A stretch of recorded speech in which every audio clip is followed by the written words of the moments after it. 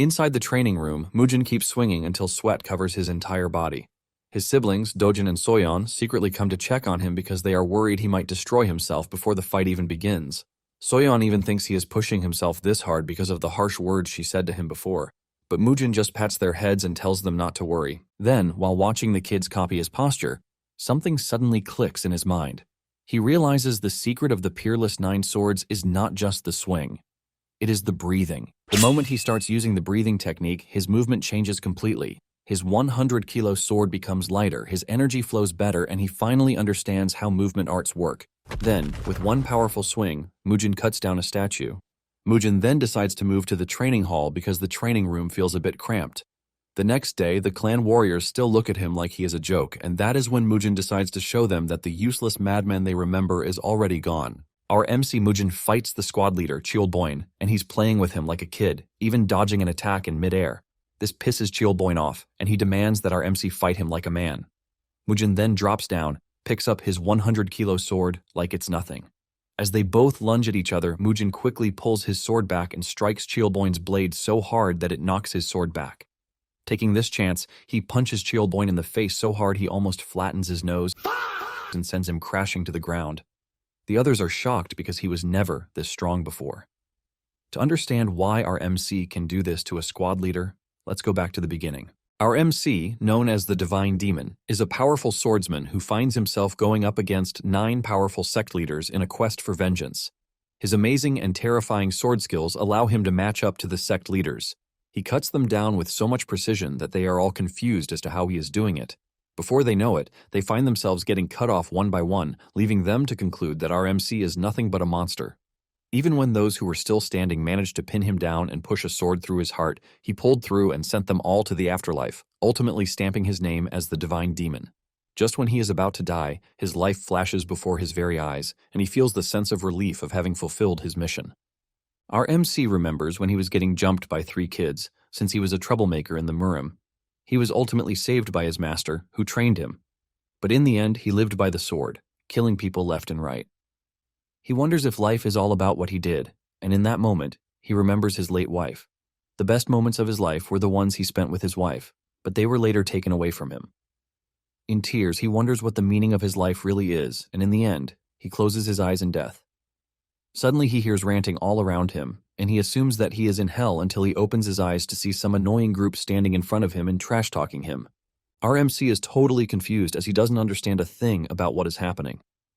Standing beside him are 2 kids, and the male child is defending his elder brother, saying they can't hand over the clan's martial arts when his brother is still alive.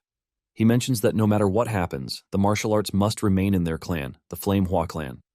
While our MC is still questioning what is happening, the opposition leader suggests that they make a deal to remove all of their worries. He calls our MC, Hua Mujin, and tells him that he is ready to offer money since his clan is utterly poor. In return, Mujin will wager his clan's martial arts, but they are going to duel for it. The winner of the duel then takes everything. The little boy is shocked when he hears this, since his elder brother, our MC, is totally useless when it comes to martial arts. Our MC is tired of all the noise, and he is forced to ask the group who the hell is Mujin when he knows that he is entirely someone else. His so-called younger ones are left confused when he says this, and they stare at him like some kind of madman. Even his rival is forced to ask him what he said, and he reveals that he is known as the Divine Demon, but this only cracks him up, and he suggests that Mujin call him the King of the Underworld instead. Apparently, his annoying rival is Cheongdobo, and he is the second son of the Cheonghua merchant group. Mujin's siblings are pissed that his madness is already getting out of hand, which is why he is saying trash. Even the master of the Cheonghua merchant group, Bu Choyeon, makes fun of the clan, saying their clan is already done for, since the eldest son is in a bad mental state. Mujin remains silent as he tries to understand what is really happening. Since he is not saying anything, Dobo assumes that he has accepted the duel, and he informs him that the duel will be held at the Byung Pavilion next month. Dobo reminds Mujin that they made the deal under the martial arts code, and he is not allowed to break it because there will be consequences for it. After the group is gone, Mujin's supposed siblings turn to him, asking him what he plans to do since they have forced a duel on him. What makes it worse is that Mujin has not even swung a sword before. Mujin laughs out loud when he hears this, since he knows that swordsmanship is everything that he lives and breathes. He tries to aura farm by accessing his inner energy, but he suddenly realizes that it is gone, like totally gone with no ounce of it left. Frustration sets in when he also realizes that his body is very frail and weak. His sister bursts into tears, begging Mujin to come to his freaking senses. The little girl tells Mujin that he is trash, and he also calls him a fool for getting walked on by the merchant group. Her brother scolds her for trash-talking their brother and suggests that she apologize, but she refuses. She blames Mujin for their parents' deaths, and she runs off in tears after saying this. The little boy apologizes on his sister's behalf, saying she sometimes loses herself in anger, and after saying this, he also leaves. Mujin is utterly confused because he can't believe that even children now hate his guts and they call him a madman. Mujin is confused, and he knows that the last thing he remembers is cutting through the sect leaders without mercy. Mujin believes that he should have died peacefully, but he has suddenly found himself in a strange body. He crashes to the ground in frustration, wondering who the kids are. Just then, a weird dude, who happens to be his assistant, comes running over to him, asking him why he went outside with his frail body. He claims that he has been worried about him, but Mujin simply asks him who he is because he obviously doesn't know him. The dude, Masok, is surprised to hear this, and he assumes that Mujin is suffering from another seizure due to the madness affecting him. Since he believes that Mujin is truly suffering from amnesia, he decides to tell him his backstory. Apparently, Hua Mujin was once a talented and reputable kid whom several orthodox sects wanted as their disciple, and by age 23, he had become the clan's leader. Sok is tired of telling Mujin the story because he has repeated it over 6,000 times. Mujin doesn't think he was a promising kid because his energy core is obviously shit. In addition, he wants to know about the madness that everyone is talking about. Sok then decides to tell him about this too. 17 years ago, Mujin and Dobo had an unofficial duel, where they promised no inner energy. Mujin was 6 years old and Dobo was 9 years old at the time of the duel. Dobo agreed to this, and the fight between the two kids started. But as the fight progressed, Dobo broke their deal and struck Mujin with a punch imbued with inner energy. Mujin is disappointed at this, and he asks Dobo why he used the 7-wound fist techniques when they clearly promised not to do anything outside of throwing fists. Dobo makes fun of Mujin, telling him that the technique was passed down through the Kongdong sect and apparently the after effects are no joke. Apparently, Dobo had tested it out on his older brother who was acting all cocky and the technique left him bedridden. Since he was glad about how it turned out, Dobo was excited to see how it would turn out against Mujin. Basically, Mujin is now called a madman because they believe his condition is a result of the after effect of the 7-wound fist strike. Mujin is pissed that Dobo was the one who made him useless, but he is suddenly requesting a duel. Mujin then asks Sok how they handled Dobo after he rendered him useless. Sok then mentions that Mujin's father was the one who later gave the final verdict. Although Dobo was his cousin, he was also the son of the Cheonghua merchant group, considered to be one of the top 10 within the Central Plains. Even though Dobo did something terrible, Mujin's father only let him off with a warning. Mujin cannot believe just how useless the man is to have forgiven someone who rendered his son useless. Mujin concludes that the clan is total trash, and then he asks Sok where his parents are. Sok mentions that Mujin's condition progressively got worse, which led his father into debt because he was looking for ways to cure his illness. 9 years ago, his mother's sickness actually got really worse, and she passed away from it. 3 years later, his father joined his mother in the afterlife. Mujin basically became the son who killed his parents and ruined the clan. Because of this, the clan's reputation actually got trashed, and his siblings found themselves in a tight spot. All that is left of the family are debts and 2 loyal retainers and just a few martial artists. He also has his younger brother, Hua Dojin, and his sister, Hua Soyeon. Mujin finally realizes why his sister, Soyeon, said he is to blame for what happened to their parents. That night, Mujin went through the history books left behind by the original owner of the body, and he learned a few things from them.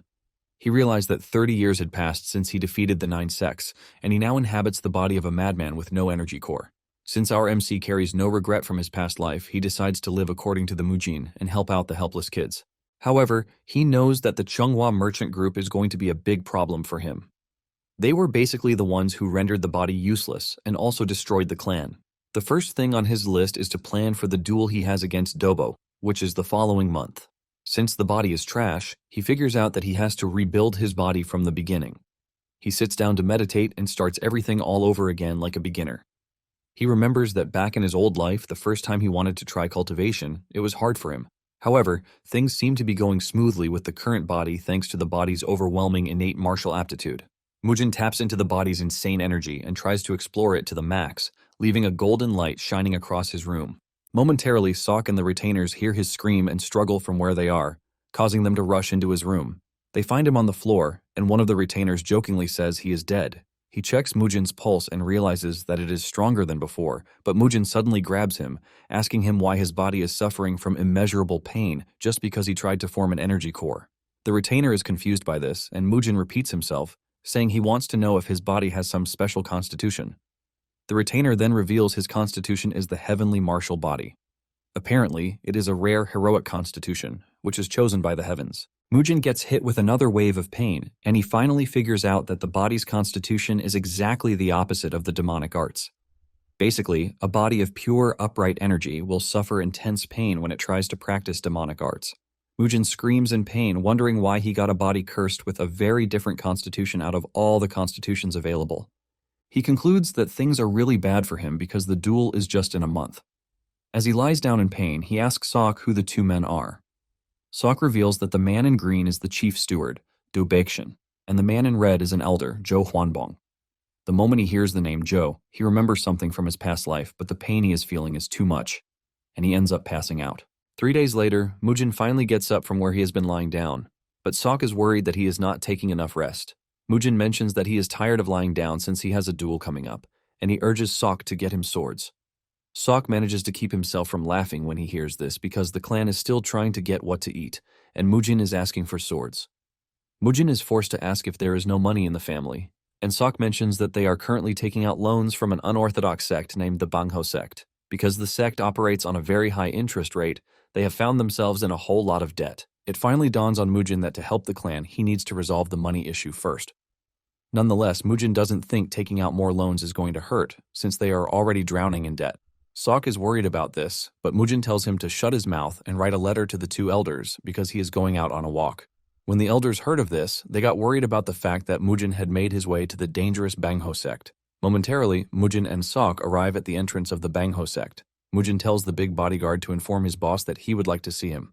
The dude, Kang Noho, is not out to play games, and he tells Mujin to get himself into the building if he is there to gamble. Mujin insists that Kang take him to his boss, but this starts to piss Kang off. Sok quickly cuts in, urging Kang to calm down because Mujin is not right in the head. The tension between the two continues to rise until the vice master, Ma Jungbo of the sect, shows up, demanding to know what the issue is. Kang then tells his boss that Mujin is trying to meet their top boss. Ma asks him why he would like to meet their boss, and Mujin says he would want more loans. Ma then tells Mujin that he doesn't need to see the leader to get a loan, and he invites him into the building. Mujin and Sok soon find themselves going deeper into the manor using a wooden bridge, while they are being escorted by armed swordsmen. Sok is worried about the whole thing, and he tells Mujin that they still have the chance to go back before it is too late. Mujin disagrees with him, saying they have made it a long way already. Sok then tells him that there was a particular granny who saw the leader of the sect fighting, and it turns out that the leader is quite powerful because he overwhelmed his opponent in seconds. Apparently, the leader is a martial artist who has learned a powerful killing technique. Mujin is questioning Sok's reason for telling him this when Ma cuts in, saying Sok is more knowledgeable because he caught on pretty quickly. However, it is already too late for them because they have reached a deeper part of the cave, and before the two know it, they find themselves surrounded by armed swordsmen.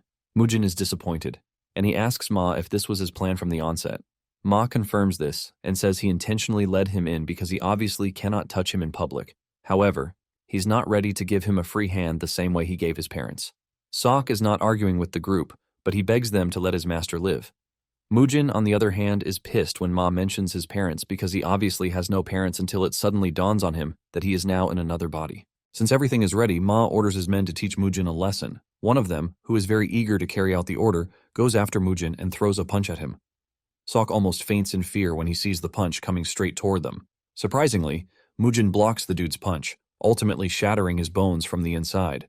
The dude screams in pain and crashes to the ground while claiming that Mujin used some sort of cheap tricks on him. Mujin teases him, saying he actually has soft bones compared to his size. Mujin figures out that he has to do things without the use of his pure power.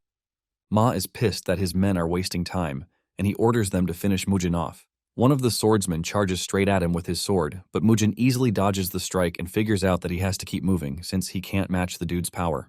Using his flexible body, he is able to dodge and deliver a headbutt that crushes the dude's face. The dude falls back, screaming in pain, while his colleague takes over from him and tries to slash Mujin, but Mujin dodges the strike. The attacker tries another strike, but Mujin jumps backward before delivering a kick to knock the dude out of commission. Before the armed men know what is happening, they find themselves getting toyed with, and in no time, they crash to the ground on their knees.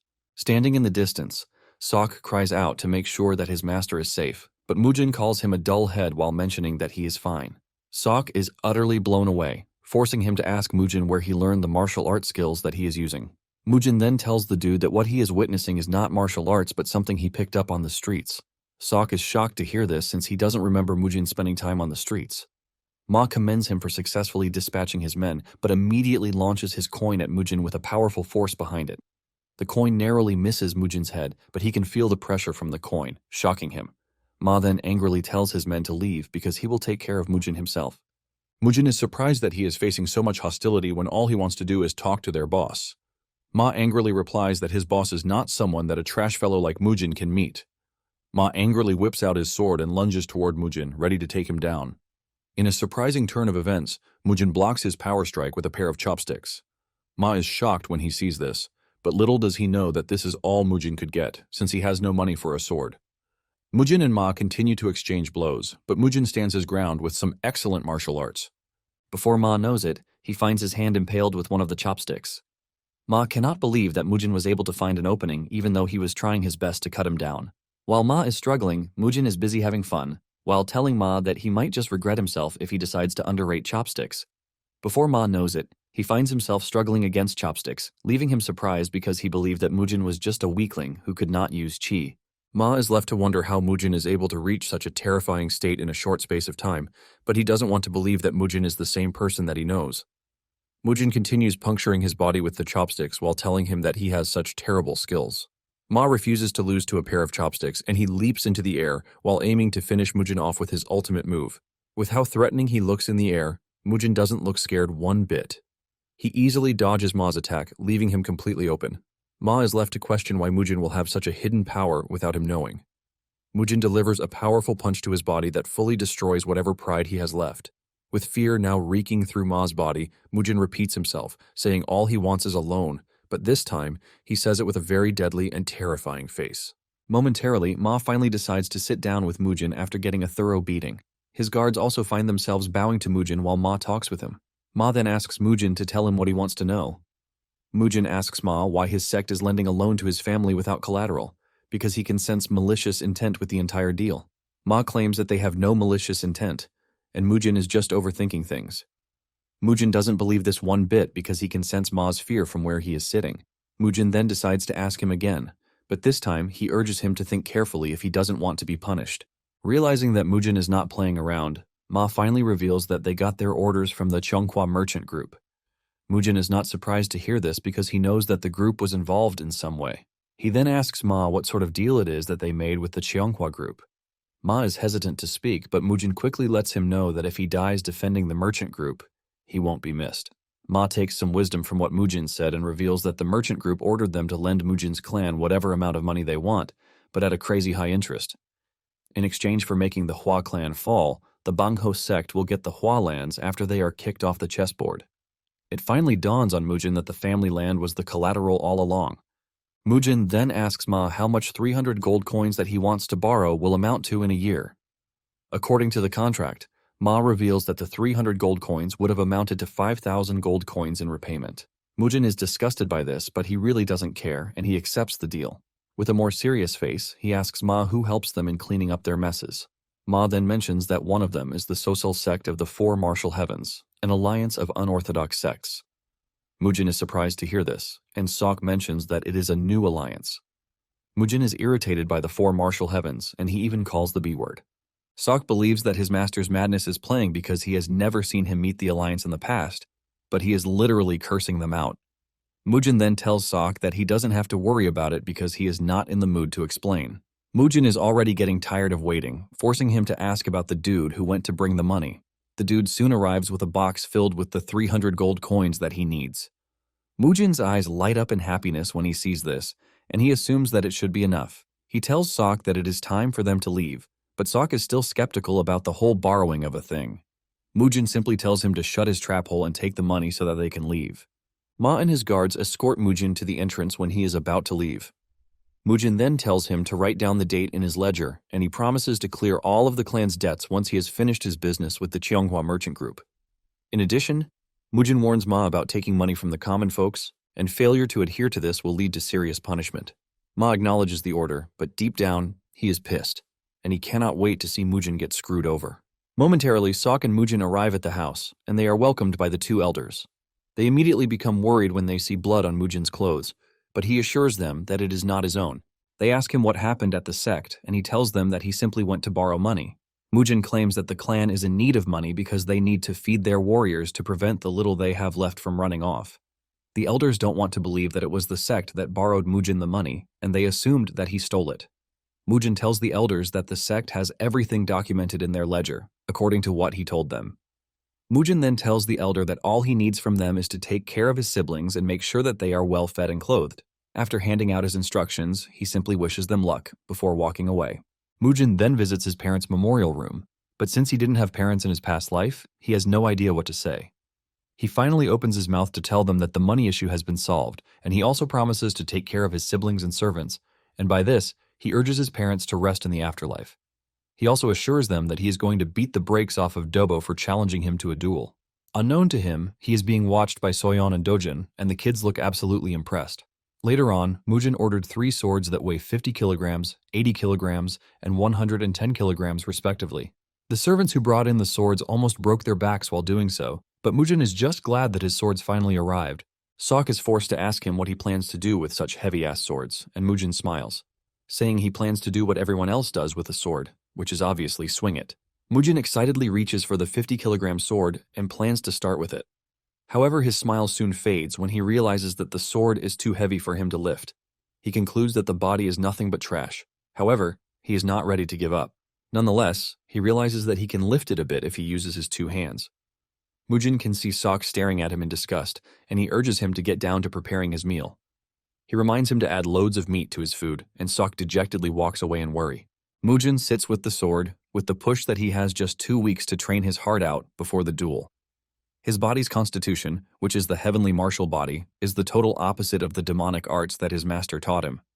He figures out that the only solution he has is to learn the martial art of his master's friend, the peerless 9 swords.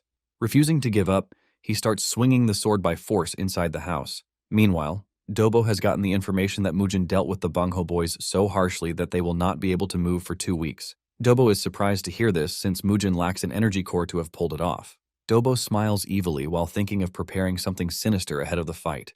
Dobo is also excited to see what Mujin has hidden inside him when they finally go against each other in the duel. Momentarily, Mujin begins training his body in the hardest way possible. He figures out that he should be able to push the body to its limit since it's a body blessed by the heavens. While training, Sok is always preparing whatever it is that he needs. He believes that with the preparations, he will finally get the chance to start his training fully. He picks up the 50-kilo sword and starts swinging it around, while remembering what his old master told him. After trying out the first form, Mujin wastes no time graduating to the second form. He remembers what his master told him that no matter what weapon he faces, he is going to come out victorious. As the training progresses, he realizes that he is already getting overwhelmed, but he figures out that he has to endure it. In no time, he finds himself wielding the sword comfortably, and even leaping around the room as if the sword were not heavy. Momentarily, he moves over to the third form, while also trying his best to control his chi to become as powerful as it can. To help him with his training, he has a bunch of training items already prepared to simulate what a real battle will look like. His first opponent was a hardball, which he managed to dodge for some time before getting hit from behind. After this, he faces off against spiked bamboos, and by using the fourth form of the sword, he cuts down the bamboos. Apparently, his sword skill might look simple, but it is quite dangerous as it can cut through a whole load of things. Even with how much he tried, he was not able to hit logs flying at him with his fourth form, forcing him to graduate to the fifth form. This time he slices them all with his powerful fifth form. With his sword's power, he is confident that nothing can stop him, and numbers are nothing. After moving past the logs, he faces off against candles placed in bamboo, and for this, he employs his sixth form. He swung his sword so hard that it blew out all of the candles at once. Once he overcomes this, he figures out that his next stop is outside the house, where he can use his seventh form. Using his powerful seventh form, he scales through yet again. In no time, he reaches the ninth form with the determination that there is nothing his sword cannot cut through. He finally reaches the peak stage for the sword, and Mujin crashes to the ground in relief. But at the same time, he is not entirely pissed because he can't replicate his final form from his old life. He remembers taking teachings from his teacher when he was younger, but at the start, he never really took his master's teaching seriously. He believes that his master's friend was just taking a piss, while saying the trash and impossible feats about cutting down everything with a sword. His master admits that it might sound crazy, but he is not willing to allow his friend's martial arts to die. Since he was not able to properly inherit it, he wants Mujin to do so on his behalf. His master let him know that his late friend was the only swordsman who could go head-to-head with his skills. To make it more interesting, he had no chi. But Mujin's master says there is the possibility that he was using movement arts. Because those in his sect couldn't properly learn it, he decided to teach Mujin's master in an attempt to pass it on to someone worthy of it. After hearing this, Mujin laughs out loud to mock the arts, but his master flicks him on the head so hard that it almost crushes his skull. He tells Mujin that he has to follow whatever instruction he gives him, and Mujin has no choice but to accept his master's wishes. His master told him that if he performed the sword art 1,000 times, his body would change. But if he performed it 100,000 times, his chi would begin to enter his sword. Basically, swinging it 1,000,000 times will make him invincible to even the most powerful swordsman. Mujin was blown away by this because it is going to take him 3 years to finish the cycle if he swings his sword 1,000 times a day. This leaves Mujin asking his master if his friend truly matched his skill, but he says he has no idea, but he is pretty sure that one of them would have died if they had gone all out. Because of this, Mujin became curious about what kind of man his master's friend was. Mujin finally wakes up from different resounding slaps from Sok. Mujin figures out that he has a long way to go because he fainted just after practicing the move once, and he is nowhere near 1,000. Nonetheless, he has to eat because it is already late, and when he looks at the plate of food in front of him, he realizes that it is pork. He is disappointed, and he tells Sok to get pork the next time, since it is the easiest to help bulk up. He lets Sok know that he is free to use the money that they borrowed from the Bangho sect because he can easily borrow more later. He tells Sok that his plan is to keep eating beef for the rest of the duration that he fights Dobo. Sok then asks Mujin when he learned the martial arts that he learned because he is pretty sure that Mujin didn't know martial arts before. Since Mujin has told his siblings already, he figures out that telling Sok is also not a bad idea. Mujin then reveals that he is not the real Mujin because his real identity is the divine demon. Sok assumes that Mujin is joking around and spewing some fantasy nonsense. Sok says he is only worried that Mujin is going to lose his memories and just disappear one day, but Mujin grabs him, assuring him that he is not going to leave the clan until it becomes the greatest clan in all of Sichuan. After all, Mujin has no choice since he has nothing else to do. Sok taunts his master, saying he is spewing trash, but this earns him a painful finger flick to the head. Once they are done talking, Mujin tells Sok that he is free to leave, and Sok does as told. Meanwhile, the two clan elders are trying to run away with the kids before the duel, since they believe that Dobo is going to kill Mujin, ultimately making the clan ripe for the taking. Shortly afterward, Mujin has trained his heart out so that he is now able to carry the 70-kilo sword with just one arm. However, his technique remains unstable, and he only has a week to the duel. He is sweating in the training room when the kids enter to check on him. Mujin urges them to leave because it is dangerous for them to be there. The kids tell Mujin that they are only worried about him because they have been watching him push himself to the limit for the past few days. Soyeon is worried that Mujin is doing all of these because of what she said, but she lets him know that she never meant it, because she was just angry. Staring at the two kids reminds our MC of his lover's siblings from his past life. Mujin pats them on the head, telling them that they have nothing to worry about. The two kids start to mimic Mujin, while commending how great his posture was. The way the two are arguing with each other on who is wrong or right makes him remember when he trained with his master and had it tough. Suddenly, it dawns on him that the most important thing with the Peerless Nine sword is the breathing technique. Realizing this, Mujin tells the kids that he is going to win no matter what, and he urges them to go back to their room. The kids are worried, but they assume that things are going to be fine. Once he is alone, Mujin begins the breathing technique while swinging his sword hard. With the help of the breathing technique, he is able to use up his collected internal energy all at once. Before he knows it, he already grasps the idea of the movement arts, which is a chi art where one builds up internal energy through movement. Basically, movement arts are considered low-rate martial arts, which is why people don't think much about them. Using the breathing technique, Mujin is able to swing the sword much easily, giving him what it takes to cut down a statue. Meanwhile, Jo Hwanbong is seen talking to Sok about Mujin's sudden change. Sok tries to attribute Mujin's sudden healthiness to the one wudang session that he went through, but Jo is not a fool.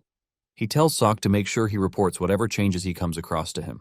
Sok makes his way to where his master is training, only to find it upside down. He tries telling him that his food is ready, but Mujin is disappointed, saying the training room is too small for him to train in. Because of this, Mujin says he will start using the training hall. Mujin makes his way to the big training hall only to find other warriors training there, and they all have their eyes on him.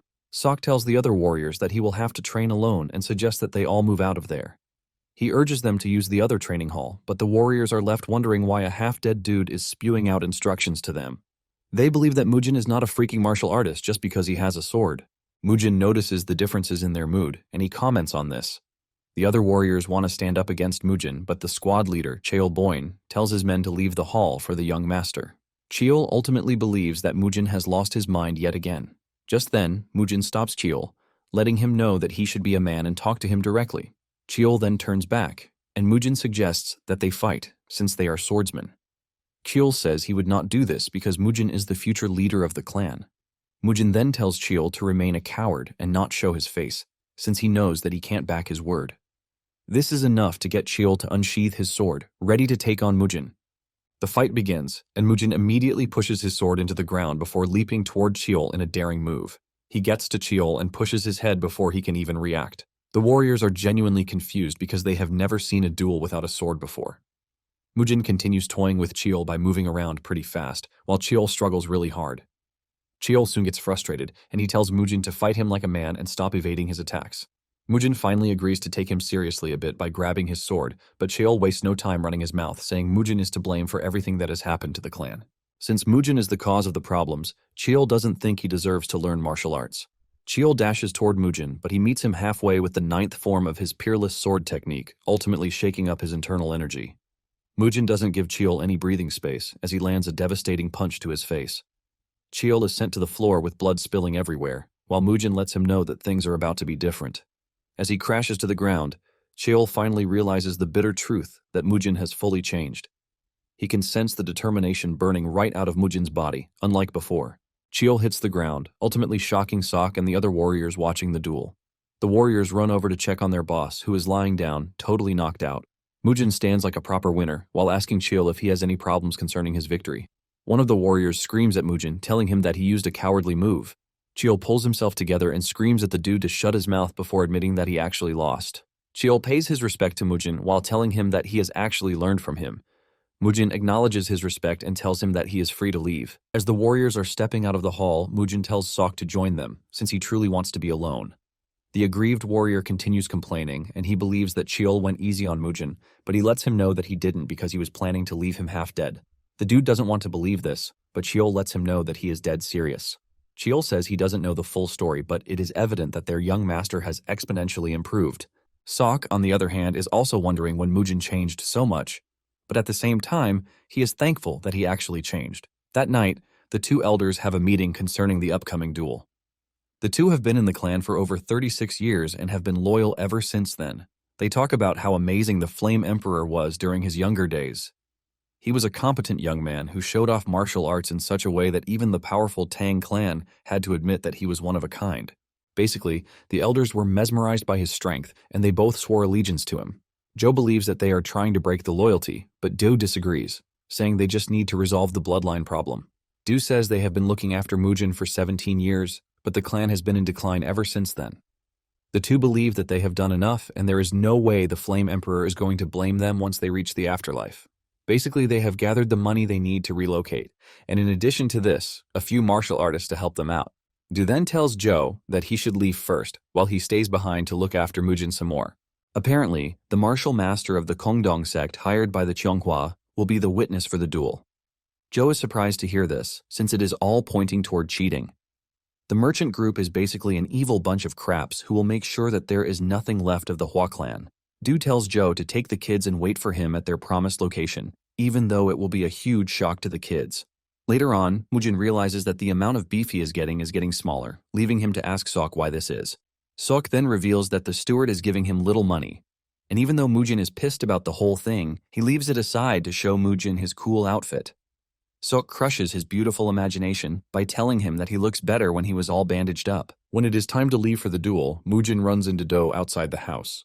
Mujin initially thinks he is there to stop him, but he says no, revealing that he is actually there to follow him to the duel. Mujin figures out that Do is just worrying himself when all he plans to do is beat his rival to a pulp. With this, Sok and Do join Mujin on the way to the duel venue.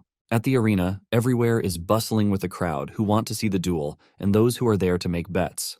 Because of the high odds placed on Mujin, most put their money on him. Momentarily, he arrives at the arena with lollipops in his mouth, and those who saw him believe he is a weakling and would even prefer to cancel their bets. When he steps into the arena, he meets Choyeon, who asks him if he really wants to go ahead with the duel. The spectators, hearing this, believe that Mujin was the one who requested the duel first despite his weakness, and they believe that his madness is running riot.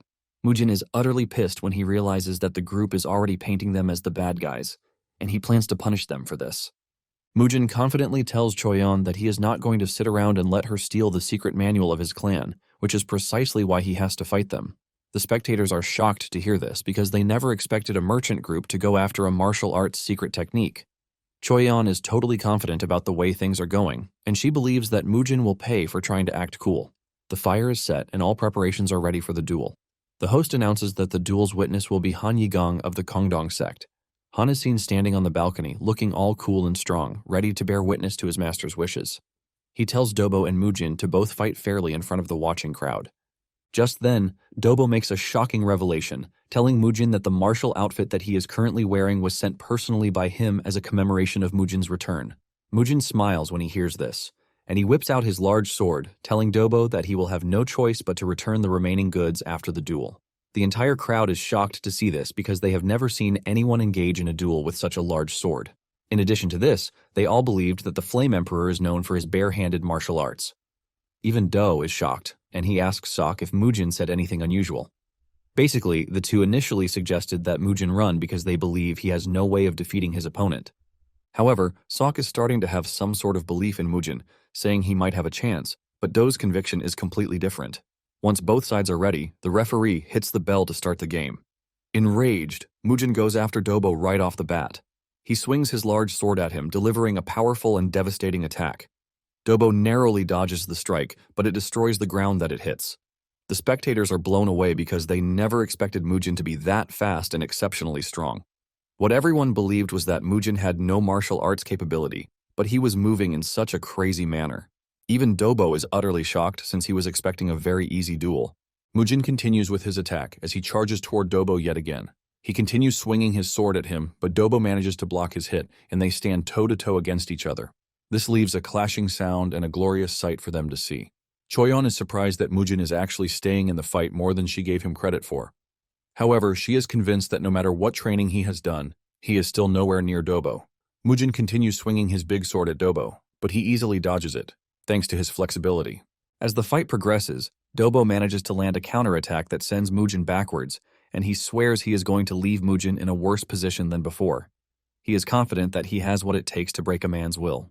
Standing at the balcony, Do confesses that he is impressed by how Mujin is holding out in the fight. Sok then tells Do that with what he is looking at, Mujin has not even revealed his trump card yet. Do believes that Sok is saying trash, but Sok mentions that he secretly watched Mujin train on his own, and he assures Do that something more powerful is coming. As the fight progresses, Mujin figures out that his strength is currently on par with Dobo's, leaving him to question the training procedure. However, he is not worried because no matter how strong his opponent is, he will always win, and this time he plans to kill Dobo. Meanwhile, Jo is transporting Mujin's siblings, and he has arrived at his destination with them sleeping. He remembers Do telling him that the reason he is not coming yet is because he would like to stay around and gather whatever remains of Mujin after Dobo kills him. Even though Jo doesn't know if what they are doing is right, at least they have started already. Back in the arena, the two are still going at each other. Mujin is not worried because he believes that Dobo is nothing but a rookie to him. The two continue to trade blows, and even though it appears that they are matched, some believe that Mujin actually has the upper hand. People have started talking trash about Mujin, saying he is not that impressive. Just then, Dobo launches a powerful attack that he aims straight at Mujin. Do and Sok almost faint as they watch the attack go straight for Mujin, and all they can do is pray that he actually dodges the attack. Realizing that Dobo is onto him, Mujin employs the Peerless Nine Swords first form, the preemptive step. Dobo lands his hit, but thanks to the technique that Mujin used, he is able to block it, leaving the crowd in shock. Even Dobo is shocked, and he is forced to move backwards. Realizing that Mujin is going crazy, Dobo gathers his inner energy in preparation for a final strike. However, Mujin makes fun of him, saying his inner energy gathering is too slow. Mujin then activates his technique's second form, and he dashes toward Dobo with so much malice. Dobo can feel this, and all he can do is block Mujin's attack in a struggle, leaving him totally confused as he cannot believe that he is losing to Mujin. Dobo puts all of his strength into blocking Mujin's attack, but before he knows it, his sword shatters right in front of him. Mujin's sword passes through, slashing Dobo really hard. Dobo is thrown to the ground while Choyeon screams in frustration, calling out Dobo's name. Dobo lies there in a pool of his own blood with his right arm missing, and Mujin automatically wins the duel. Mujin then walks over to Dobo's arm and says he will be taking it with him as payment for the 17 years of grudge. Choyeon is shocked to hear this, and Mujin says that the merchant group might actually find a way to reattach his arm. Han leaps off from where he is watching to check on Dobo. Choyeon also rushes at them, and Han mentions that Dobo's energy core has also been destroyed. Han stares at Mujin, asking him if he really had to go that far. Mujin acts confused, asking Han what he meant by what he said, and Han says there was a clear gap in their skills because the fight was already over a long time ago. Mujin then replies that since he has a big mouth, he also has a lot to say.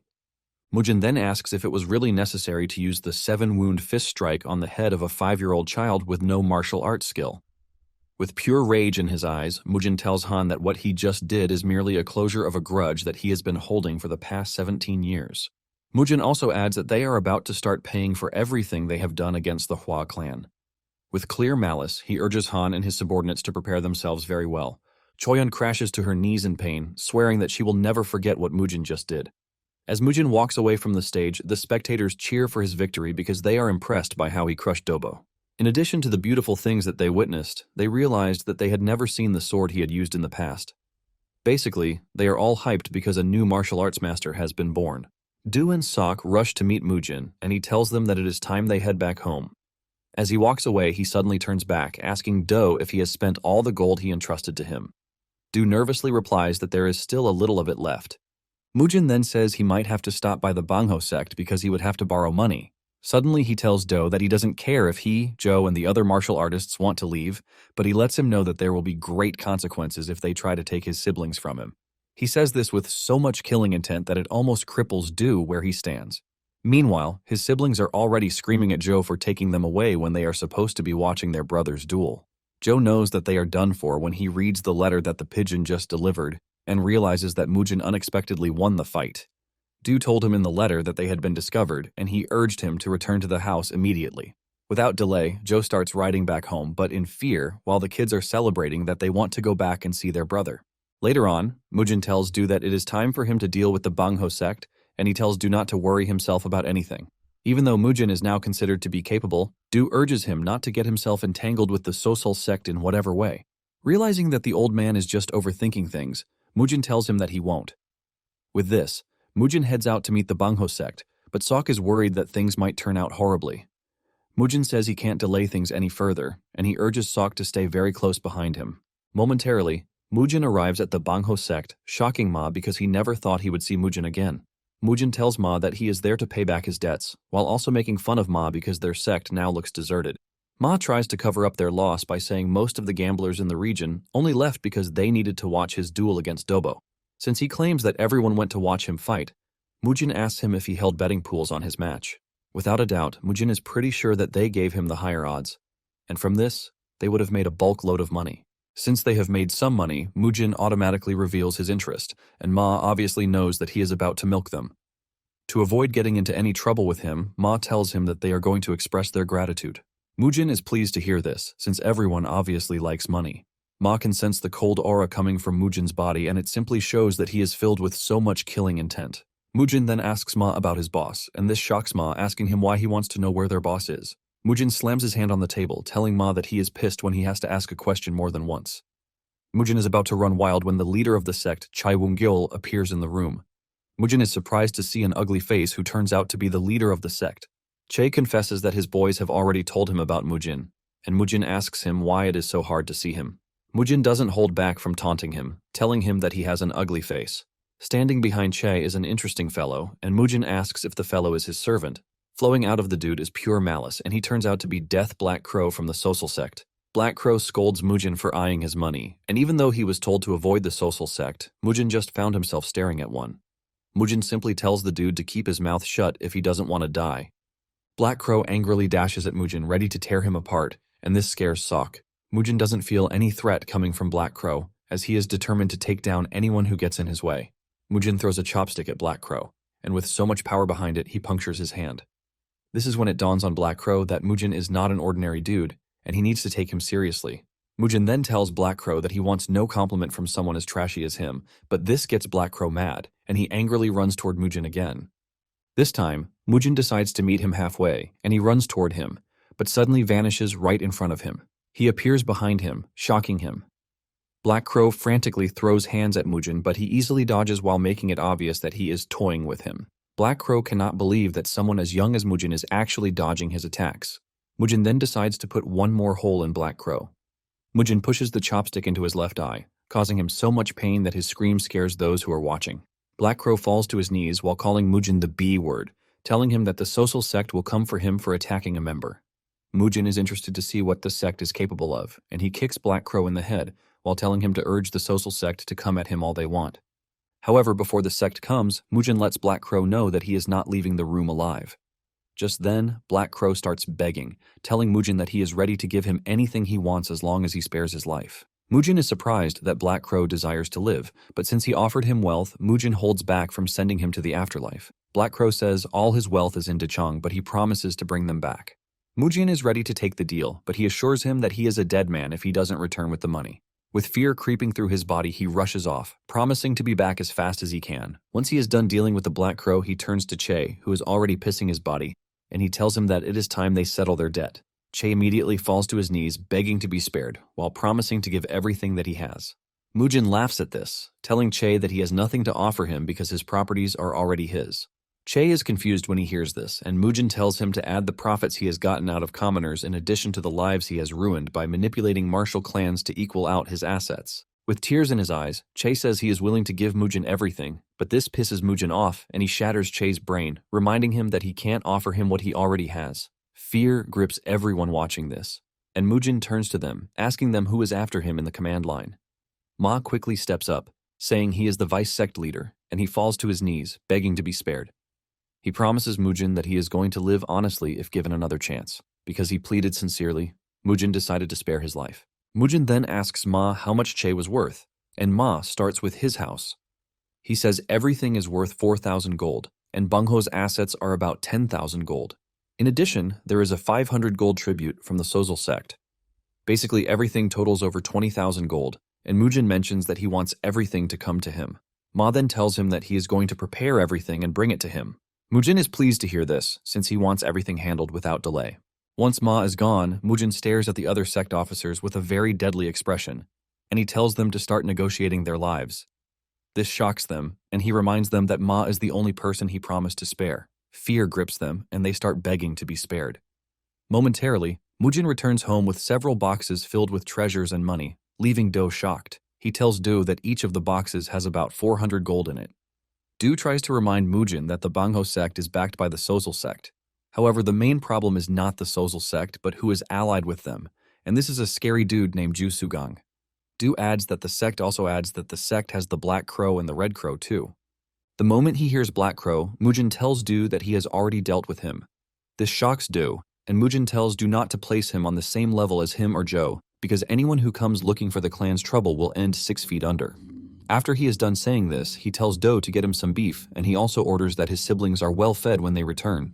As Mujin turns around to leave, Do cannot believe that Mujin has already put fear in Black Crow, who is considered a menace across the region. Do basically realizes that Mujin is totally different from the person he once knew. Meanwhile, Choyeon has hired assassins to take out everything dear to Mujin, but she orders them to bring back one of the kids alive. In the past, the Flame Hua clan was pretty successful, and the remarkable man known as the Flame Emperor drew admiration from countless martial artists who were always watching him. He even received praises from the prestigious Tang clan of Sichuan. In a single generation, the Flame Hua clan became a martial clan that no one could ignore. Those who are considered peak martial artists even think twice before messing with the Flame Hua clan. Because of this, there was a time when the people of Xichang would cheer passionately whenever the clan's members walked the streets. However, after the Flame Emperor died, the next patriarch showed how trash he is, and because of this, the Flame Hua clan gradually declined. Those who had been loyal to the family started walking away one after the other. With this, the image of the emperor who once ruled his world became split among those who remember him and those who don't. But the one thing that remains is that he is an extraordinary man. Because of the immense aura that Mujin has when walking, the elders start comparing him to the late emperor. Soon afterward, wounded warriors show up to tell Du that they have been ambushed by assassins, and Elder Joe and a bunch of warriors are the only ones fighting the assassins. The moment Do hears this, he realizes that the 2 young ones are in danger, and he tells the warriors to notify Mujin immediately while he goes ahead of him. In the forest, Joe finds himself standing up against the assassins, since the warriors with him have been taken down. Even in the face of immense danger, he stands strong with all readiness to protect the kids. Just as he is about to be overwhelmed, Do shows up just in time to lend him a helping hand. This pisses the assassins off because they had almost accomplished their mission before Do showed up. The assassin leader screams at his men, telling them to take down the two, and another round of fierce battle ensues. Do manages to exchange a few blows with the assassins, but old age soon catches up to him and the assassins get the upper hand. Before he knows it, he gets cut on the shoulder, forcing him backwards. One of the assassins then makes Do his mission, and he tells his comrades to kill one of the kids. He pushes Do backward, forcing him to stay on the defense, but Do refuses to back down.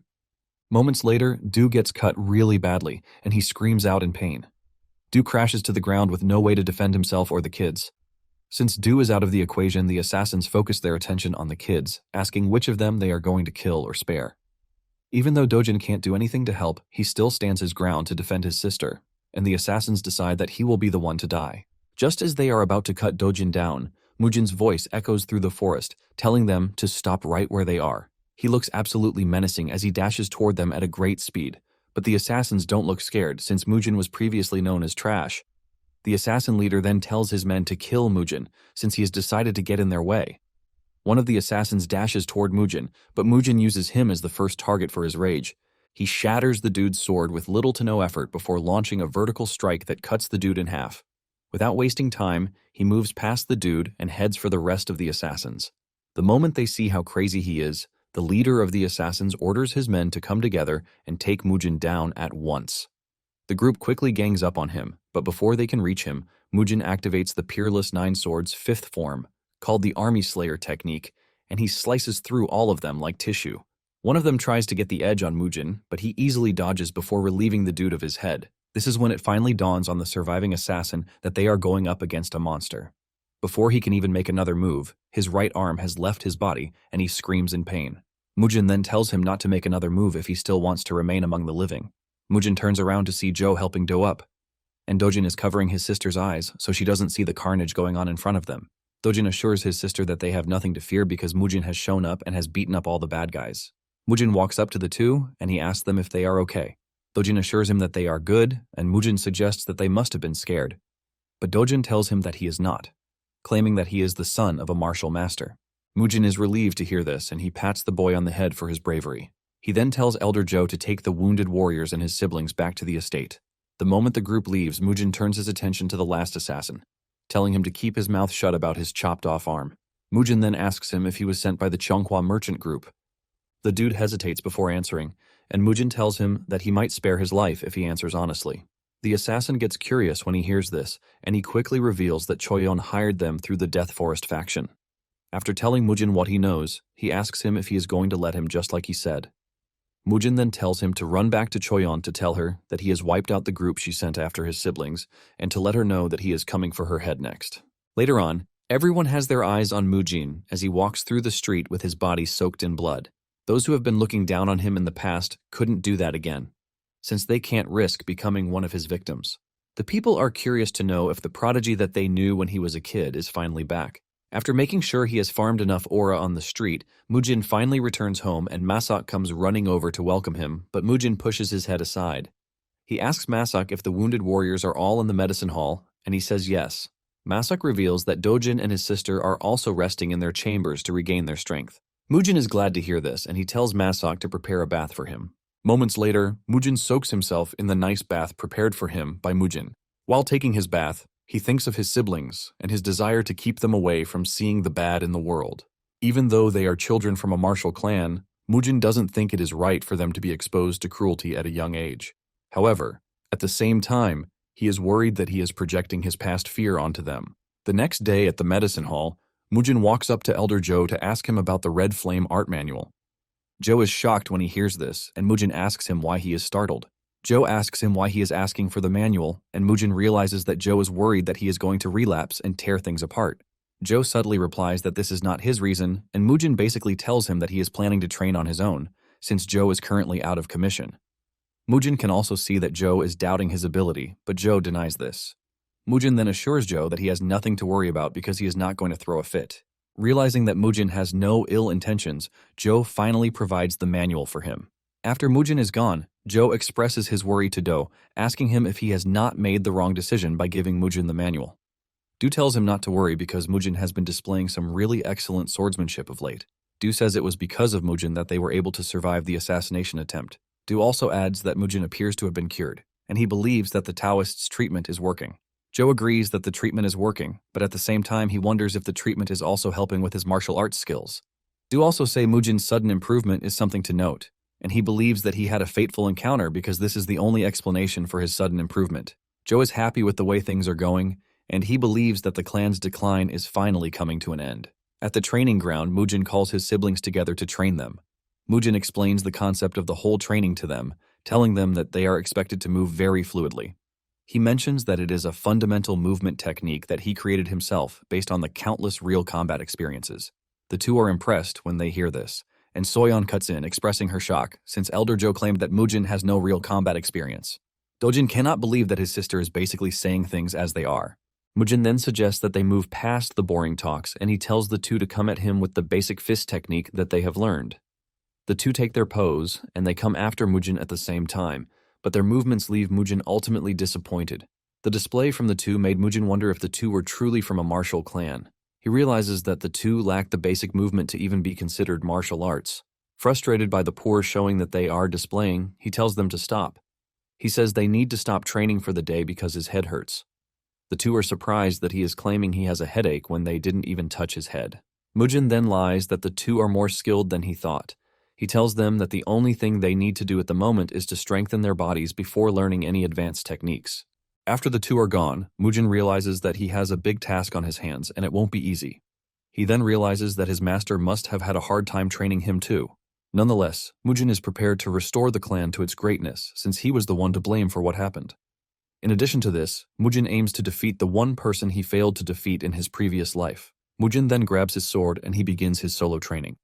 And he can clearly see that the sword has gotten really light in his hand. He also figures out that his speed is increasing with every repetition of sword forms. Some days later, Do and Joe finally return to duty. Maesok tells him that they have done everything he asked, and he commends them for a job well done. But Maesok wanted more. Mujin angrily reminds him of what would have happened if he had arrived on the scene a bit later. Mujin then warns the elders, telling them that they are going to die if they ever pull such a stunt again. The two acknowledge this, and they bow to Mujin while apologizing for being foolish. Moments later, the said Taoist who treated Mujin Do Youngsu shows up. Mujin doesn't know who he is, and he has already insulted him before Maesok tells him that he is the Taoist who treated him. Maesok apologizes to the old man, saying Mujin has not fully recovered, which is why he is acting the way he is. But Mujin kicks him off for saying trash about him. Mujin then decides to play along, and he tells the old man that he is sorry for not recognizing him. Mujin urges the man to follow him, since he must be exhausted from his long journey. Some days earlier, Maesok had told Mujin about the Taoist priest, saying he inherited the Taoist lineage of the Wudang sect. Maesok claims that Mujin was healed thanks to the positive energy healing from the priest, and he reveals that the chief steward paid a huge sum to invite the Taoist. Now in the present day, Mujin is glad that he is finally meeting the man, which is why he is inviting him inside the compound. Mujin then asks him if it is true that he inherited the Wudang sect's Taoist lineage, and Youngsu confirms this, while acting all cool. He mentions that he is the only Taoist to inherit the essence of the Wudang sect's true lineage. The moment Mujin hears this, he stamps on his feet and asks him with all seriousness if he is truly the Wudang White Immortal, because he has never heard of any successor of Wudang's Taoist lineage still alive. Youngsu wants to act like a fool, but Mujin lets him know that he has a little time frame to come clean before he changes his mind. The Taoist maintains his innocence, asking Mujin if he is doubting the one person who healed him, but Mujin immediately whips out his large sword. He tells Youngsu that since he is claiming to be a Taoist, he says he should have no issue dodging his strike. Mujin swings his sword and barely misses cutting the old man in half, but the strike leaves a huge dent in the floor. Maesok and the elders panic when they see this because they believe he is going crazy. Mujin tells the trio to keep their mouths shut and get him water because he wants to show them something funny. The moment the water arrives, Mujin soaks Youngsu with it. Youngsu still tries to act like he knows nothing, as he asks Mujin if this is the way they repay kindness in the clan. Mujin ignores him and grabs his long beard, which immediately comes off, shocking the elders and Maesok. Even Youngsu realizes that he is screwed because they have found out that he is wearing a fake beard. Mujin makes fun of him, saying he even tried his best to glue the beard carefully. Youngsu soon finds himself answering to Mujin and his retainers, and Maesok asks Mujin what he plans to do to the dude. Mujin replies that he has no intentions of letting Youngsu go, and he says he might just cut off his limbs and turn him into an eunuch too. Youngsu freaks out when he hears this, and he starts begging Mujin to spare him. Mujin assures him that he has no intention of killing him because if he does, there is no way for him to get his money back. Mujin says he just wants to cut off his limbs, but Youngsu begs in fear, telling Mujin to leave his body parts intact. Youngsu promises to return all the money that he swindled. Mujin accepts the deal, but lets him know that he is also going to charge him for not cutting off his limbs in manhood. Scared for his limbs, Youngsu tells Mujin that he is ready to pay back any amount as long as Mujin leaves him whole. Mujin then asks Do how much the dude collected from him, and Do reveals that he paid him 50 gold nyang. Mujin hears this and expresses his disappointment about how gullible Do is to have fallen for Youngsu's scam. In his defense, Do says he heard that Youngsu was a great healer. Mujin then turns to Youngsu, telling him that the first thing he's going to do is pay back the 50 gold. Youngsu reveals his intention to pay back the money, but claims that the money is back at his residence in Jinyang. Without hesitation, Mujin tells him to lead the way to Jinyang, which is 4 hours away. Do and Joe ask if they should come along, but Mujin tells them that there is no need for this since they are still recovering. He urges them to stay at home and make sure that there is no trouble. As he leaves with Youngsu, Do senses Joe's worry, and he urges him to trust the dude on the matter because he is no longer the man he used to be. Moments later, they get to where Youngsu's carriage is waiting, and Mujin is shocked to see the type of luxurious carriage that the dude is riding. This basically shows how well his scamming business is going. Mujin is even more blown away when he steps into the carriage and sees just how decorated it is. The inside is lined with cotton and finished with leather, and Youngsu says it is perfectly done because he travels a lot, so comfort is a necessity. Mujin smirks, saying Youngsu has a strong work ethic for someone who is a cook, and he asks him why he is not doing honest work, since he is a professional. Youngsu bows his head to Mujin, assuring him that he is going to embark on something legit from that moment forward. Mujin then lies down comfortably, telling the old dude that he needs to sleep. He suggests that he wake him when they have arrived at their destination. Youngsu acknowledges the order and assures Mujin that he will wake him the moment they arrive. Deep down, Youngsu holds ill intent toward Mujin, and he can't wait to show him what happens when someone wrongs him. The carriage soon departs, and after some hours of traveling, they arrive in a very silent and secluded area of the forest. Youngsu steps out of the carriage to meet an acquaintance, who appears to be a bandit. He tells the dude that Mujin is fast asleep inside the carriage. He tells the bandit to drag him out and make an example of him. The big guy is excited to do this because he doesn't know why someone would mess with the business of a Taoist. The big guy walks into the carriage and sends a punch in Mujin's way. Just as his punch is about to land, Mujin turns around to block the punch with his sword. Mujin smiles evilly while asking if they have arrived already. Mujin is disgusted with the guy standing above him, and he sends him flying out of the carriage, shocking Youngsu. The bandit feels the impact of Mujin's hit crawling through his body, and he decides to get serious since the claim about Mujin being impressive is not a false claim. Mujin slowly walks out of the carriage, asking Youngsu when their destination ended up being an isolated forest. Mujin finally realizes that he is a target for the Taoist too.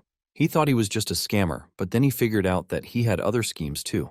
Mujin doesn't take offense at this because he was looking for some action anyway. Mujin unleashes an overwhelming aura from his body while telling the big guy that he would like to see what he is made of. The big guy can sense the pressure coming from Mujin, and he calls on the rest of his gang to come out so that they can both take Mujin down together. 3 other big guys emerge from their hiding places, and it turns out that they are known as Zhongshan's 4 demons. The moment Mujin takes a good look at them, he can see that they are wielding demonic energy, but he doesn't say anything about this. Mujin makes reference to the variety in their weapons and tells them that he would like to see the depth of their skills. Without wasting any more time, Mujin dashes toward the leader of the team and pushes him away from his teammates. He puts him on the defensive as he continues launching a series of attacks on him. The rest of the team soon realizes that Mujin is after only the dude, and they mobilize to help him. Even the dude getting attacked is feeling the severe hit from Mujin's strikes. He compares his attacks to those of a heavy mace. He soon loses his balance, and Mujin kicks him in the face, crushing his mouth. Just then, the rest of the team catches up, and the closest tries to take Mujin's head off with his axe, but Mujin easily dodges and delivers a powerful elbow hit to his belly, causing the dude to scream in severe pain. The other 2 try to take Mujin down with a pincer attack, but he dodges, forcing the 2 to overextend their arms. This creates an opening for Mujin to easily punch one of them to the ground. Mujin then goes after the last dude, and the dude tries blocking Mujin's attack with his sword, but it shatters right in front of him. Mujin's sword almost cuts the dude in half, but Mujin holds back. The dude's life flashes before his eyes, and while he is still trembling from this, Mujin sends him flying with a powerful kick to the chest. With this, Mujin takes the 4 down, and he has them on their knees, struggling to breathe. During the fight, he has confirmed that they are using demonic arts, but this leaves him wondering how there are demonic arts in the Central Plains. Mujin considers them his juniors, and he doesn't want to kill his juniors. He is contemplating on what to do when the leader of the team screams out, telling Mujin that they are conceding defeat. He begs Mujin to spare them, and this is when Youngsu realizes that he is screwed because Mujin was able to easily defeat Zhongshan's 4 demons. The leader of the team admits that they already figured out that Mujin was way above them after the first few moves. Mujin then asks him why they kept messing around when they already knew this. Mujin assures the dudes that he will spare them, but he is going to destroy their energy cores and sever their meridians.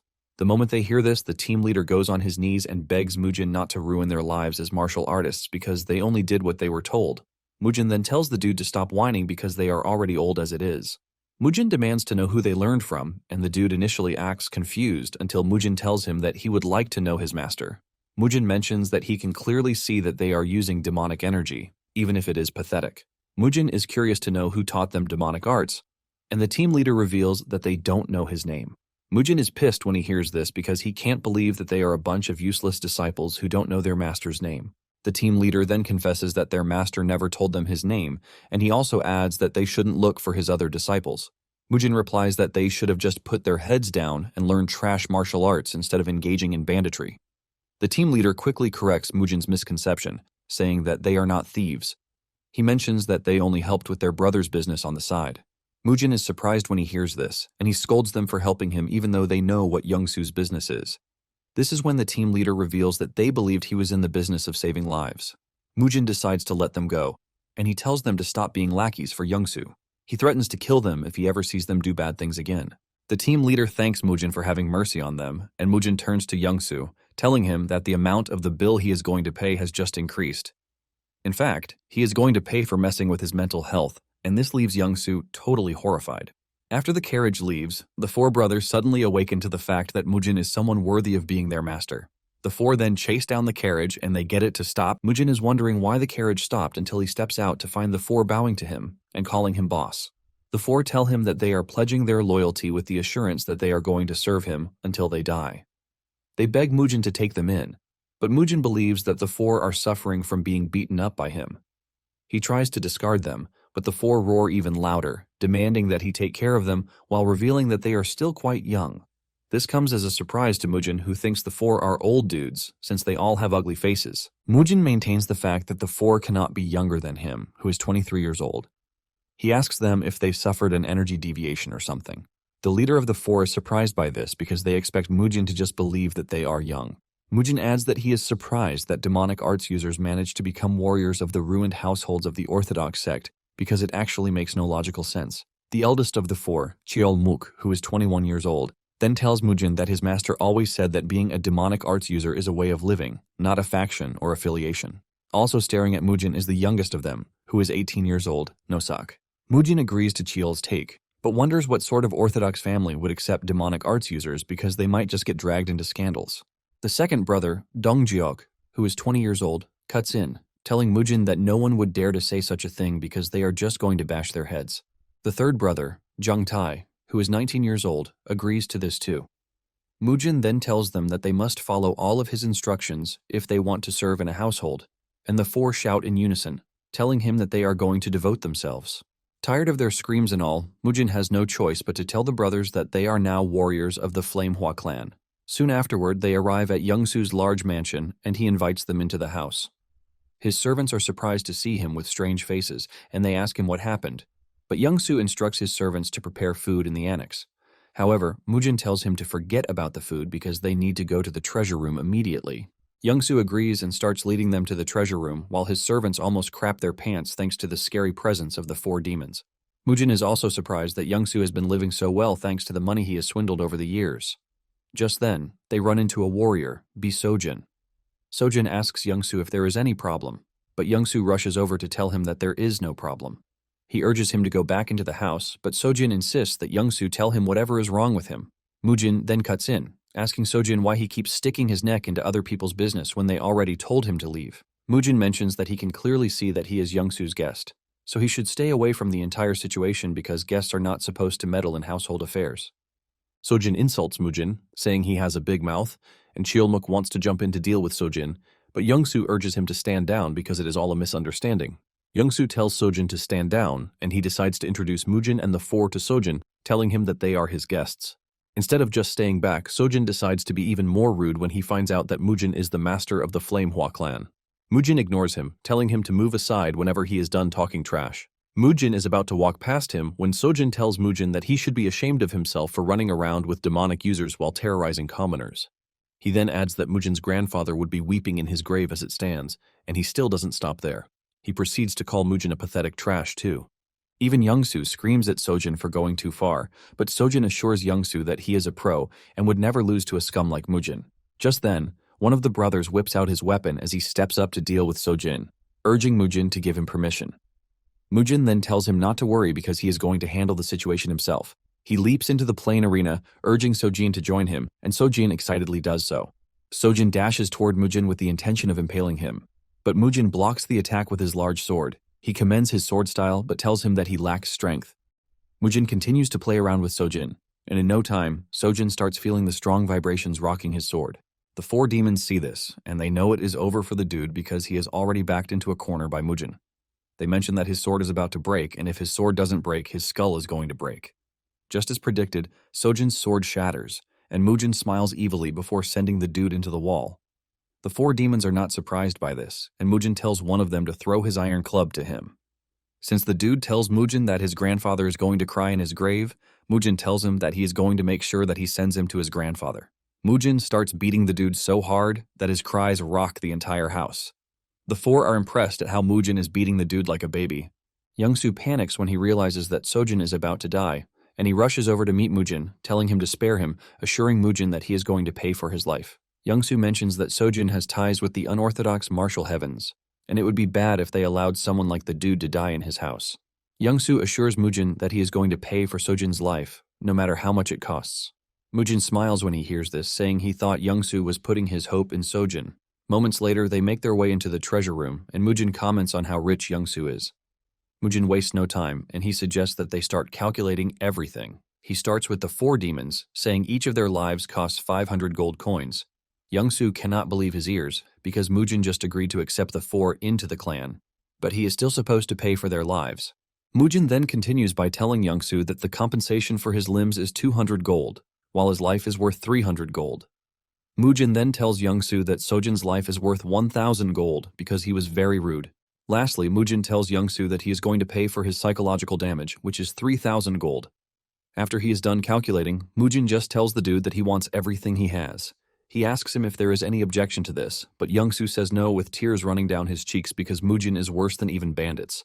In no time, the four start packing up all the money in the room, and Mujin spots a folding screen standing in the corner. He notices a strange aura coming from the screen, and Youngsu notices that Mujin is staring at the screen. Youngsu asks him if he likes the screen, but Mujin replies that he is not sure. Youngsu then mentions that the folding screen is the work of a man named Master Jiang Sosan. Surprisingly, Youngsu tells Mujin that he is free to take the screen if he wants.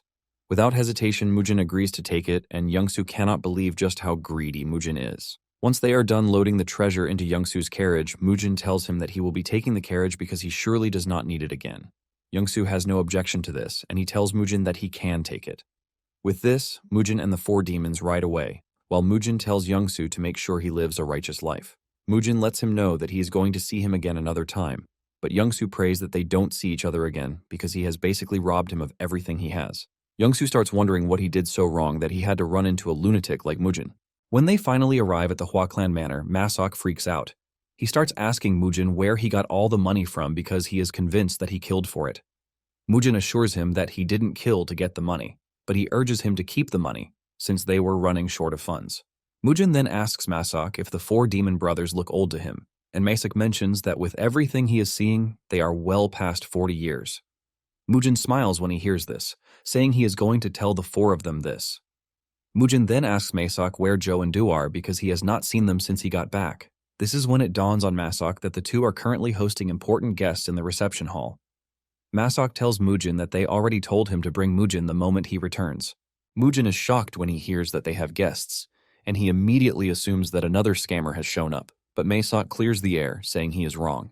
He also urges him not to beat up the guests. Mujin then makes his way to the reception hall, where the elders excitedly introduce him to the three merchant group leaders, who have been supporting the clan during difficult times.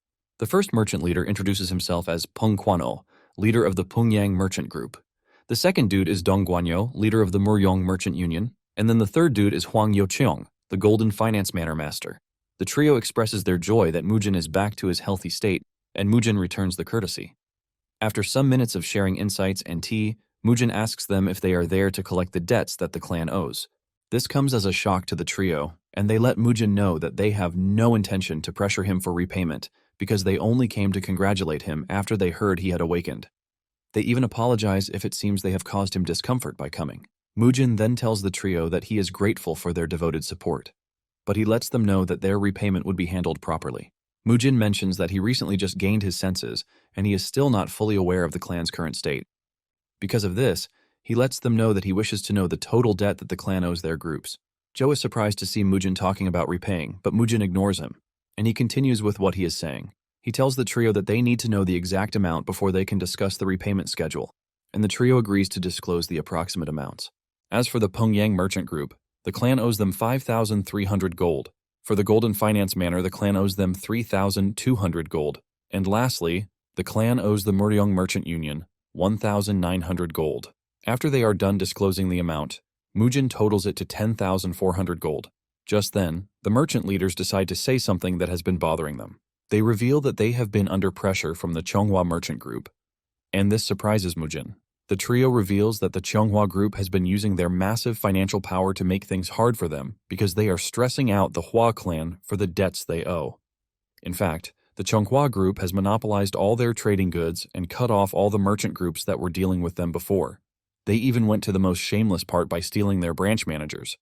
The trio is forced to admit that they no longer have the strength to endure the suffering. Apparently, they are being pressured to submit the rights to debt, which is why they had no choice but to speak up. Mujin then replies that he is thankful for all of their help so far because they were the only ones who stood by the clan while it was falling apart. Mujin lets them know that he understands that gratitude must be repaid properly, and he assures them that he is going to repay everything they are owed right away. This shocks the trio, and Mujin adds that in return for the interest and all the help they have rendered, the clan is going to free their groups from the grasp of the Cheonghua Merchant Group. This shocks the trio, and they ask Mujin if he is trying to use force on their behalf. Mujin confirms this, saying this is exactly what he means. Du speaks up in fear, telling Mujin that the Cheonghua Group is being backed by the scary Kongdong sect, which is one of the strongest sects within the entire Murim.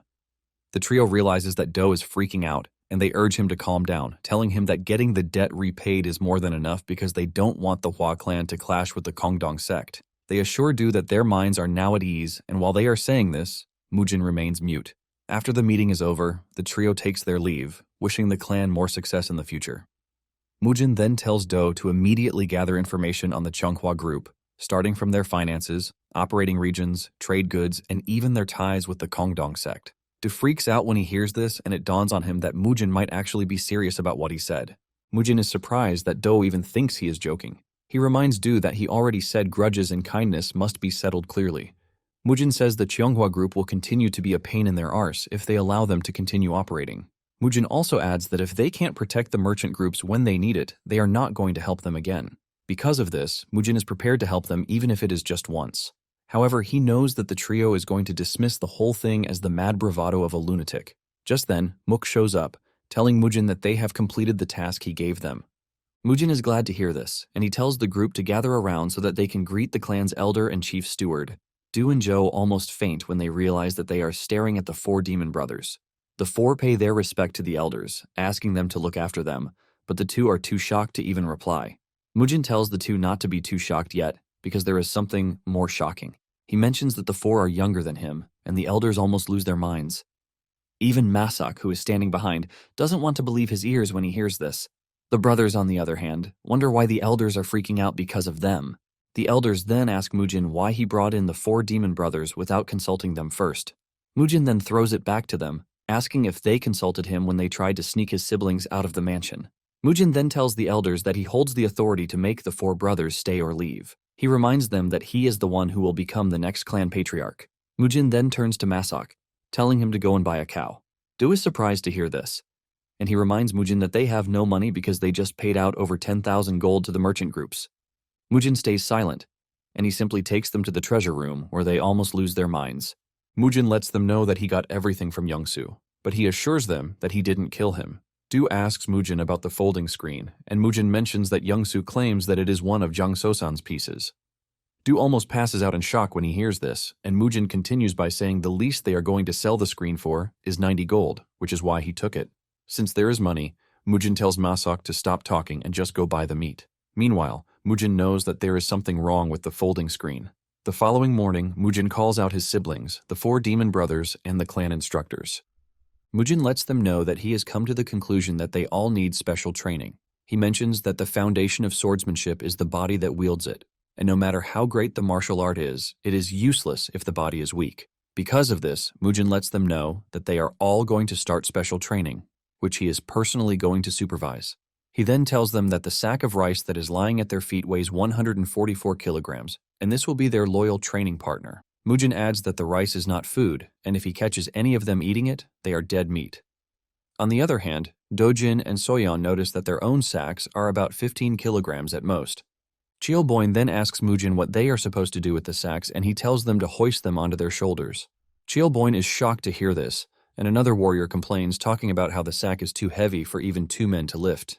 However, Mujin's countenance changes, and he screams at them to pick up the sack or else get trashed by him. He lets them know that his sword might not be enough to slice cleanly, but a hit from it would definitely break their bones. He lets them know that they have a choice of picking up the sack or sparring with him. Scared of Mujin's words, the warriors immediately pick up the sacks. However, Mujin tells the 4 demon brothers that they are to carry 3 sacks each, and if they don't want to, they are free to spar with him. The fear of sparring with Mujin pushes the 4 to immediately carry 3 sacks as their eyeballs want to pop out. The elders freak out when they see this, as they start wondering what it is that Mujin is trying to do. Mujin continues to motivate them as he lets them know that they have the strength to lift the sack as long as they have the right mindset. Mujin mentions that there is nothing impossible because only death awaits if they fail. Once everyone has picked up their sacks, including his siblings, he tells them to start sitting and standing. He lets them know that they are going to do this 200 times. Mujin makes the first move, and he tells the others to follow him as he screams out the order. The group screams as they try to maintain the stance, but Mujin continues to encourage them, telling them to tighten their stomachs and push up, or else they will die. Mook can feel his entire body crashing underneath him, but he knows he is dead meat if he can't endure it, because Mujin would simply beat him to a pulp. The elders start wondering what sort of training method Mujin has dedicated the warriors to, because watching it alone is exhausting. While they are sitting and standing, Mujin continues to motivate them, telling them that all they have been doing so far is wasting the clan's food under the pretense that they are martial artists. He lets them know that they have no right to complain about the training or anything else because they don't deserve to live if they can't endure just this little. By dusk, they finally reach 200, and one of them collapses the moment he makes the count. Mujin is not impressed that they had to spend the whole day just to warm up. He lets them know that their stamina is pathetic and that they don't deserve to be called martial artists. He then tells them that from that moment forward, they are going to become one with the rice sacks. He tells them to train with the sacks, eat with them, and even sleep with them. He mentions that the sack is their partner until he says otherwise. He then tells Jung to tie everyone to their sacks, and anyone who unties the sack would have their lives untied as well. Jung is so exhausted that he wishes he could see his mother's face. As Mujin makes his way to his room, tells Masak that from that day forward, everyone is to get beef for every meal. Masak then asks if he should prepare bathwater, but Mujin lets him know that he is going to tell him when he is ready. The moment Mujin crashes on his bed, he sleeps off immediately. That night, the whole group reports to the dining hall with their sacks tied to their backs while they eat. One of the warriors turns to his boss and mentions that his hands are shaking even though they only trained their legs. His senior lets him know that he is not the only one feeling this way. Apparently, this has never happened when they trained with their previous master, which makes it totally strange. The next day, the torturous training continues, and they are required to do push-ups this time around. Mujin makes sure to monitor their stance while they do the task he gave to them, even though he is also doing it. Cheolboin cannot believe that the warriors are all doing the push-ups, even though it is strenuous as hell. The following day, they take the training outside as they crouch around the village with the sack on their backs. The villagers watch in horror as they try to understand what it is that they are watching. The training still continues the next day as they push the sacks up and down. Even Mujin is feeling the pain, but he is impressed that his siblings are keeping up better than expected. He wonders if he should raise the difficulty, and the next day, he leads the group to a river with a mad current. The warriors are shocked when they see this, and while they are still doubting why they are there, Mujin tells them that their aim is to cross the river while carrying the sacks. The current alone scares the warriors, and to make it worse, There is a waterfall at the end of the river, which makes it even more dangerous. While the others are panicking, Soyeon is excited to participate in the grueling training. Suddenly, it dawns on her that Dojin can't swim, and she suggests that they tell Mujin about it. At the same time, the elders tell Mujin that crossing the river might be impossible because the current is too fast. They mention that people have died while crossing, not to mention those who are carrying heavy loads on their backs. Mujin smiles at the old men for worrying too much, and he lets them know that everything has been tested before they decide to proceed. The elders are confused because they don't know when Mujin tested the river crossing. Mujin just ignores them, and he tells the warriors that all of them are to cross the river or fight him. The moment the warriors realize what is at stake, they start jumping after Mujin. Even Mook tells his comrades that it is better they fight the current rather than face Mujin.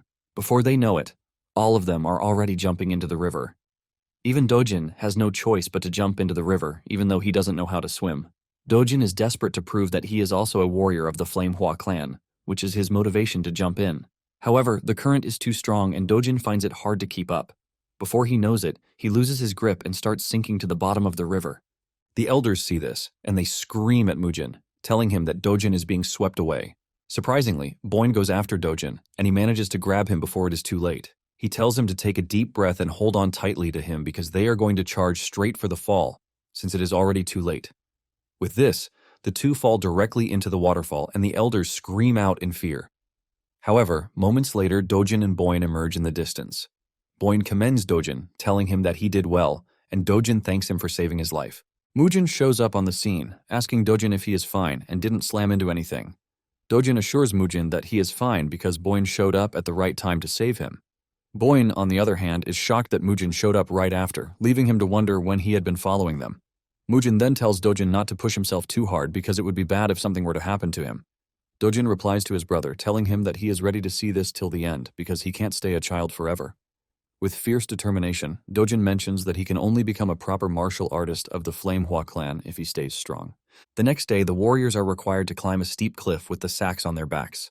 The moment they reach halfway up, Mujin tells them to crawl up quickly because falling from their current position means certain death. One of the warriors, a brown-headed dude, concludes that Mujin is crazy and he should have stayed back. But suddenly, he loses his footing. He starts falling, but manages to grab onto one of the warriors. He begs the dude to help him, and he urges him to grab the rock in front of him. After this, the warriors run back to the manor because Mujin lets them know that whoever falls behind will have to carry him on their back. A kid watching the whole thing is forced to ask his mother if the warriors are death row criminals, but his mother lets him know that they are warriors of the Flamehua clan. Suddenly, Soyeon crashes to the ground, and Elder Jo rushes over to check on her. She appears to be exhausted, and she urges Jo to carry her. Elder Jo immediately carries her, and as they walk past the other warriors, they find out that Soyeon was only faking the exhaustion. Mujin realizes that some are not happy with this, and he tells them that they are free to collapse like a little girl, since they are all comparing themselves to her. However, he lets them know that whoever does so might as well just sign his death warrant. When they finally reach the manor, they all crash to the ground, totally exhausted. Just then, one of the warriors, who helped the brown head, walked up to him and scolded him for always lagging behind during training. He screams at him, asking him how long he plans to be a wimp. He tells him to stop dragging others back if he knows he doesn't have the strength to keep up. Just then, the dude mentions that he is doing this because Mujin threatened to kill them. Apparently, he has been meaning to quit the whole warrior thing a long time now. However, he is scared that Mujin might just kill him if he says he wants to quit. The dude then screams at him, telling him that he is scared of Mujin, which is why he has been lagging behind in training. The dude threatens to kill the brown head since he is not fit to be a warrior. However, Boyne cuts in, telling the giant dude that not everyone can be like him. The dude acts rudely and punches Boyne in the groin, telling him that he is just going to start by killing him. Mook then intervenes, telling the warrior to back off because Boyne is right. He mentions that the brown head is doing the best he can in his own way. He mentions that the brown head is also their brother since he has come to the clan too. The giant dude argues that there is no way they are going to become strong if they keep acting like a wuss, but Mook tells him that Mujin has been training a few years ahead of them, which is why everyone is supposed to take things differently. Mook then tells the dude that he can only say such hurtful things when he has managed to surpass him. The giant dude angrily walks away, telling the brown head that he is going to kill him if he ever causes him pain again. Later that night, the giant dude is leaving the toilet when he hears someone in the distance. He quietly walks over to find Mujin training with his sword in the middle of the night, all by himself. The dude is impressed at how fast Mujin's movements are, and it dawns on him that Mujin is way above his league, even though they are not far apart in age. Suddenly, Mujin notices that someone is watching, and he tells whoever it is to step out before he comes to find him. The dude has no choice but to come out of hiding, and Mujin asks him what it is that he is doing. The dude then replies that he was on his way back from the restroom and he ended up running into his training session. He promises that he has no intention of watching on purpose, and Mujin tells him that he was already getting bored with the whole training thing. He tells him to drop the rice sack and pick a sword. The dude is shocked to hear this, but he does as instructed. Mujin then orders him to come at him, and the dude dashes toward Mujin at great speed. However, Mujin blocks his attack pretty easily while holding his hand behind him. The dude continues to make a move, and suddenly he realizes that he has become faster than before. Mujin also notices this, and he agrees that the dude has gotten better, but at the same time, he believes that he is not focused yet. Mujin manages to get behind him, and he slaps him so hard in the back, knocking him to the ground. Surprisingly, the dude immediately gets back on his feet. Mujin comments on this, saying he once went down in one hit, but it seems his strength is now usable. Even the dude realizes that something has changed in him because he would have been rendered immobile if it was before. Mujin then commends the dude, and he tells him to get some rest. The following day, Mujin tells the warriors that they are going to be working on their abdomens that day. He instructs everyone to lift the rice sack between their legs and hang on to it. The first group does as instructed, while the others wait in awe. After they are done with this, they run into the village again. The brown head is about to fall off when the giant dude surprisingly walks up to him, telling him to endure because they are almost there. Mujin notices this, and he smiles because his teachings are working. A month later, Mujin gathers the warriors to tell them that the special training is over. He tells them that they are free to untie the ropes and set down the sacks. Just as they are about to start celebrating, Mujin lets them know that they are going to be doing this training every year during the summer and winter seasons. He informs them that the next training will be during the next winter, which is just a few months away. However, he lets them know that it would be easier, since they have already experienced it once. Mujin basically tells them that they have come to the end of the training, but he reminds them that a strong body becomes a strong sword. However, he tells them that it is time for him to conduct a personal sparring training with them to deepen their experience. He tells them to step forward once he calls their names. And just as expected, they were all beaten senseless. But the pain brings experience, which in turn brings new change. With this, the four demon brothers were fully inducted into the clan as instructors. Just like that, the clan gradually began to regain its former glory, which once was a beacon in Xicheng. Later on, Du watches as Dojin spars with one of the instructors, and surprisingly, he is holding his own. The elders are happy to see that Dojin has also regained his happy face. They are glad that the four demon brothers have settled in, and this is all thanks to Mujin coming back to his senses to stabilize the clan. Du mentions that things are going so well that he is even scared. Apparently, Mujin has been stuck in the storage room for some days, and they wonder when he is going to finally come out. Unknown to them, Mujin is having a mental battle with the folding screen. Mujin notices that the stronger he pours out his inner energy, the more powerfully it pushes back with an even stronger force. However, he is excited to see who will give up between him and the folding screen. Days later, the folding screen finally expended the last of the energy in it, giving Mujin a way to force through. Mujin then walks up to the mirror and presses a button, which releases a bottle that contains a greenish substance. The smell from the bottle is bad, and Mujin admits that the person who installed the device in the screen is truly strange. Mujin finally realizes why he was feeling like some weird poisonous energy was leaking out. Suddenly, a book falls out of the folding screen, and Mujin picks it up. To his surprise, it is a manual on mind-severing sword art, which is what they were trying to hide on the screen. Mujin immediately sits down to study the book, but in the end, Mujin is left disappointed. He figures out that everything in the book is on par with one of Hubei's 10 great martial masters. Even though he is disappointed, he doesn't think it is a complete waste of time. He notices that the way the owner used the cultivation method is different from him, who uses the movement arts. Mujin figures out that the art is going to suit the Flame Hua clan much better. Basically, the reason he hasn't been able to teach the warriors swordsmanship is that there is a difference in his fundamental cultivation method and theirs. Apparently, the foundation of the Peerless Nine Swords is movement arts, while the foundation of the Flame Hua clan is yang energy martial arts. It is important to note that the two energies have conflicting properties, which means recklessly mixing them might lead one into energy deviation. This is the major reason why the Peerless Nine Swords must only be passed on to a pure beginner with no prior sect. Mujin figures out that he was just lucky that the body he reincarnated to already had its energy core destroyed, which was why it was left in a perfect state of nothingness. Thanks to this, he was able to build up movement arts easily without any problems. Mujin smiles at the book in his hand because he knows this is about to become the sword art of the Flame Hua clan. Shortly afterward, Mujin takes the book to the elders, telling them to read it. The elders freak out when they realize what it is that they are holding. They tell Mujin that it was the original text of the mind-severing sword art that was lost more than 10 years ago. They can't believe that such a high-level martial art was stuck inside the folding screen. Mujin mentions that Youngsu most likely doesn't even know that it was there. Du then asks Mujin if he really wants to teach the martial arts to the warriors, and Mujin reminds him that the clan doesn't have a proper swordsmanship martial art, so it is basically their luck. Mujin mentions that starting from the next day, he is going to start teaching the warriors, but he is not sure the instructors will be ready to learn it.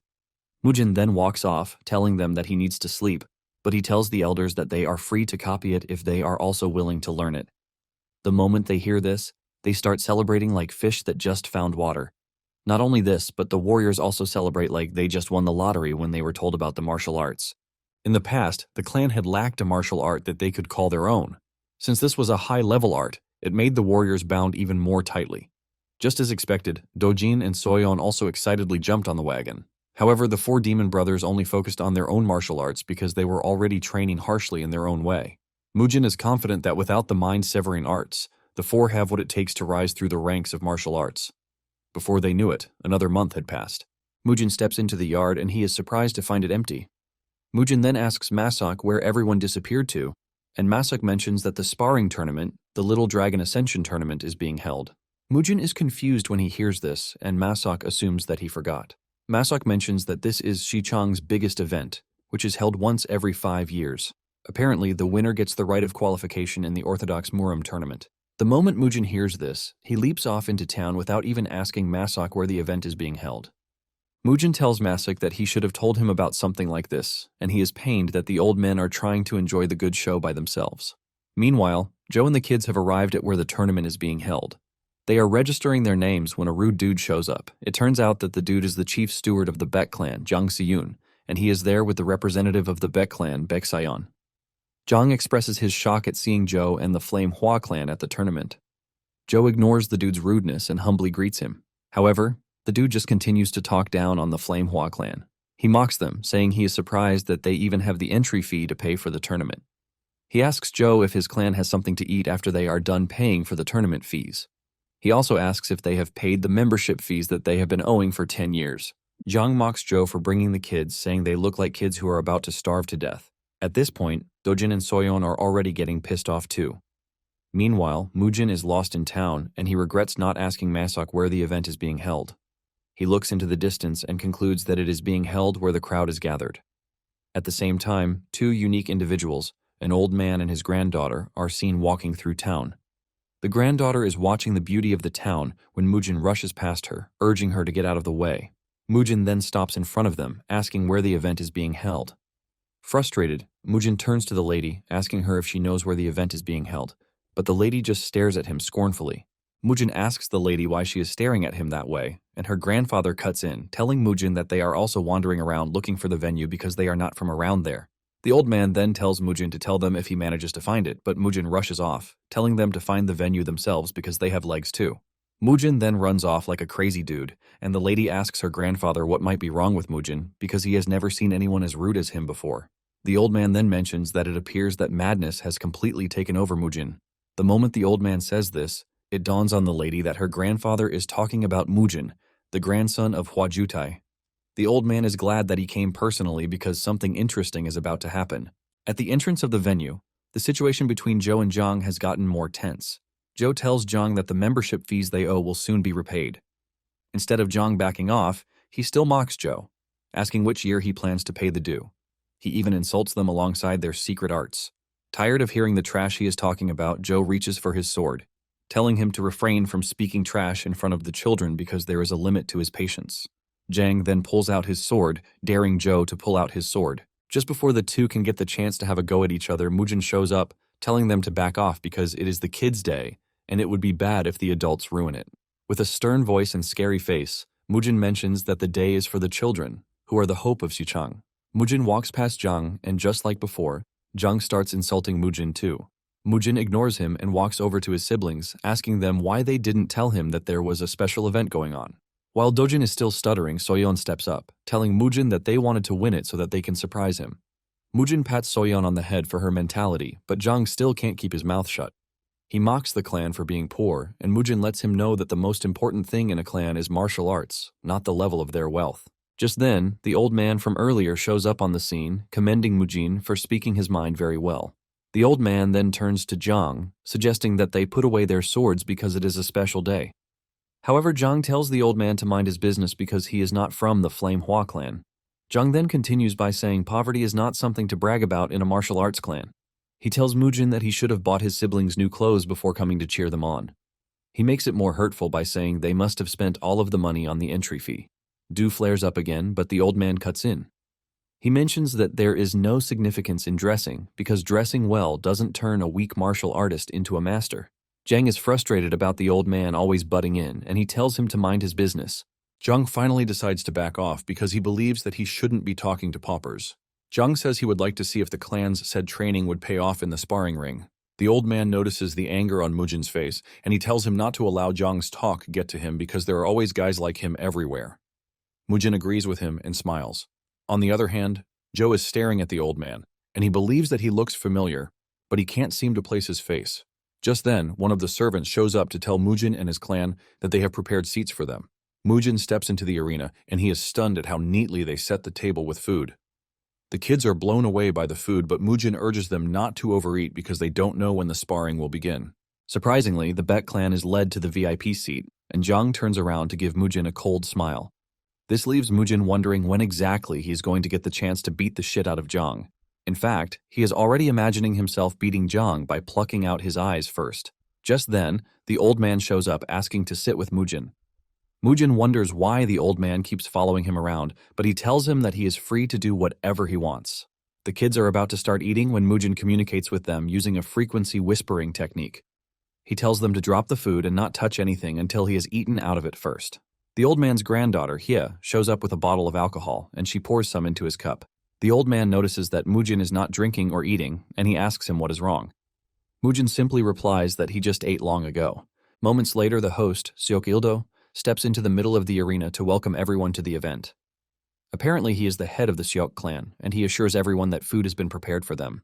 Suddenly, Seok notices the old man where he is sitting, and he frantically rushes over to him. Seok bows his head to the old man, paying his respects to him. The old man is surprised that Seok recognizes him, and Seok mentions that there is no way he won't recognize the esteemed face of the Poison Emperor, Tang Sumun.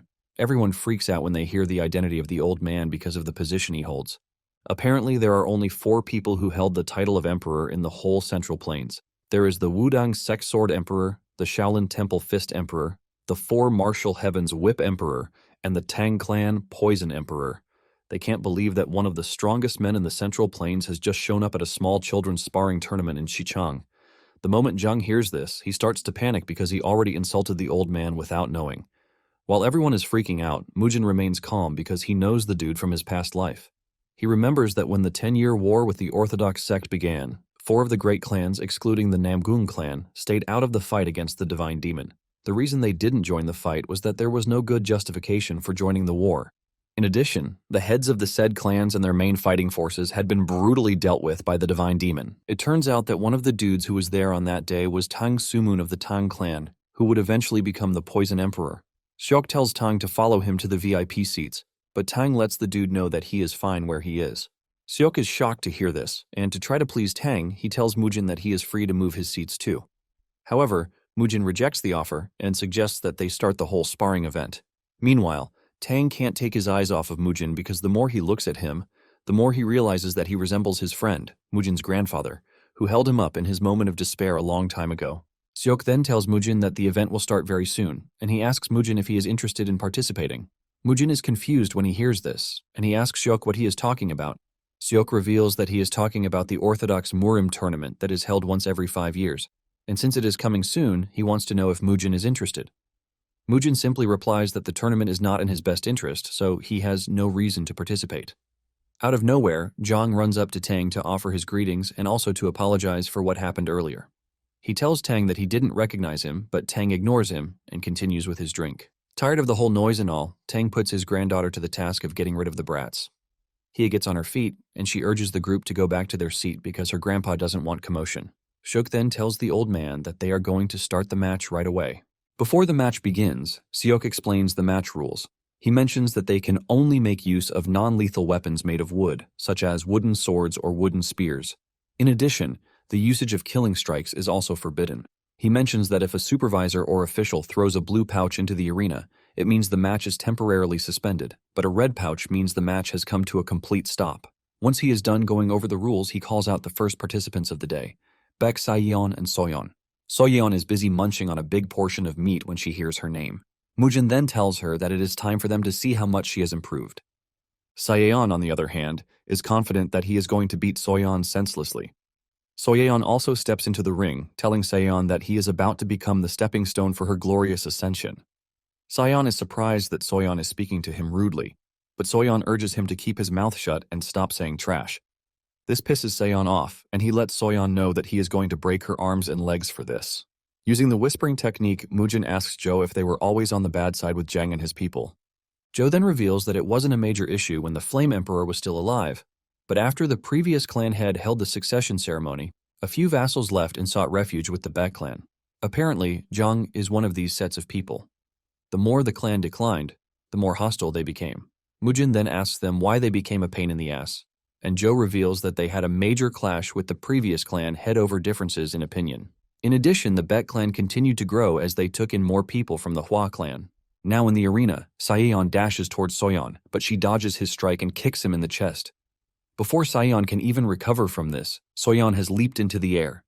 She lands a knee blow to Sayeon's face, breaking his nose. Sayeon screams in pain and Soyeon stands over him, making fun of him because his nose is bleeding. Tang is surprised to see Soyeon using kick techniques, and he asks Mujin if he is the one who taught Soyeon this. However, Mujin mentions that it was Elder Jo who put Soyeon through such techniques. Hye then adds that Soyeon's athletic ability is high level too. However, she is interested in seeing how long Soyeon can hold out against an opponent with a sword. At the same time, Sayeon is raging as he screams at Soyeon, telling her that he is going to kill her. Sayeon dashes towards Soyeon, swinging his sword around, but Soyeon keeps dodging, thanks to her impressive agility. Hye is impressed at how Soyeon is able to dodge everything thanks to her movement art. At this point, Sayeon is getting frustrated, and he calls Soyeon a slippery toad. Before Soyeon knows it, she finds herself cornered by Sayeon with no space to dodge. Do and Jo freak out because they believe it is the end for Soyeon. Jang, on the other hand, is celebrating because he believes Sayeon finally has what it takes to finish Soyeon. Sayeon charges towards Soyeon with everything he has, but to everyone's surprise, Soyeon acrobatically leaps over Sayeon. Sayeon turns around with anger, telling Soyeon that she has been running around for a while. However, Soyeon lets him know that he just fell for her trap. Sayeon is confused by this, and Soyeon tells him that she finally has the chance to beat the living shit out of him because he is the one backed to a wall. Soyeon raises her leg with so much ferocity, and she dares Sayeon to block the attack with the dead wood he calls a sword. Before Sayeon knows it, Soyeon lands a powerful kick to his head, sending him to the floor in pain. The sudden change in the pace of the game impresses the elders, and they start rooting for Soyeon, while Jang is groaning in frustration. Sayeon tries to fight back, but Soyeon is just too goated for him, and she continues kicking him around like a ball. Before Sayeon knows it, Soyeon sends him flying, and even breaks his wooden sword too. Jang fears the worst, and he screams at the referee to throw in the blue pouch. By this time, Soyeon is already standing above Sayeon, ready to finish him off. However, the referee saves his ass. But instead of keeping his mouth shut, Sayeon starts talking trash again. He talks about coming over to the Hwa clan and wiping all of them out. This is when Soyeon snaps, telling Sayeon that she has no intention of stopping since she has shattered Sayeon's sword. Sayeon tries telling her that the blue pouch has already been thrown in, which means the match is suspended. But Soyeon replies that this is none of her concern. Soyeon walks up to him, telling him that he is free to come to the clan later with all the warriors of his choice. But at the moment, he is so dead. Sayeon doesn't understand what is going on until Soyeon descends on him, knocking him to the ground. Tang watches in horror, while Mujin jumps up to celebrate, telling Soyeon that this is the way. Jang gets up to ask the referee why Soyeon didn't stop even though the blue pouch was already thrown in. However, Soyeon gets disqualified for hitting Sayeon after the match was suspended. The elders are disappointed, but Mujin is laughing like a maniac. As Soyeon returns to her seat, she shoots out her tongue in front of Jang to mock him. Soyeon returns to her seat, and the elders demand to know why she continued fighting, even though the pouch had been thrown in. Soyeon replies that she was aware, but she enjoyed beating Sayeon up rather than winning. Mujin laughs out loud, agreeing to his sister's take on this. Mujin doesn't stop there as he starts dancing like a turkey, as if his sister just won the tournament. Meanwhile, Jang is fuming with anger as he watches Mujin jump around in mockery. Mujin is so happy that he tells Tang that they should drink all they want. However, he lets Tang know that he will be the one to pay for it. Tang then asks Soyeon why she didn't use the clan's secret art because she would have easily won the fight. Soyeon replies that she didn't see the need to use the secret arts on trash like Seon because she was already beating him senseless without it. In addition, Soyeon believes that Seon might find a way to counter it if she uses it recklessly. Tang laughs out loud when he hears this, and this is because he agrees with Soyeon.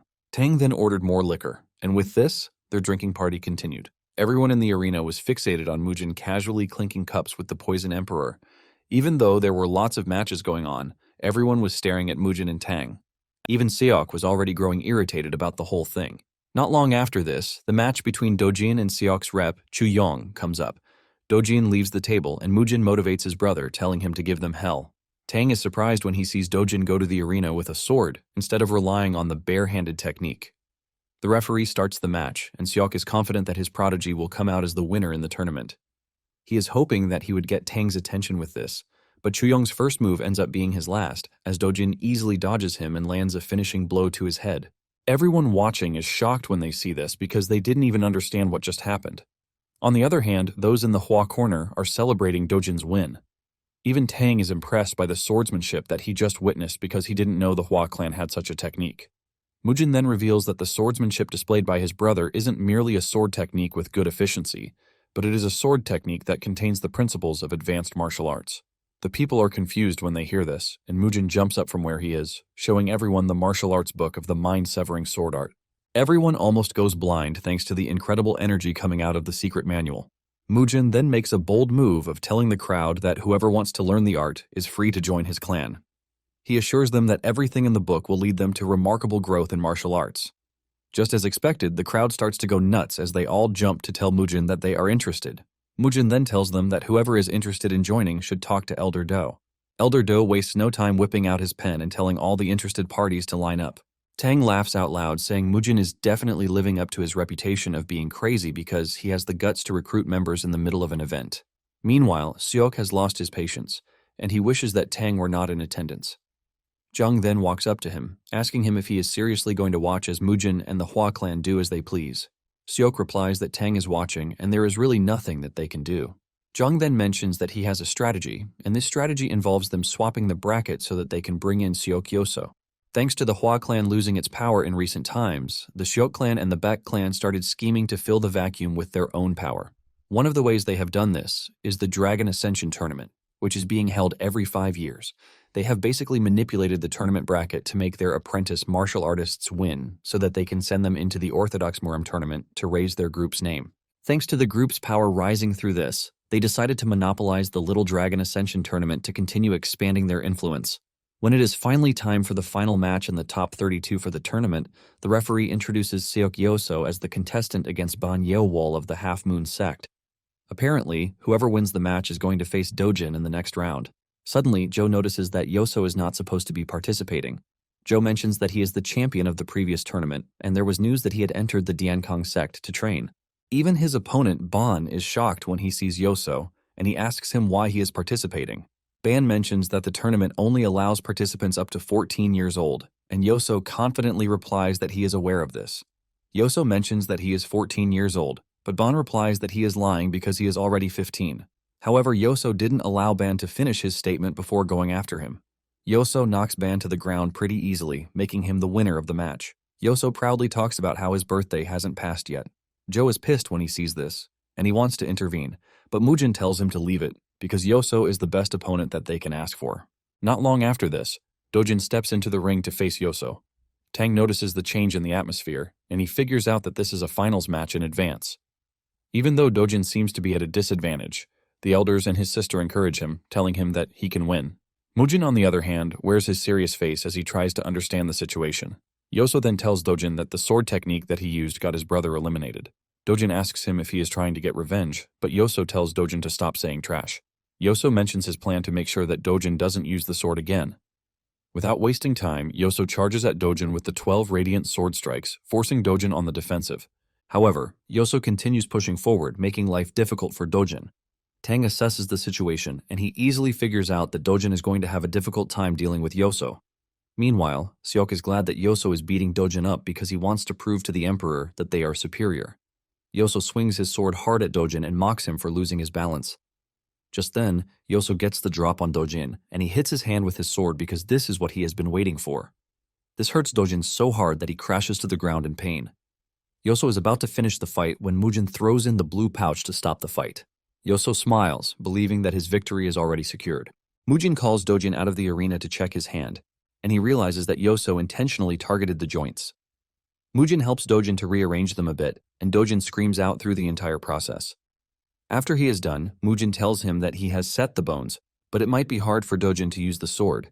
He asks Dojin what he plans to do, and Dojin tells his brother to tie his hand to the wooden sword. Mujin is impressed when he hears this, and he goes ahead to do what Dojin requested. Once he is done, Dojin returns to the arena, looking more determined than before. Tang commends Dojin's bravery, and Mujin says this is the least Dojin can do because it's from a respectable martial arts clan. When Yoso returns to the ring, he expresses his surprise that Dojin didn't actually run away. However, Yoso lets Dojin know that he is about to do to him what they did to Mujin when he was young. Dojin is forced to ask Yoso what he just said, and Yoso leaps toward Dojin, talking about how he plans to make Dojin and his brother the new pair of crippled brothers in Xicheng. Dojin stays calm. He recalls his earlier conversation with Mujin, who had asked whether he truly wanted to win. Dojin answered firmly that he wanted to win and bring honor back to the clan. Mujin told him not to worry too much and assured him that he would make their clan the greatest in Xicheng. He then explained that the best way to win was to stay focused on the duel and wait for Yoso to use a sword technique. Once Yoso does, a small opening will appear in the center, and Dojin must strike without hesitation. Dojin follows his brother's advice, and the moment Yoso charges in with his sword technique, Dojin heads straight for his center. Before Yoso can get to him, Dojin strikes him first, leaving Yoso completely shocked. That single strike pushes him back, while Seok, the head of the clan, watches in horror as his plan to crush Dojin crumbles. Meanwhile, Mujin is quite pleased with this result, while Dojin can't believe he successfully landed a hit on the arrogant brat. As Yoso's back hits the ground, Elder Zhou, Steward Do, and Soyeon excitedly cheer for Dojin. Yoso quickly recovers, but is pissed and starts hurling insults at Dojin, threatening to murk him. Seeing him already standing, Dojin worries that his strike might have been a little too weak. Yoso then threatens to end him, but before he can finish his sentence, a red pouch strikes him in the face. Furious, Yoso demands to know who threw the pouch, and Mujin casually responds that he did it. Mujin commends Dojin for doing a good job and forfeits the match on his behalf. Seok is surprised to hear this and questions his decision, but Mujin explains that he doesn't plan to stake his brother's life on some petty tournament. With that, he signals for his family to leave so that they can get Dojin's hand treated quickly. Just as they're about to leave, the Poison Emperor Tang asks to follow Mujin home for a drink. Just as his granddaughter Hye is about to stop him from going to a stranger's house, Mujin casually agrees to let them come. As the group leaves the tournament ground, everyone is surprised that Mujin withdrew from the match. They are even more concerned that the Poison Emperor was leaving with him. Yoso curses under his breath that his opportunity for revenge had been ruined. Seok is even angrier as he watches them leave after humiliating him. Meanwhile, in the streets of Xicheng, heads turn as two troublemakers troop in with Death Black Crow, whom Mujin previously defeated at the Bangho sect. Mujin had asked him to bring all his assets, but Black Crow came back for revenge instead with Yohang from the Sosul sect. Yohang swears to teach Mujin a lesson and assures Black Crow that he has nothing to worry about since they came with a member of the Crimson Sword sect. With such a backing, he believes that no one in Xicheng can stop them. The dude from the Crimson Sword sect, Sugong, also backs Yohang's claims, making him very confident. They soon arrive outside the Hua clan estate, and Yohang destroys the huge estate gate with a single kick while feeling quite smug. Masak freaks out when this happens and asks them why they broke down the gate. Yohang is pissed that a mere servant dares to question him, and his deadly look almost causes Masak to flatline on the spot. Just outside the estate, the four demon brothers, now the martial instructors of the Hua clan, are happily returning home after stuffing themselves. They are puzzled when they notice that the gate of the estate has been torn down. Cholmuk thinks it might be because the wood is rotten, but his eyes widen when he enters to find Masak under Yohang's feet. Yohang continues to mouth off proudly, and despite the four brothers' arrival, they remain unmoved. Jungtae wonders what they're doing while Cholmuk remarks that it doesn't look like a voluntary bowing ceremony. This cracks Yohang up, convincing him that Mujin must have recruited a bunch of big dum-dums. This pisses Dongjiak off, and he angrily challenges them to a fight. At the same time, Black Crow tries to recall why the four brothers look so familiar, but before he can figure it out, the four brothers pounce on them like predators. A few moments later, Mujin and the others return to the estate, stunned to see Yohang and his crew completely crushed. Cholmuk quickly explains the situation to Mujin and how the intruders beat up Masak. Just then, Masak rushes towards Mujin crying, but as usual, Mujin keeps him at arm's length while he asks about the identity of the intruders. However, he notices Black Crow amongst them and recalls that he was supposed to bring all his assets as compensation. Knowing he messed up big time, Black Crow begs Mujin to forgive him, but Mujin ignores him. Mujin then questions Sugang, asking if he came to help Black Crow get revenge. Instead of responding, Sugang smugly introduces himself by some terrible nickname, but Mujin is only interested in whether he has money to pay for his life. When Tang learns that Sugang is from the Crimson Sword sect, he asks him if it's a part of the Four Martial Heavens.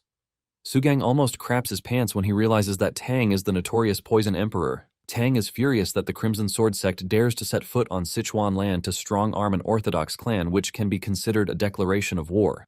Enraged, he unleashes his terrifying emperor-killing intent, almost crushing everyone with the pressure.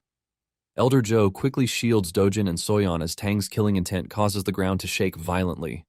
Sugang, on the other hand, begins to tremble as he wonders why Tang is backing the Hua clan.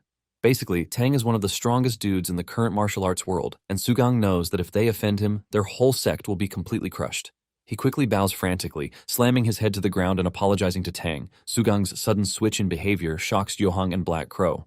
However, Tang continues to rage and threatens to show them the might of his Tang clan. He even threatens to annihilate their 9 generations after he's done with them. Sugang continues to beg, but before Tang can make a move, Mujin stamps his feet, dispelling his killing intent. Hia is shocked speechless as she wonders how Mujin stopped her grandfather's powerful killing intent so effortlessly, but even Tang is a bit surprised by this. Mujin then warns him to stay in his lane, reminding him that he doesn't run the Hua clan. Hearing this, Tang bursts into laughter and apologizes for overstepping. Mujin then tells Zhou to take Maesok and the kids to the clinic. Zhou quickly does as he is told, but Soyeon and Dojin are not too happy that they can't watch the fun. After making sure that they've left, Mujin prepares to torture Sugang for beating up Maesok and smashing their so-called precious oak gate. He stabs a small wood into Sugang's shoulder, asking him if he knew how precious that gate was. Mujin then twists the stick further, explaining that the gate was made with an ancient oak tree, and it carries his grandfather's spirit. As Mujin continues to torture him, Sugang quickly confesses that he wasn't the one who destroyed the gate. However, Mujin doesn't care because Sugang was still an accomplice. Mujin then tells him to pay 10,000 gold as compensation, but Sugang protests the absurd extortion. Dongjok and Cholmuk are shocked that Sugang dares to raise his voice in front of Mujin. To show Sugang that he means business, Mujin twists the stick further, making him immediately agree to pay up. Once he agrees, Mujin pulls out the stick and turns to face Yohang, who trashed his precious gate. Yohang hurriedly apologizes, and Mujin tells him to pay 20,000. Yohang agrees without hesitation, and Mujin turns to face Black Crow next. Black Crow begs Mujin to spare him and promises to do as he was told, but Mujin ends him on the spot, refusing to give him a second chance. He then orders Sugang and Yohang to liquidate Black Crow's property and bring it to him the next day. A few days later, Hua Clan estate buzzes with activity as Steward Do oversees the repairs. They were rolling in money, so they replaced the gate with an actual expensive oiled oak and replaced every worn-out material in the estate. Mujin was quite pleased with their new look, and more martial artists enrolled to take the clan's warrior test. This is because Mujin had promised to teach them advanced martial arts, while also giving them a stipend. Everything was going smoothly for Mujin, except for the fact that Tang and his granddaughter decided to become regular visitors at the estate. Mujin can't understand why they turned his home into their personal tea parlor. Fed up, he questions Tang about it, but all he gets from the old man is a casual laugh and cracking jokes, annoying Mujin further.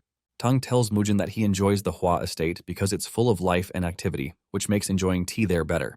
Getting more serious, Tang then asks Mujin if his energy wielding is from movement arts. After a brief pause, Mujin replies that it is, and Tang begs for his understanding. Before Mujin can figure out what he means, Tang suddenly attacks him.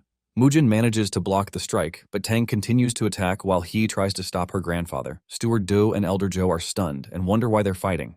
Tang soon unleashes his poisonous explosive punch, but Mujin uses Chi Destruction from the Peerless Nine Swords' third form to dispel the attack. Once the dust settles, he realizes that the attack wasn't poisonous after all. Meanwhile, Tang finally confirms his suspicions that Mujin's swordsmanship is the Peerless Nine Swords technique. Mujin is surprised that he knows about it. Tang tells him that he can never forget about it after witnessing it once.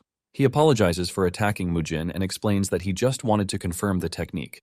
He then invites Mujin to sit for a chat, but Mujin finds the old man ridiculous. After getting Hia to pour him another cup of tea, Tang expresses his surprise that he was able to see the Peerless Nine Swords again. He then asks Mujin how he knows this sword technique, but Mujin refuses to answer until Tang tells him how he recognized the sword technique in the first place. Tang explains that he first saw it a long time ago while fishing with his grandfather and brother. Back then, poison martial arts was popular, and Tang's grandfather made a name for himself. He was known as the Heavenly Poison Emperor, and although retired at the time, he was known as a master during his prime. That day, while they were heading out, a sword master appeared out of nowhere and challenged Tang's grandfather. Tang and his brother rushed to hide while the two men clashed fiercely. The Heavenly Poison Emperor used the Poisonous Explosive Punch, while the Swordmaster used the Peerless Nine Swords technique, Chi Destruction. Tang was amazed, which is why he could never forget that sword technique. Though he was hoping for his grandfather to win, the way the Swordmaster easily defeated the so-called strongest emperor left a mark on Tang. After the clash, the Swordmaster left quietly, and all Tang could do was watch because he was too young. However, after that day, the words Peerless Nine Swords remained in his memory. After narrating the story, Tang asks Mujin if that was the Swordmaster's name. Mujin replies that it is not and explains that it is simply the name of the sword technique.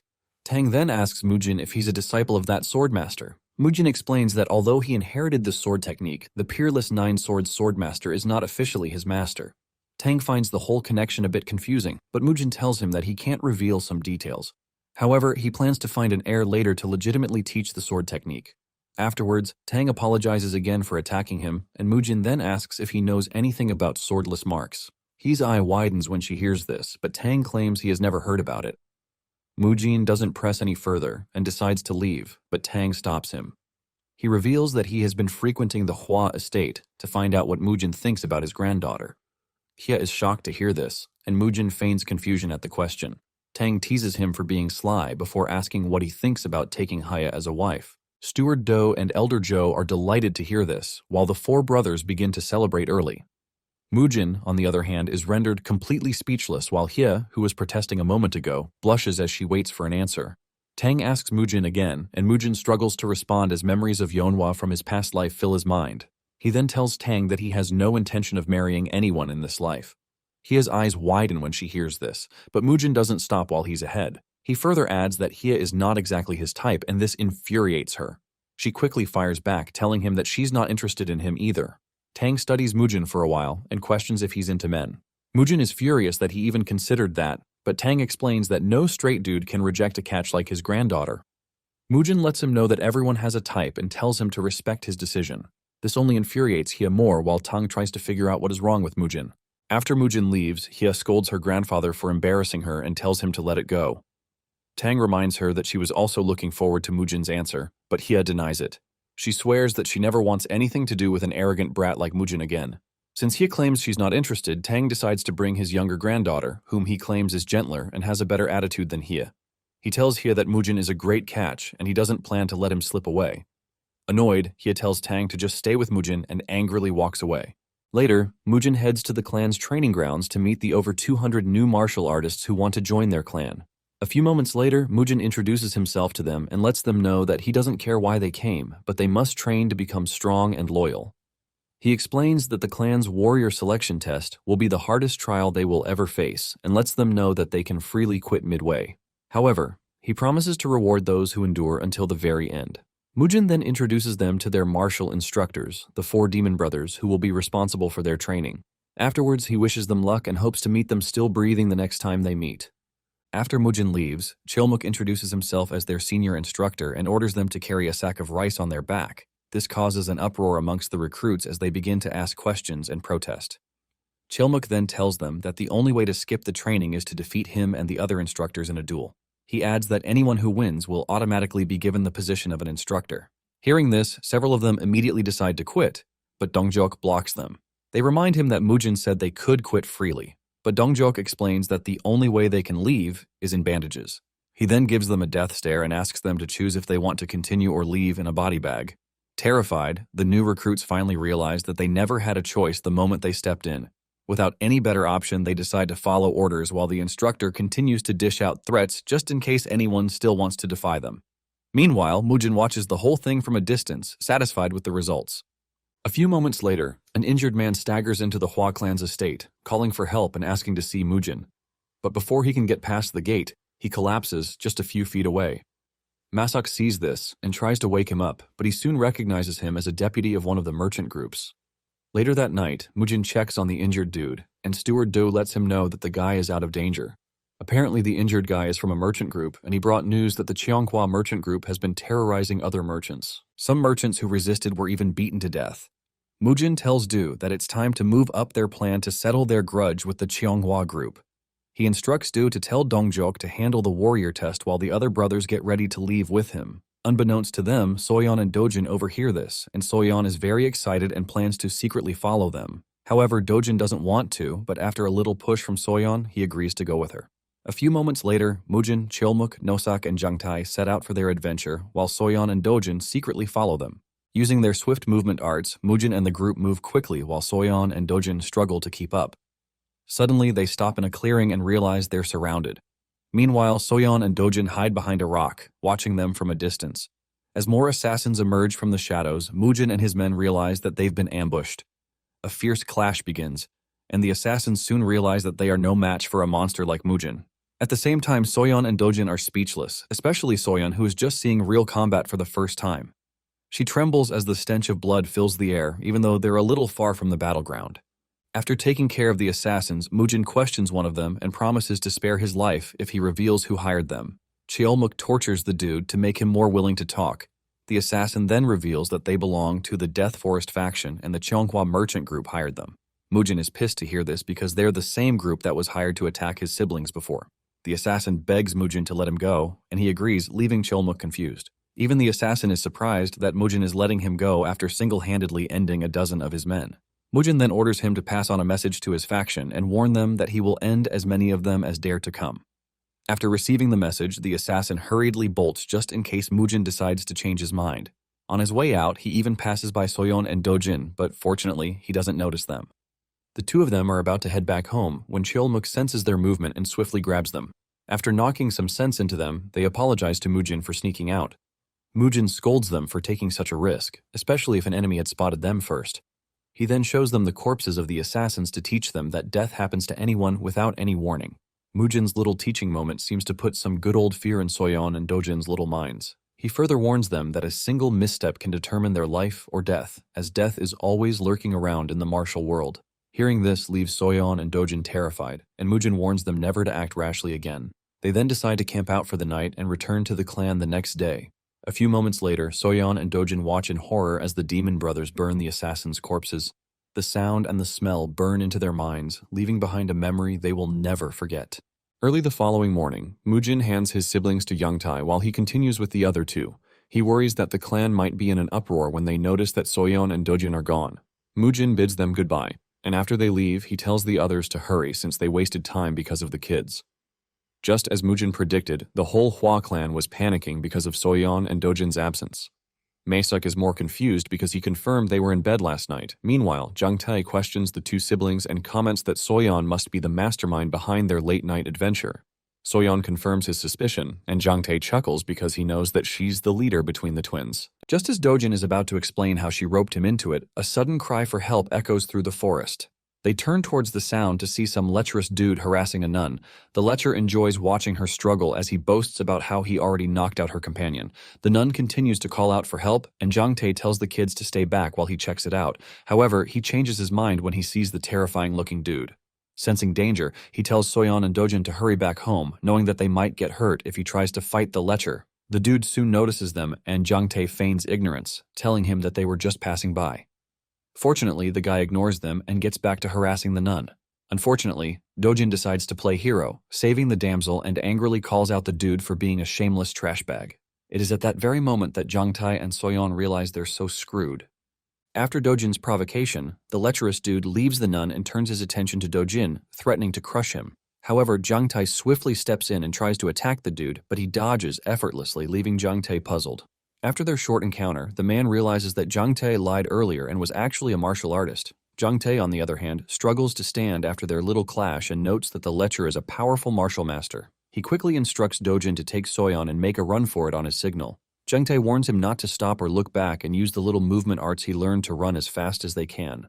After dishing out the instructions, Jangtae tells Dojin to leave while he charges forward again to buy them time to escape. While Jangtae struggles during the fight, the crazy dude seems to be enjoying every second of it, and a few moments later he practically wipes the floor clean with Jangtae while enjoying watching him struggle in pain. Jangtae notes that the crazy dude's swordsmanship is impressive and might even be above Mujin's level, but despite the obvious gap in their skills, he gives it his all. Meanwhile, Dojin, who is supposed to be running away, refuses to leave Jangtae behind. Just as the crazy dude is about to go in for the finishing strike, Jangtae's life flashes before his eyes. Still, all he's worried about is that Soyeon and Dojin will be next if anything happens to him. Fortunately, Mujin steps in at the last second and blocks the strike, saving his life. The crazy guy is shocked and clearly upset that his fun was interrupted. Meanwhile, Soyeon and Dojin brighten up as their savior, Mujin, arrives. Mujin wastes no time and jumps straight into the fight while Jangtae watches from a distance, but he quickly starts worrying when Mujin begins getting overwhelmed. Meanwhile, the crazy dude, excited that he has found a worthy opponent, ups his game as he unleashes his chain moon slash attack. Mujin, on the other hand, struggles to block his attacks. As the battle gets more intense, Mujin's men begin to worry that he might be getting overwhelmed. Chomuk, especially, is speechless by the dude's movements and wonders if he has some kind of divine weapon backing him up. Worried about Mujin's safety, he orders his brothers to prepare to help him with their full power. However, Jangtae stops them from making any move. He lets them know that this battle is beyond their league, and they might just get in Mujin's way if they try to interrupt. He advises them to watch Mujin's movement to understand that he has a plan. It turns out Mujin has been on the defensive, carefully avoiding every single strike just to read his opponent's technique. At the same time, the nun who was previously being harassed regains her composure and watches the clash from a distance. While the crazy dude rages on mindlessly like a madman, Mujin carefully studies his sword speed and movement with every strike. He also pays attention to the impact force of every hit, and in that very moment it finally clicks. By this time, the crazy dude has already noticed that Mujin has been skillfully evading all his attacks. After studying his opponent's technique, Mujin decides to apply it all to his sword form, just like his master taught him. Mujin's master once told him that the true power of the Peerless Nine Swords is only revealed when it clashes with a strong sword. Back then, Mujin had asked if the Peerless Nine Swords technique was stronger than his master's demonic spirit sword art. However, his master replied that the demonic sword art is only a little stronger. After recalling his master's words, Mujin smiles like a maniac, telling the crazy dude that he has comprehended all his sword strikes. The crazy dude is confused, but Mujin doesn't give him time to think as he finally strikes back, leaving him stunned. Mujin quickly overwhelms him in no time, finishing him off with a single strike. Soyeon, Dojin, and the demon brothers are left speechless as Mujin cuts down the previously powerful smug dude. Even the dude himself can't believe he was defeated by a young brat. Still, he tries to find out Mujin's name before he joins his ancestors, and Mujin humors him. When the dude hears his name, he recognizes him as the so-called mad dog of the Hua clan. With that, the crazy dude breathes his last with Mujin's name on his mouth. At the same time, Mujin curses him never to find peace, even in death, and to choose his battles wisely in his next life. Meanwhile, the other nun, who was knocked out, has regained consciousness and wonders what happened while she was out. She also heard Mujin mention his name and finds it a bit familiar. After racking her brain, she finally recalls that he's the crazy young master of the Hua clan, though she finds it hard to believe he is so strong. In the meantime, Mujin checks on his siblings to see if they got hurt. Dojin assures him that they're fine because Jangtae saved them in time. Jangtae wonders how Mujin knew they were in trouble, and Mujin explains that he simply had a gut feeling. He then asks them how they ran into such a lunatic in the first place. Jangtae explains that they were passing by when they saw the man harassing the nuns. He further adds that he planned to walk away since he was with Dojin and Soyeon, but Dojin had to play the hero, which pissed off the dude. Mujin is surprised to hear that his little brother stood up against such a powerful guy. Dojin immediately apologizes for making things worse, but Mujin commends him for being righteous. Dojin is stunned to hear his brother praise him, and this unlocks a core memory in his tiny brain. After helping her nun companion up, one of the nuns introduces herself as Ryong, a first-generation disciple of the Ma sect. She then thanks Mujin for saving their life, but Mujin ignores her introduction and asks her about the identity of the dude he just murked. He was asking because he had never heard about any powerful martial master around there. Ryong explains that the man was a peak martial master known as Crimson Moonsword. Apparently, he's from the Crescent Moon Sword sect of the Four Martial Heavens.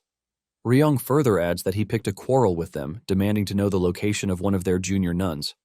He was a famous lecher, but Ryong didn't expect him to attack them out of the blue. After hearing Ryong's story, Mujin remarks that Crimson Moon's terrible attitude is definitely why his swordsmanship was garbage. At this point, he's fed up that everyone from the Four Martial Heavens is either garbage or trash. Ryong then thanks Mujin again for saving them and hopes to one day repay the debt. However, Mujin tells her to direct her gratitude to Jangtae and Dojin. He also lets her know that he didn't come here to save her. Ryong then thanks Dojin, leaving him blushing and feeling like Wonder Boy. Even though he claims he didn't do anything, Mujin looks at his little brother with pride. Afterwards, the group prepares to go their separate ways, and Jangtae continues with the twins while Mujin goes ahead with the other demon brothers. As Ryong watches her new hero leave, she can't help but be amazed that the rumors about his powers were true. This makes her wonder if things in Xichang are really about to change. Later that night, Mujin and his men arrive outside the home of the Pengyang merchant group master, Peng. Mujin's sudden appearance greatly surprises Peng, but Mujin reminds him that he has come to keep his promise. Peng immediately orders his servants to prepare a lavish feast for his guest. During the feast, he apologizes that they couldn't offer more because money has been tight for them lately. Mujin even remarks that Peng looks more weary because he must be having a tough time. Just then, the other two merchant masters, Dong and Huang, rush in, excited to see Mujin. They can't believe he made it all the way there without an army to protect him. They question how he made it through such a dangerous route in one piece. Mujin reveals that he actually dealt with more than 24 assassins and also took down a powerful lunatic named Crimson Moon Sword. The merchant masters are stunned to hear that Mujin took down the notorious Crimson Moon. One of them can't believe Mujin took down a lunatic from the four martial heavens. Peng, on the other hand, simply finds it unbelievable that Mujin survived such an ordeal.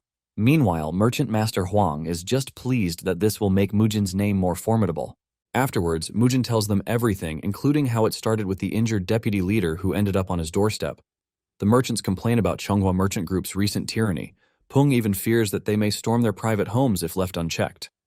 Mujin then asks them to propose solutions since he only came to draw his sword if necessary. Since he needs a good justification to act against them, Mujin decides they should begin their plan with the nearby cloth street. He then gives them instructions on how to prepare for their grand plan. The following day, Chulmuk and Nosak head into the cloth street to carry out phase 1 of Mujin's plan. However, they're surprised to find the market completely empty and desolate. A few moments later, they notice a nearby stall and stop for some food. Suddenly, some dude tries to poach them to another restaurant while the owner of the food stall watches quietly, trembling. Chulmuk glances at the so-called good restaurant, where a bunch of mean-looking thugs are waiting. When he refuses to move, the guy turns hostile and tries to convince him some more. However, he quickly scurries away like a rat when Nosak angrily warns him to back off. He then reports back to his gang, after which the group returns and tries to convince Chulmuk and Nosak to move to their restaurant. Chulmuk calls them a bunch of clowns and tells them to back off, which only infuriates them. As the thugs begin to mouth off, Chulmuk is annoyed, and after trashing their big mouths, he sternly challenges them to a fight. After the provocation, the thugs immediately attack Chulmuk, but he effortlessly crushes them, and Nosak also does the same. While they clash, the shop owner trembles nearby as he watches his little stall get crushed. In tears, he reminds the thugs that they promised not to break stuff in the shops. A small crowd soon gathers to watch the show and can't believe the dudes who have been terrorizing them are getting crushed. Meanwhile, back at the Pengyang merchant group, Mujin writes a letter and gives it to Peng to deliver to the Tang clan. Peng agrees to send it quickly by carrier pigeon, but he can't help but marvel that Mujin has a connection to the Tang clan. Just then, Chulmuk and Nosak return from their fishing expedition with the thugs from earlier as their catch. They force them to their knees and order them to keep their heads down like hostages. Mujin commends the boys for a job well done. Suddenly, one of the thugs starts mouthing off as usual about his connections. But Mujin lets him know that he knows they're thugs from the Changhua merchant group. He then gives the dude a death stare, scolding him for daring to threaten his men in the first place. He further explains that their actions can be called a declaration of war. The dude quickly tries to explain that they don't want any trouble. But, just as he raises his head, he realizes that the person in front of him is Mujin of the Hua clan.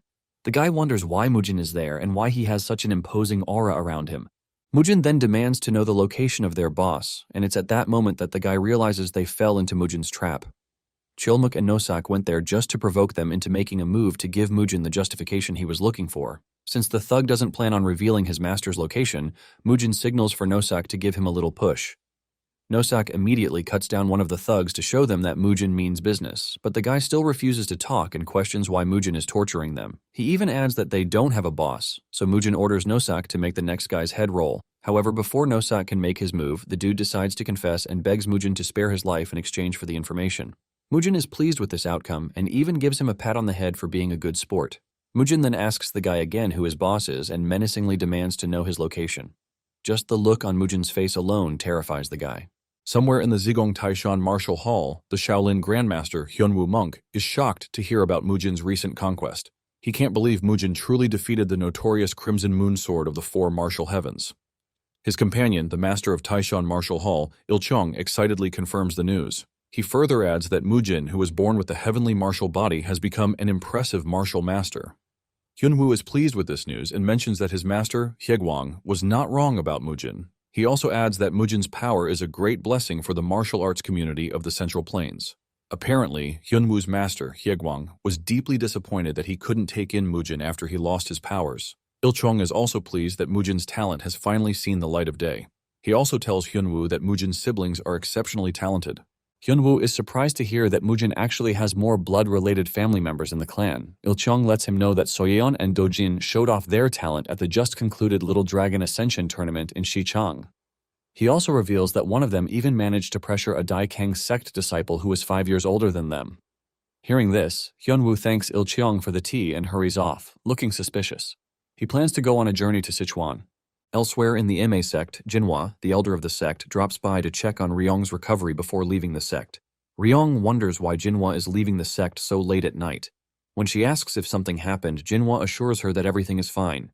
She explains that she's going to the Hua clan to repay Mujin for saving her sect members. She also plans to give his two siblings a small gift on behalf of the sect. Ryong is pleased to hear this as she begins singing Mujin's praise, calling him a hero among heroes.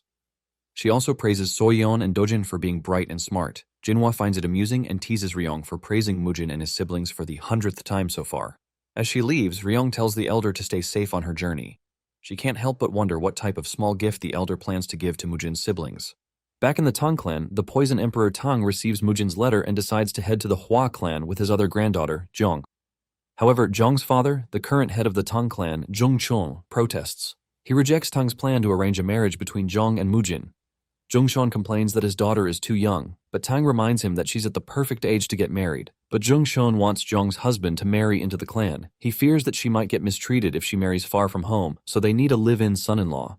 Tang scolds him for trying to ruin such a good marriage prospect and decides to ignore all his complaints. Zhongshan continues to bark and is even more pissed that Tang is heading to the Hua clan after receiving Mujin's letter.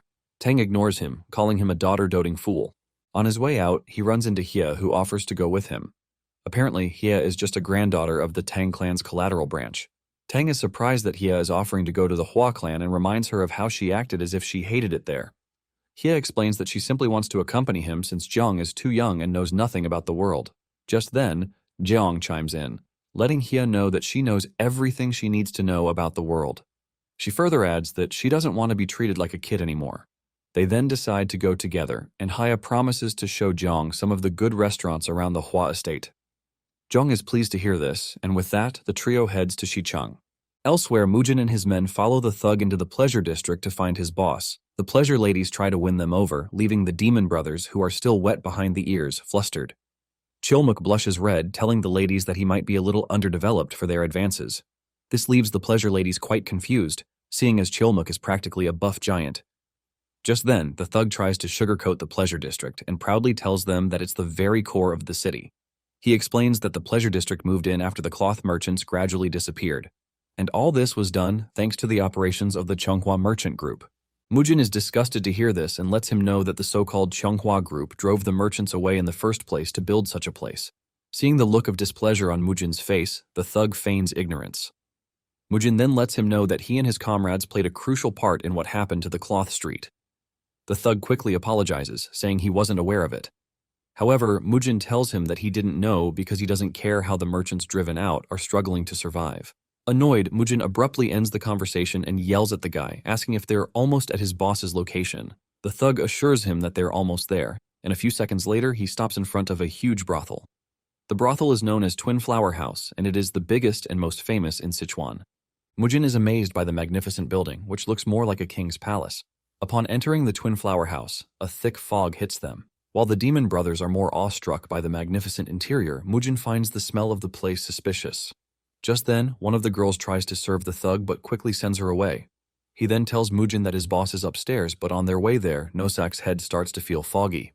This leaves him puzzled because he doesn't remember drinking any booze. Suddenly, he begins to see a special pleasure scene, leaving him flustered. Meanwhile, Chilmuk is also experiencing something similar as a damsel in distress begs for his help. She asks Cheolmuk to hold her and tries to seduce him, and unfortunately, he begins to fall for her trap. At the same time, Mujin is thrown into his own personal hell when he sees a pleasant lady who looks like Yeonhwa from his past life. Mujin can tell just from her voice, and his eyes widen in shock when he finally sees her face. While the girl tries to seduce him, Mujin struggles to break free from the illusion. Unfortunately for them, he easily breaks free and with a single powerful strike dispels the fog in the room. The explosion knocks his men back to their senses and causes a huge commotion outside. After dispelling the fog, he angrily orders the woman to leave and she scurries off, terrified. Chulmuk and Nosak finally come to their senses, confused about the whole thing. Chulmuk barks at the thug for not giving them a heads up and the guy quickly apologizes. Apparently, the brothel is filled with hallucinogenic smoke to make it more addictive for their targets. This infuriates Mujin as he angrily orders that the pleasure house be shut down at once. He also decides to burn it all to the ground when they're done. He then orders the thug to show them the way to his boss, and the guy complies. A few moments later, they finally find the so-called boss, who's also high on his own turf. Mujin immediately signals Nosak, who swiftly knocks him back to reality. After regaining his senses, the boss questions Mujin's identity, and Mujin proudly introduces himself. Mujin then asks for his rank in the Cheonghwa merchant group. The boss wonders how Mujin found his hideout and replies that he's the deputy chief steward. Mujin then tells the steward that he has 10 days to withdraw every single Cheonghwa merchant business from Songryu town. He also warns the deputy steward to stop all petty attacks against the Hua clan. The deputy steward questions why he should follow Mujin's orders and is puzzled because he has never done anything against the Hua clan. Seeing he's just a clueless pawn, Mujin orders him to pass on his warnings to his superiors. Mujin warns him again that he'll take it as a declaration of war against his clan if the Cheonghwa merchant group doesn't withdraw within 10 days. Mujin's threats terrify the deputy chief steward. Mujin also tells him that the twin flower house will be closed down immediately. On their way out, they set the place on fire to make sure it stays closed for business. That night, the so-called biggest brothel in town burns to the ground, causing a stir. As they head out, Mujin orders Chulmuk to prepare a messenger pigeon the moment they arrive. He plans to involve the remaining 2 demon brothers in his next plan. Back in the Hua clan estate, Jinhwa and Hyunwoo cause a commotion as they bicker about who should enter the estate first. Elder Joe tries to step in, but the 2 old geezers completely ignore him. They continue to bicker until Tang's arrival, causing them to stop. Tang wonders why they came, and the 2 old guys are also surprised to see him there.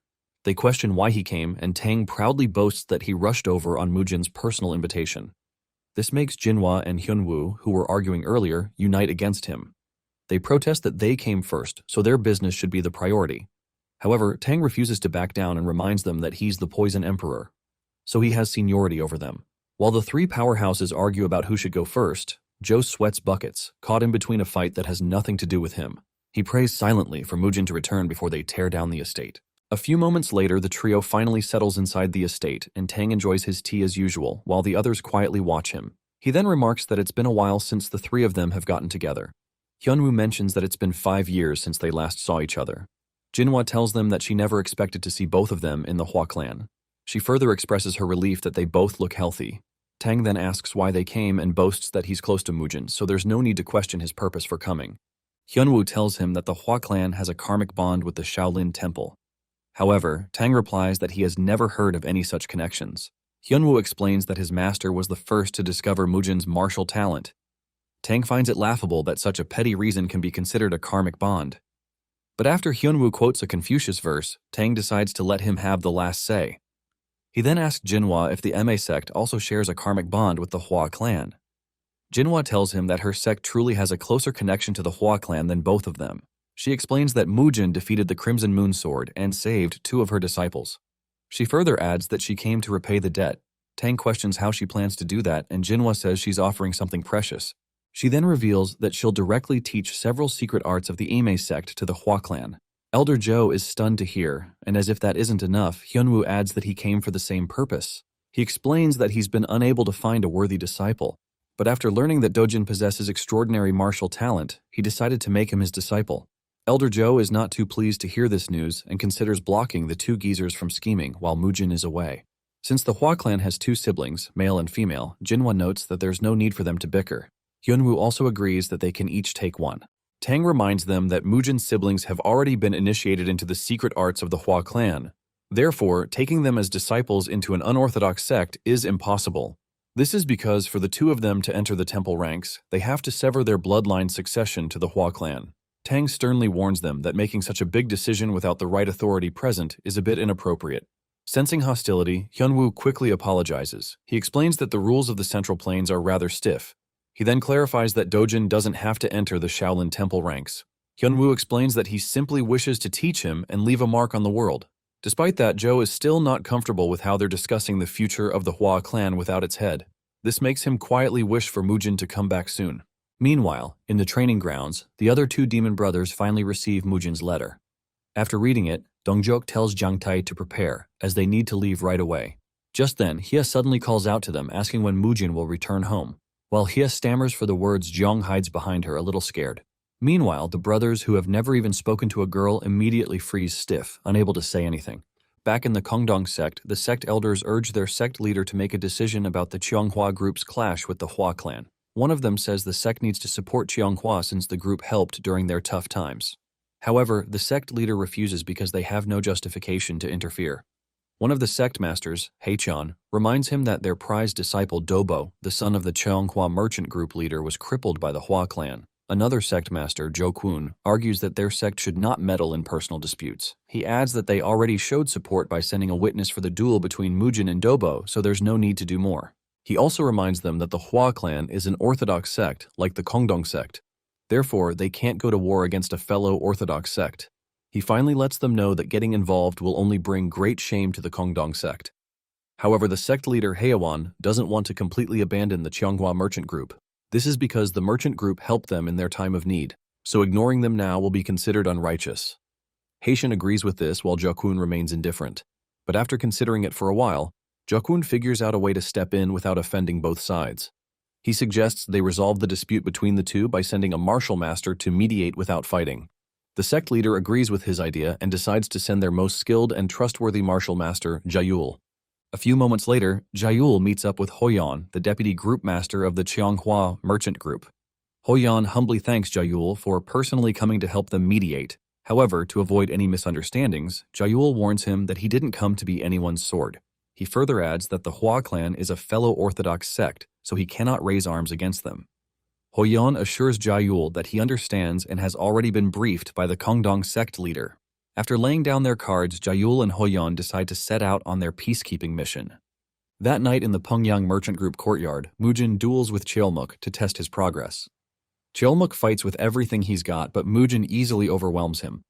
After punching him in the gut, almost causing the poor dude to pour his gut out, Mujin slams him into the ground. Meanwhile, two of the merchant group leaders watch the fight in awe. They can't believe that what they're witnessing is simply training and not a death match. Cheolmuk, on the other hand, is completely wiped out after getting his peaches whooped. However, Mujin praises him for improving his stamina and withstanding his crazy punch. Next, Nosak charges in with his spear to show how well he has progressed. Mujin swiftly dodges the attack and strikes back, but Nosak manages to block a few strikes. Mujin tells him he's too slow and decides to show him how a good ambush works. He suddenly appears behind Nosak, giving him pointers on how to move faster. Nosak complains that Mujin is just unreasonably fast, earning him a hard slap on the back for whining. After the training session, Mujin tells Cheolmuk that his movements are too stiff. He advises him to find a new and better way to be flexible. Suddenly, one of the merchant leaders rushes, looking flustered as he calls Mujin's attention to their unusual visitors. He quickly explains that representatives from the Cheonghua merchant group and the Kongdong sect have come to see Mujin. A few moments later, Mujin struts in like he owns the damn place. Before offering greetings, Jaeul praises Mujin for upholding the proper orthodox spirit. After greeting Mujin, he introduces himself as the law pavilion master of the Kongdong sect. As he tells Mujin to sit down, an awkward silence descends on the room. Mujin takes his precious time to sit down, after which he introduces himself without bowing much. This irritates Jaeul a bit as he quietly studies him, noting that Mujin is a bit of an arrogant brat despite being so young. However, Jaeul understands that his arrogance is understandable since even a hidden dragon is still a dragon. Next, Hoyeon introduces himself as the deputy leader of the Cheonghua merchant group. He then questions why Mujin wanted to see him. This question annoys Mujin as he realizes his warning wasn't taken seriously. Hoyeon then angrily asks why Mujin has been harassing his merchant and businesses. Mujin finds this laughable and quotes an adage of the kettle calling the pot black. Fed up with Mujin's arrogance, Jaeul chimes in, but Mujin completely disregards him. He taunts the Cheonghua merchant group for thinking they're so formidable that the Kongdong sect is their lackey. Both Jaeul and Hoyeon are shocked by Mujin's blatant disrespect. However, Mujin boldly questions whether they think bringing some so-called elder from the Kongdong sect can intimidate or make him bend the knee. Jaehyul is surprised to hear this and never expected Mujin to have the guts to say such words. Nonetheless, he turns to Hoyeon, scolding him for making him believe that it was a one-sided attack. Hoyeon denies this, saying he has no idea what Mujin is talking about, and Peng decides to explain what happened. He mentions that days ago, warriors from Mujin's clan were attacked by warriors from the Gui merchant group in the Fabric Street, and in the process, many of the Pengyang merchant group shops suffered losses from the fighting. Peng lets Jaehyul know that the fire at the Cheonghua merchant group's adult house was an accident that happened as a result of their visit to demand accountability for what happened to their merchant group members. Peng asks Jaehyul if he has no knowledge of these, and the question leaves Jaehyul dumbfounded. Hoyeon cuts in, claiming that the whole dispute was just a mere dispute between hot-blooded young people. Nonetheless, he wants to know if compensation is what Mujin is after, telling him that they have also suffered considerable losses at his hands. Mujin cuts in, reminding them that the whole area was originally the Pengyang merchant group's territory and location. Mujin lets the annoying dude know that there is no damage he suffered because they simply returned what was stolen to its rightful owner. As Mujin continues talking, he gets even more pissed about the whole situation, and he lets Hoyeon know that he is no different from a goat thanks to his annoying beard. Mujin then makes his demands clear, telling them that he wants the Cheonghua group to completely withdraw. And in addition, he wants the Cheonghua group to stop oppressing the three merchant groups through financial power. Hoyeon slams the table in annoyance, asking Mujin who he thinks he is that whatever he says can actually be put into consideration. He asks him if he knows how hard it is to run a merchant group because the whole basis of a merchant group is financial competition. Mujin cuts in, telling the dude that he is not even done talking, and whips out a note, which he shows everyone on the table. He asks Hoyeon if he knows what the note is, and he proceeds to reveal that it is a confession document that they extracted from assassins hired on Cheonghua's group orders. At this point, Mujin is already getting angrier, and his face says it as he asks Hoyeon what gave him the guts to come after his younger siblings. Mujin lets the dude know that he's pretty bold to have come to the meeting to threaten him, and he tells him to give him just one reason for him to spare his life. Mujin's bloodlust overwhelms the entire room as he says this, and even Jaehyul feels it, which causes his body to start shaking. He never expected someone who is barely an adult to have so much aura that it would even shake him.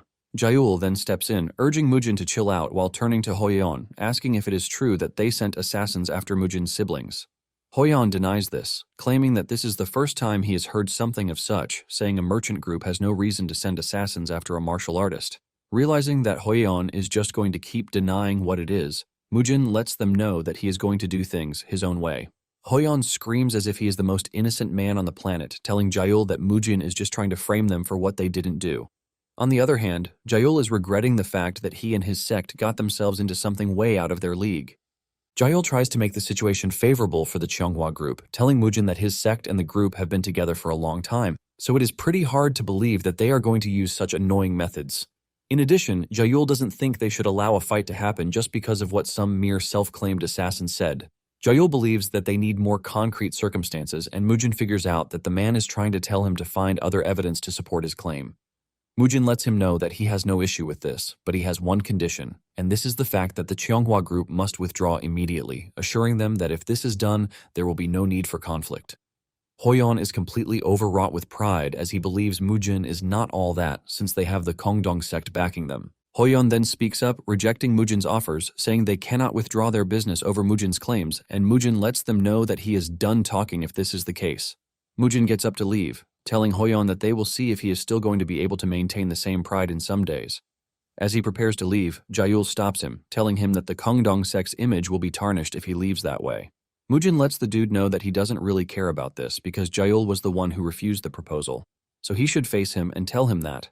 Mujin also tells Jaehyul that the Kongdong sect has to withdraw from mediating in the conflict while letting him know that there is nothing the Kongdong sect can do. Mujin mentions that he can't believe that the Kongdong sect is defending the Cheonghua group while talking of justice and fairness. Mujin says all they are doing is ordering weaker sects around like children, and he lets Jaehyul know that he is not one of the weaklings they can do such to. Mujin ends his statement by letting the dude know that his trip was a waste. Seeing the way the whole situation is going, Jaehyul realizes that Mujin is even more stubborn than he gave him credit for, but he is worried that the Kongdong sect's reputation will be ruined if he lets Mujin go without bowing to pressure. Jaehyul then tells Mujin that the Cheonghua group has helped their sect in the past, and even though he has no intention of becoming their sword, it is a completely different story with his sect. Jaehyul makes it clear that this could lead to a major conflict, and Mujin lets him know that what he just said applies to the Pyongyang group because they cannot ignore their suffering. He lets the dude know that his sect coming forward is nothing because justice is on their side. Jaehyul then suggests a proposal, telling Mujin that they cross swords and whichever party loses will withdraw from the conflict.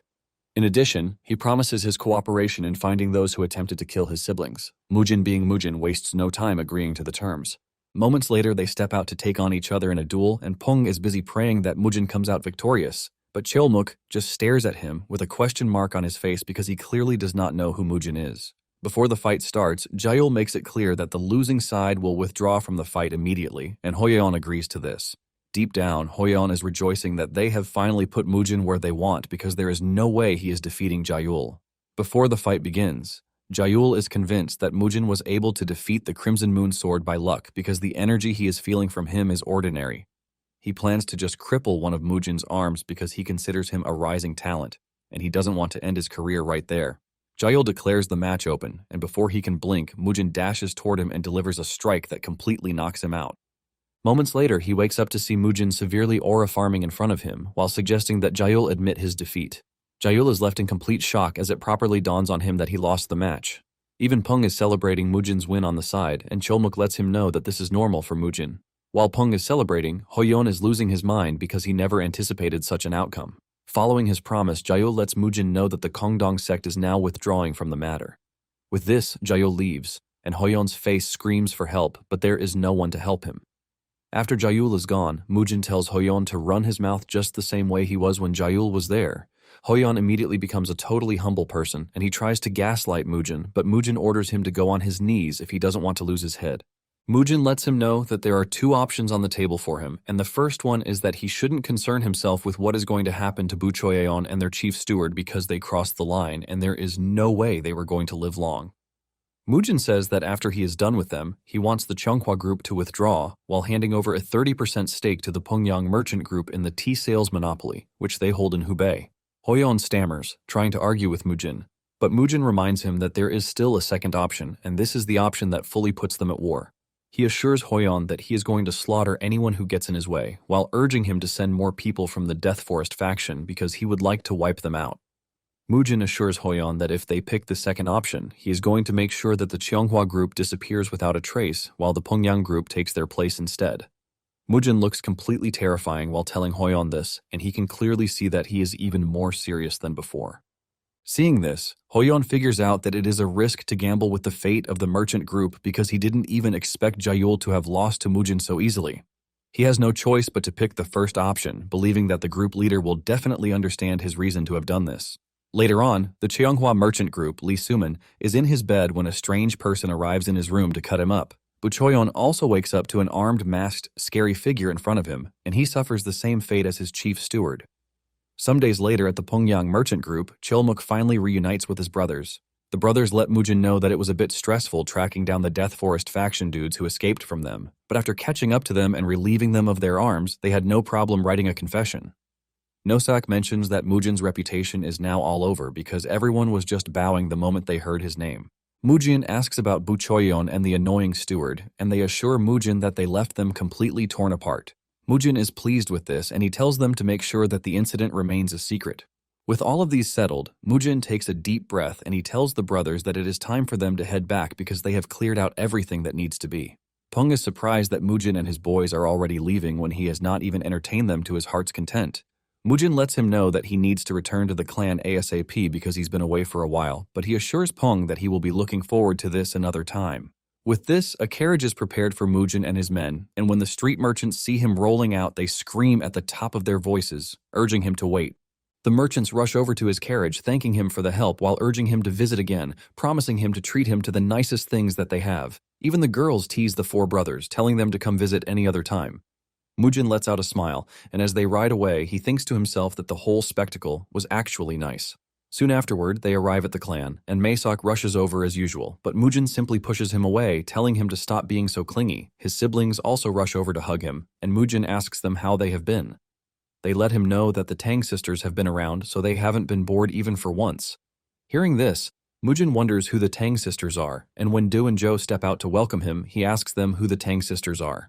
They simply tell him that they are people who have been eager for him to return, so they suggest that he come inside quickly. Mujin is totally confused, but by the time he enters, he sees Tang and his granddaughters and two weird oldies having a drink. Tang happily welcomes him, and the moment he spots Mujin, her eyes light up in complete excitement as if her long-lost love has just returned. She quickly gets up to greet Mujin, and they are in the middle of this when Zheng cuts in from behind, talking about how handsome Mujin is. She lets out a beautiful smile while telling Mujin that she is so glad to have finally met him. Tang is also excited about the whole thing, and he urges Mujin to introduce himself to his granddaughter, which he quickly does. Tang then communicates with Mujin telepathically about the two other visitors, telling him to be careful because he might end up losing both of his siblings. Hyunwoo then introduces himself to Mujin, telling him how good it is to finally meet him. At the same time, Jinhwa of MA does the same, and seeing how intentional the two are, Mujin assures Tang that he is going to deal with them himself. Tang then tells his granddaughters that they need to give them some privacy. After stepping out, he scolds Zhang for saying such embarrassing things in front of Mujin. But Zhang doesn't think she did anything wrong, telling her sister that Mujin was even more handsome than she thought. Hye grabs her head in frustration, and while still dealing with this, Zhang spots the four brothers, and she extends her greetings to them while urging them to continue protecting Mujin. The four brothers, who have always been shy around girls, just stand there in shock, totally unable to mutter a single word. Inside, Mujin asks Jinhwa and Hyunwoo why they came to the clan because he knows that there are no connections between his clan, Ime, and Shaolin. Jinhwa mentions that some days ago, they heard that he saved their sisters from the grasp of bad guys, and because the kindness preserved Ime's reputation, there was no way they could brush it aside. Mujin tells Jinhwa that it just came out the way it did, so it isn't such a big deal. However, Jinhwa insists that kindness must be repaid, and as repayment, she wishes to pass on Ime's secret arts to the Flamehua clan. Jinhwa mentions that the secret arts are not normally passed down to other sects, but the sect leader has made the decision that the kindness Mujin showed was great enough to warrant such a favor. Mujin admits that receiving such secret arts is a big opportunity, but he would like to know who they plan to pass on the secret arts. Mujin lets them know that he has already mastered the unique clan arts and his two siblings are also mastering the clan's secret arts. Talking about the elders of the clan, Mujin says they are already too old to be made disciples, and Jinhwa straight up tells Mujin that she would like to pass the arts down to Soyeon. Jinhwa tells him that she will be able to train sufficiently while mastering their clan's secret arts, so they don't have to worry about this. Mujin lets the lady know that Soyeon is the only sister he has, so there is no way he is letting her teach her the secret arts of Ime. Jinhwa figures out that Mujin is worried that this will make them record Soyeon's name in their sect, but she assures him that this won't be the case.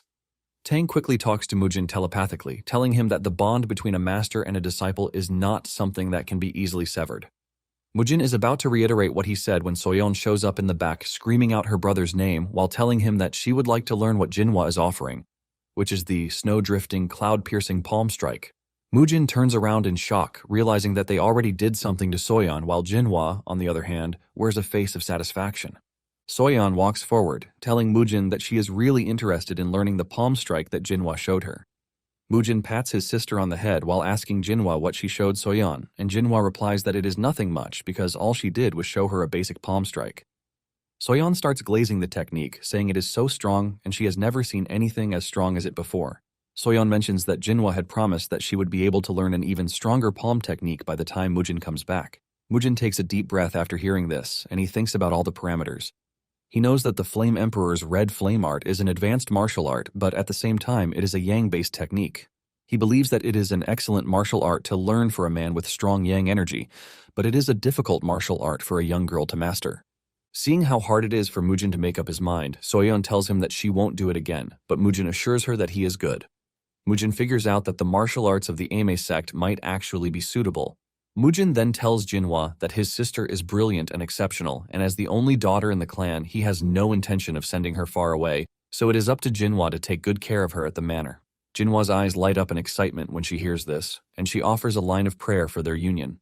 Hyunwoo then congratulates the Ma sect on forming a connection with the Flamehua clan.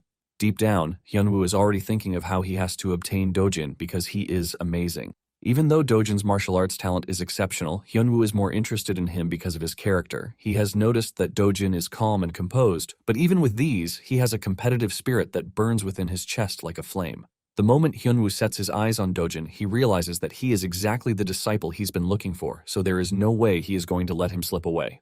Hyunwoo tells Mujin that he has to inform Dojin of what just happened, and Tang quickly warns Mujin, telling him to be careful because the second snake is already making its move.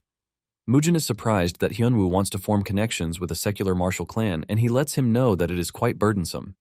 Hyunwoo smiles, saying that as practitioners, they might distance themselves from the secular world, but this is just a circumstance.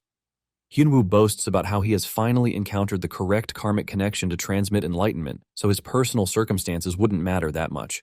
Hearing this, Mujin realizes that he is dealing with a formidable person. Mujin tries to take the diplomatic approach, telling Hyunwoo that his younger brother has an important destiny and he must master their clan's secret arts. He lets Hyunwoo know that their circumstances don't permit sending Dojin to be his disciple. Hyunwoo quickly counters this, saying he has no intention of taking Dojin away.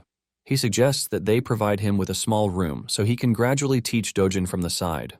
Mujin is shocked to hear that the old monk is willing to stay at the manor, but Tang urges Mujin to keep his guard up. Mujin then tells Hyunwoo that he has to know what his brother has to say first, and he suggests that they step outside. Mujin then calls on Dojin to inform him that Hyunwoo is looking to take him on as his disciple. He asks Dojin what he wants to do because he also has a mission to inherit his grandfather's secret arts that he could not achieve. Dojin lets Mujin know that he has no thought of abandoning his grandfather's secret arts, but he truly wants to learn the technique that Hyunwoo showed him. Mujin is taken aback when he hears this, leaving him to wonder what Hyunwoo and Jinhwa had done while he was away. Mujin turns to Hyunwoo, asking him what he showed Dojin, and Hyunwoo tries to act all humble, saying it is nothing so serious because he only showed him a small portion of what he is capable of. Hyunwoo then decides to demonstrate what he showed Dojin, but he lets them know that it is nothing as serious as Tang's capability. Hyunwoo pulls back his sleeve, and he lets out a punch with his arm.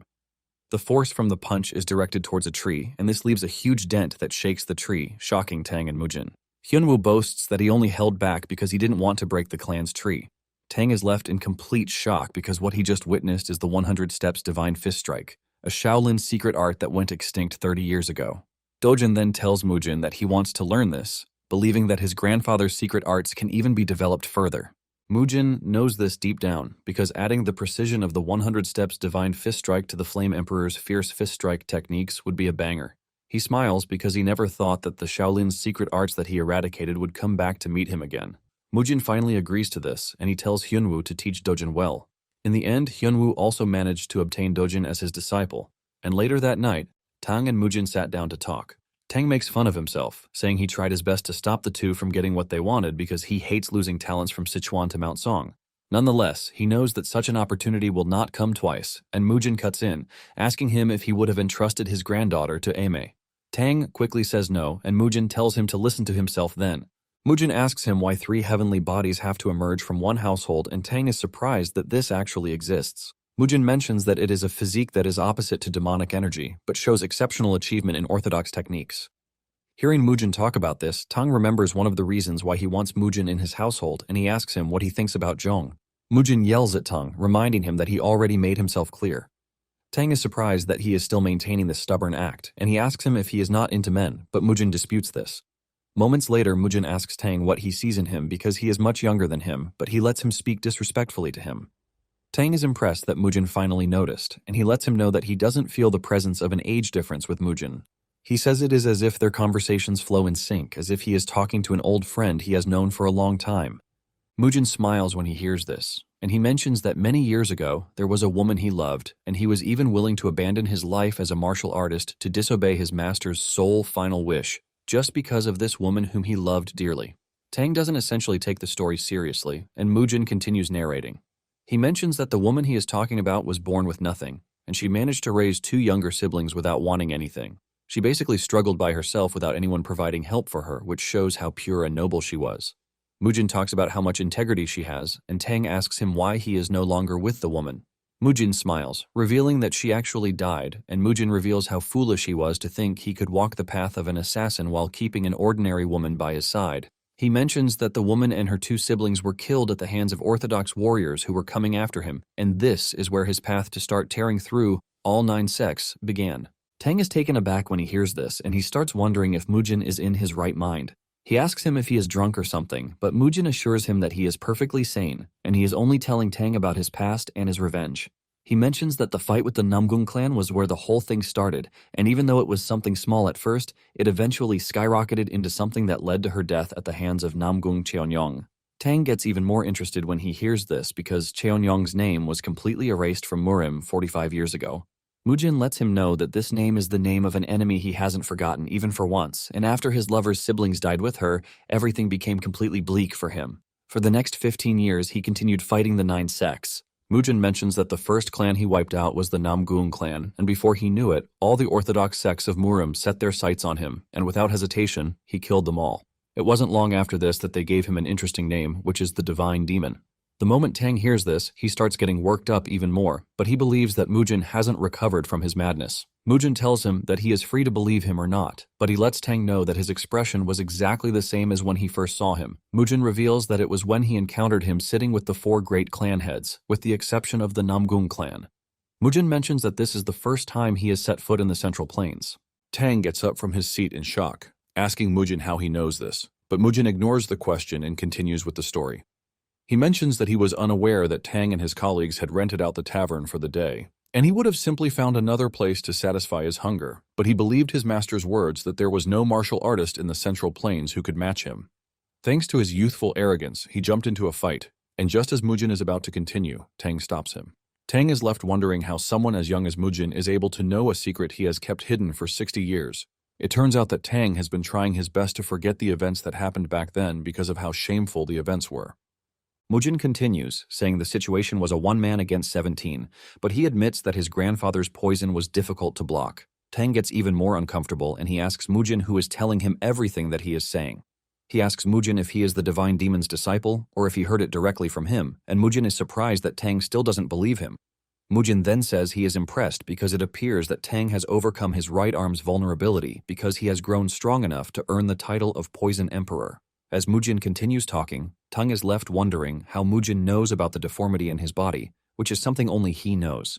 This starts convincing him that Mujin is really the divine demon. He realizes that the Flame Hua's son must have overcome his madness and become a powerful martial artist because of the divine demon's presence.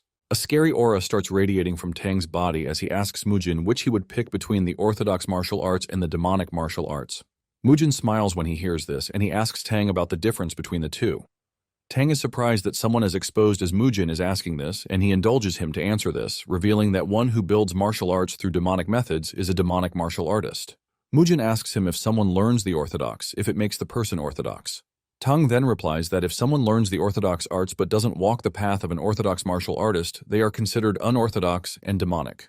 Mujin then asks him about the 9 sects, who have murdered innocent people and brought about a bloody storm across the years. Mujin asks him if they can be considered orthodox or demonic, and this question hits Tang really hard. Basically, the events of killing the divine demon showed the orthodox martial artists what horrors they would cause if they lost their justification and stray from the path of an orthodox martial artist. This leaves Tang genuinely asking himself if they can even call themselves orthodox martial artists. Tang then tells Mujin that all that happened back then has been left in the past. Mujin agrees that it might have been a long time for people like Tang, but for him, it was just yesterday. Mujin tells Tang that it doesn't matter what path an individual walks because everyone lives their own way. He believes that differences in beliefs don't facilitate bloodshed. Mujin lets him know that he doesn't care if he walks the path of a demonic martial artist or an orthodox martial artist as long as he gets to raise Dojin and Soyeon well, since they are his only remaining blood relatives.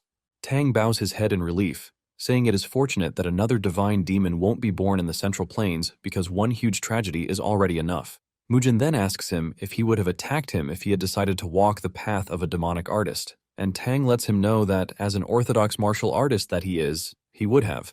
Tang laughs, saying everyone who has witnessed the divine demon would do the same. Mujin then reminds Tang that he was just talking to him, an old friend, moments earlier. Tang asks Mujin a critical question, demanding to know who he thinks is going to come out on top if they are to fight at that point. Mujin answers honestly, saying he would most likely die. Tang is surprised to hear this, and he asks Mujin if he isn't hiding his inner energy, and Mujin reminds him that his current body is a heavenly martial body, so he cannot cultivate demonic arts. Tang then asks him how he was able to learn the Peerless 9 Swords, and Mujin mentions that the founder of the Peerless 9 Swords was his master's dear friend. He took a disciple in his later years, but the disciple died, so he had no choice but to entrust the art to Mujin's master so the art wouldn't disappear. Thanks to this, the art was passed down to Mujin, and Tang asks him what would happen if they faced each other in the previous life with the martial arts he currently possesses. Mujin tells him that if he hasn't reached the realm of using enhanced poison, he will have no chance whatsoever. Tang is shocked when he hears that there is a realm called the Enhanced Poison, and Mujin assures him that it exists because he has reached a similar realm. The two end up laughing out loud on this while discussing how Tang manages to procure drinks out of nowhere, but Tang lets him know that he might just have to kill him if he tells him. The next morning, Tang and his granddaughters prepare to leave, and he tells Mujin that he will visit from time to time. Mujin replies saying he is free to visit, but it shouldn't be too often, and this reply shocks the two clan elders. After Tang is gone, the elders start questioning Mujin, asking him if he is sick again because he is clearly telling the Poison Emperor not to visit often. Mujin lets the two know that he has a good reason for saying this, and they ask him what it is, but he replies that they don't need to know about the details. On the other hand, Tang is still shocked that Mujin's true identity is Zhongqian, the divine demon. Mujin is a man who almost wiped out the Central Plains just because of a woman he loved, and Tang has realized that his devotion to this woman hasn't changed, even though he has been given a new life. So Tang believes that it would be best for him to just respect his decision. Tang wanted to make him his son-in-law so badly, but he had no choice but to accept how things had turned out. Hia notices the worry on her granddad's face, and she asks him what he and Mujin were discussing all night. Tang casually tells her that they spoke about a lot of things because it's been 45 years since they parted. This leaves Hia questioning what she just heard. As time went on, Dojin and Soyeon were rapidly acquiring the secret techniques of Imei and Shaolin, respectively, and the two masters were completely blown away by what they were witnessing. With joy in their hearts, they teach the kids every movement art that they are supposed to know. Even Mujin is impressed by his siblings' growth rates, and Joe talks about how it might even be hard for him to guard against the two. However, refutes this, saying the kids still have a long way to go. Joe argues, saying the two have already surpassed the levels of their age mates. Just then, Mujin notices that Joe and Do are smiling weirdly, and he asks them what their stress is. Joe excitedly tells him that it is time for the clan head succession ceremony, and Mujin is shocked when this realization dawns on him. Days later, the manor wears a celebratory look, and the clan people gather to witness Mujin take his father's position. Even Masok cries tears of joy as he never expected such a day to come. Mujin steps into the limelight with a beautiful outfit while wearing a proud smile. As he walks through the manor amidst the crowd that is gathered to watch him ascend, Mujin scolds Joe and Do for inviting so many people after he told them to keep it low-key. They let him know that there is no way it is going to be modest with Tang, Jinhua, and Hyunwoo there. Even Siyun is present to bow to Mujin, offering his greetings as the new head of the clan. Mujin teases him, saying he never expected him to come all the way from the Beck Manor, but deep down, Siyun knows that he doesn't have the guts to cause trouble for Mujin with those who are now backing him. The three merchants are also present, and Mujin thanks them for coming all the way to celebrate him. The trio lets him know that without him, their group would be nothing, so they are going to continue supporting the clan with everything they have. Mujin thanks the trio, telling them that their words are reassuring. Joe then communicates telepathically with Mujin, telling him that they are talking about when they gave them a share of the profits from the Cheonghua Group's tea, and Mujin is curious when he hears this. The elders let Mujin know that the merchants are generating insane profits from this, and Mujin is relieved to hear this. The merchants tell Mujin that they have prepared a gift for him, and when he asks them what it is, they reveal that it is a lesser purifying pill, which is said to increase one's inner energy by 20 years. Mujin is completely blown away when he hears this, and he quickly takes the pillbox from them, assuring them that he is going to put it to good use. Once the pleasantries are complete, they formally begin the third succession ceremony of the Flame Hua clan. Mujin makes a silent vow to make the Flame Hua clan the greatest in Sichuan, and he only plans to borrow Mujin's body until then. It is a truly impressive situation that Mujin, who was considered the trash of the family, met a heavenly fate, which allowed Zhongqian to be able to enter his body. After the succession ceremony, everything continued going smoothly, and Mujin returned to his usual schedule of everyday training. He is in the middle of one of these training sessions when he is approached by the two clan elders, who tell him that it is time to head to Mount Song. Mujin asks them why he would have to go to Mount Song, and they ask him if he has no interest in seeing the Orthodox Murim tournament. Mujin is completely lost when he hears this, and talking about the tournament, it is the largest event of the Central Plains Orthodox sects, which is held once every 5 years. It is a martial arts competition where all the most talented juniors of the Orthodox sects gather, and the winner of the competition would seize immense wealth and honor. Mujin straight up tells them that he is not interested because he doesn't see any reason why he would want to watch this, and the elders let him know that it is going to be a great learning experience for Doji and Soyeon. They further add that the two are really interested in the Murim tournament, and the moment Mujin hears this, he becomes concerned. He immediately changes his mind because he knows that this would provide a good stimulus for Dojin and Soyeon. Not long after this, they prepare a carriage to take them to Mount Song, and before leaving, Mujin tells Do to send a carrier pigeon in case anything happens. Mujin and the kids will be escorted by Nosak, Jinhua, and Hyunwoo. Meanwhile, Mujin's enemies have already set up an ambush for him the moment they realize that he is heading to Mount Song. As the journey proceeds, Mujin can see how happy his siblings are about the whole journey, and he tells them that they should have told him earlier if they were that eager to go to the tournament. Jinhwa talks about how relieved she is to see the children happy, and she mentions how happy she is to be traveling to Mount Song because it is also her first time. Mujin turns to Hyunwoo asking him why he didn't say anything, even though the tournament concerns the Shaolin Temple, and Hyunwoo says he doesn't think the Shaolin Temple would miss him, revealing that his only concern is to watch Dojin grow. Soyeon and Dojin then ask their masters if those who use the same techniques as them would be at the tournament, but they assure them that they are the only ones who can. Suddenly, Mujin catches onto the trail of bloodlust following them, and he tells Nosak to be ready. Just as he predicted, there are 30 warriors riding behind them, and there are also 2 strange fellows who have been stationed ahead, and with this, the leader of the enemy squad is convinced that Mujin stands no chance.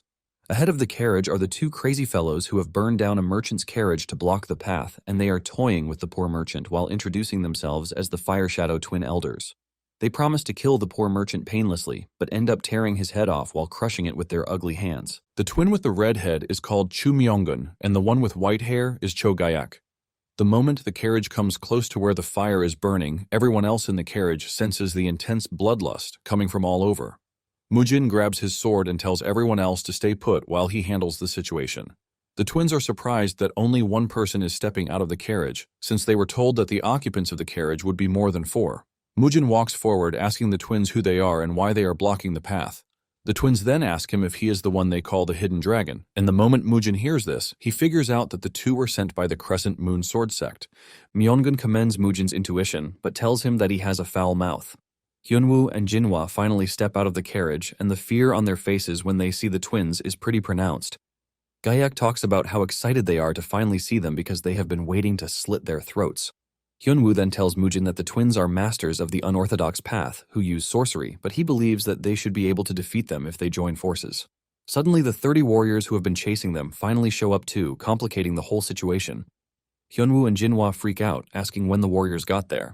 Mujin, on the other hand, is not surprised because he already knew about them for a while. Dojin and Soyeon are the only ones in the carriage, and seeing how the whole situation is turning out, they realize that they have to stay on a low. Jinhwa and Hyunwoo offer to draw the attention of the enemies so that Mujin and the others can escape, but Mujin lets them know that they can't shake them off while riding in a carriage. He then asks the 2 if they will be able to hold off the twins for just 30 minutes. Since it is just 30 minutes, Hyunwoo and Jinhwa tell Mujin that they should be able to do this.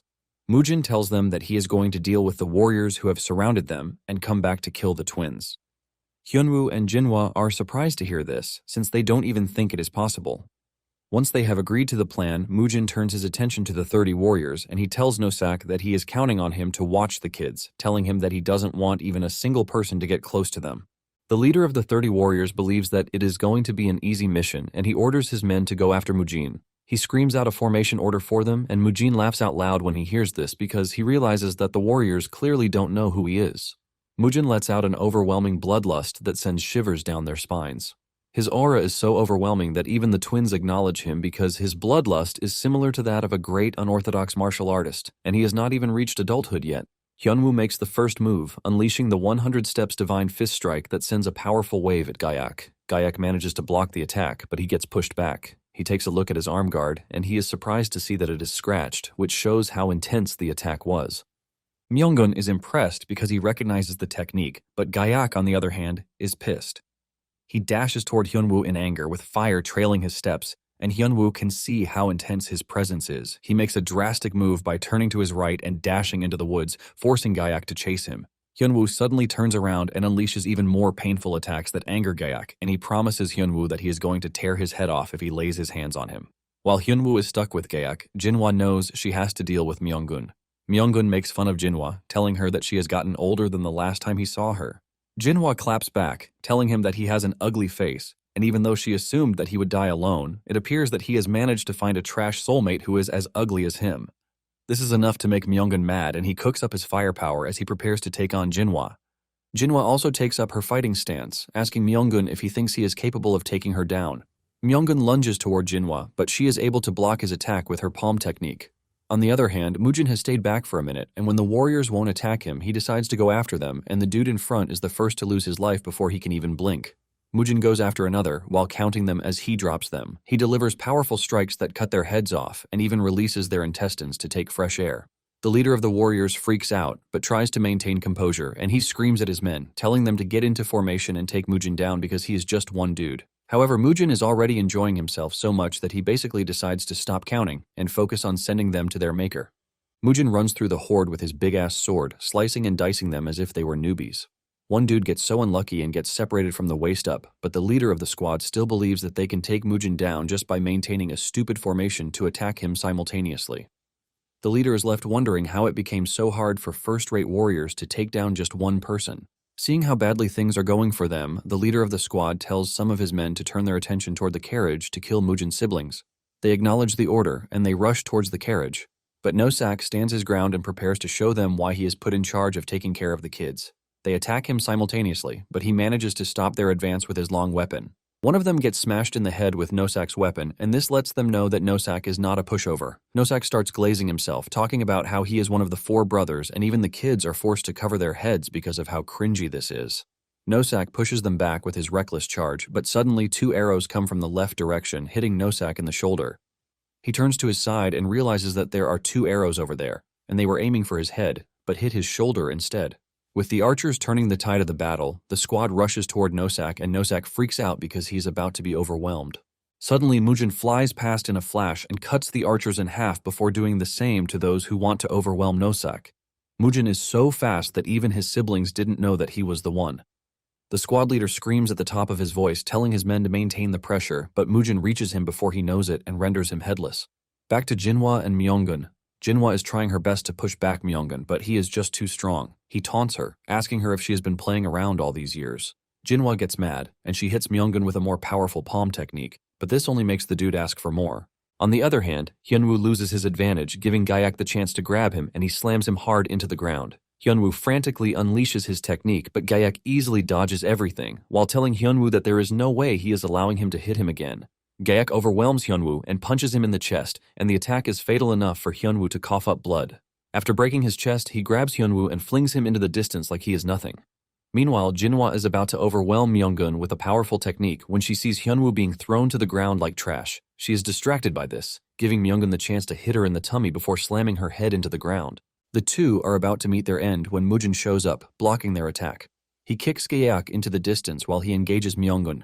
Gyak rushes from behind, trying to catch Mujin off guard, but Mujin reacts to this pretty fast, and he makes him pay the price by cutting off his left arm before he could even blink. Gyak quickly performs a healing technique on himself to prevent himself from bleeding out. Jinhwa helps Hyunwoo up, telling him to pull himself together. Mujin lets the twins know that he might have executed his technique way too early, which is why he only got Gyak's hand, but he assures them that he is going to make sure to cut off their ugly heads on his next attack. Myeongun turns around and he is surprised that Mujin was able to wipe out 30 first-rate warriors all by himself. He commends Mujin's strength, but Gyak is pissed and he tells Myeongun to stop playing around because he just wants to take Mujin's head off. Myeongun acknowledges this, and the two start charging up their powers, which they have not done in a long while. Jinhwa sees this and realizes that the two are about to show what they are truly capable of, and she communicates with Mujin telepathically, telling him that he has to be careful because the two are dangerous together. Mujin appreciates the warning and lets her know that he is going to keep it in mind. The two lunge toward him at the same time, but Mujin places his sword in front like a shield, using it to block their initial attack.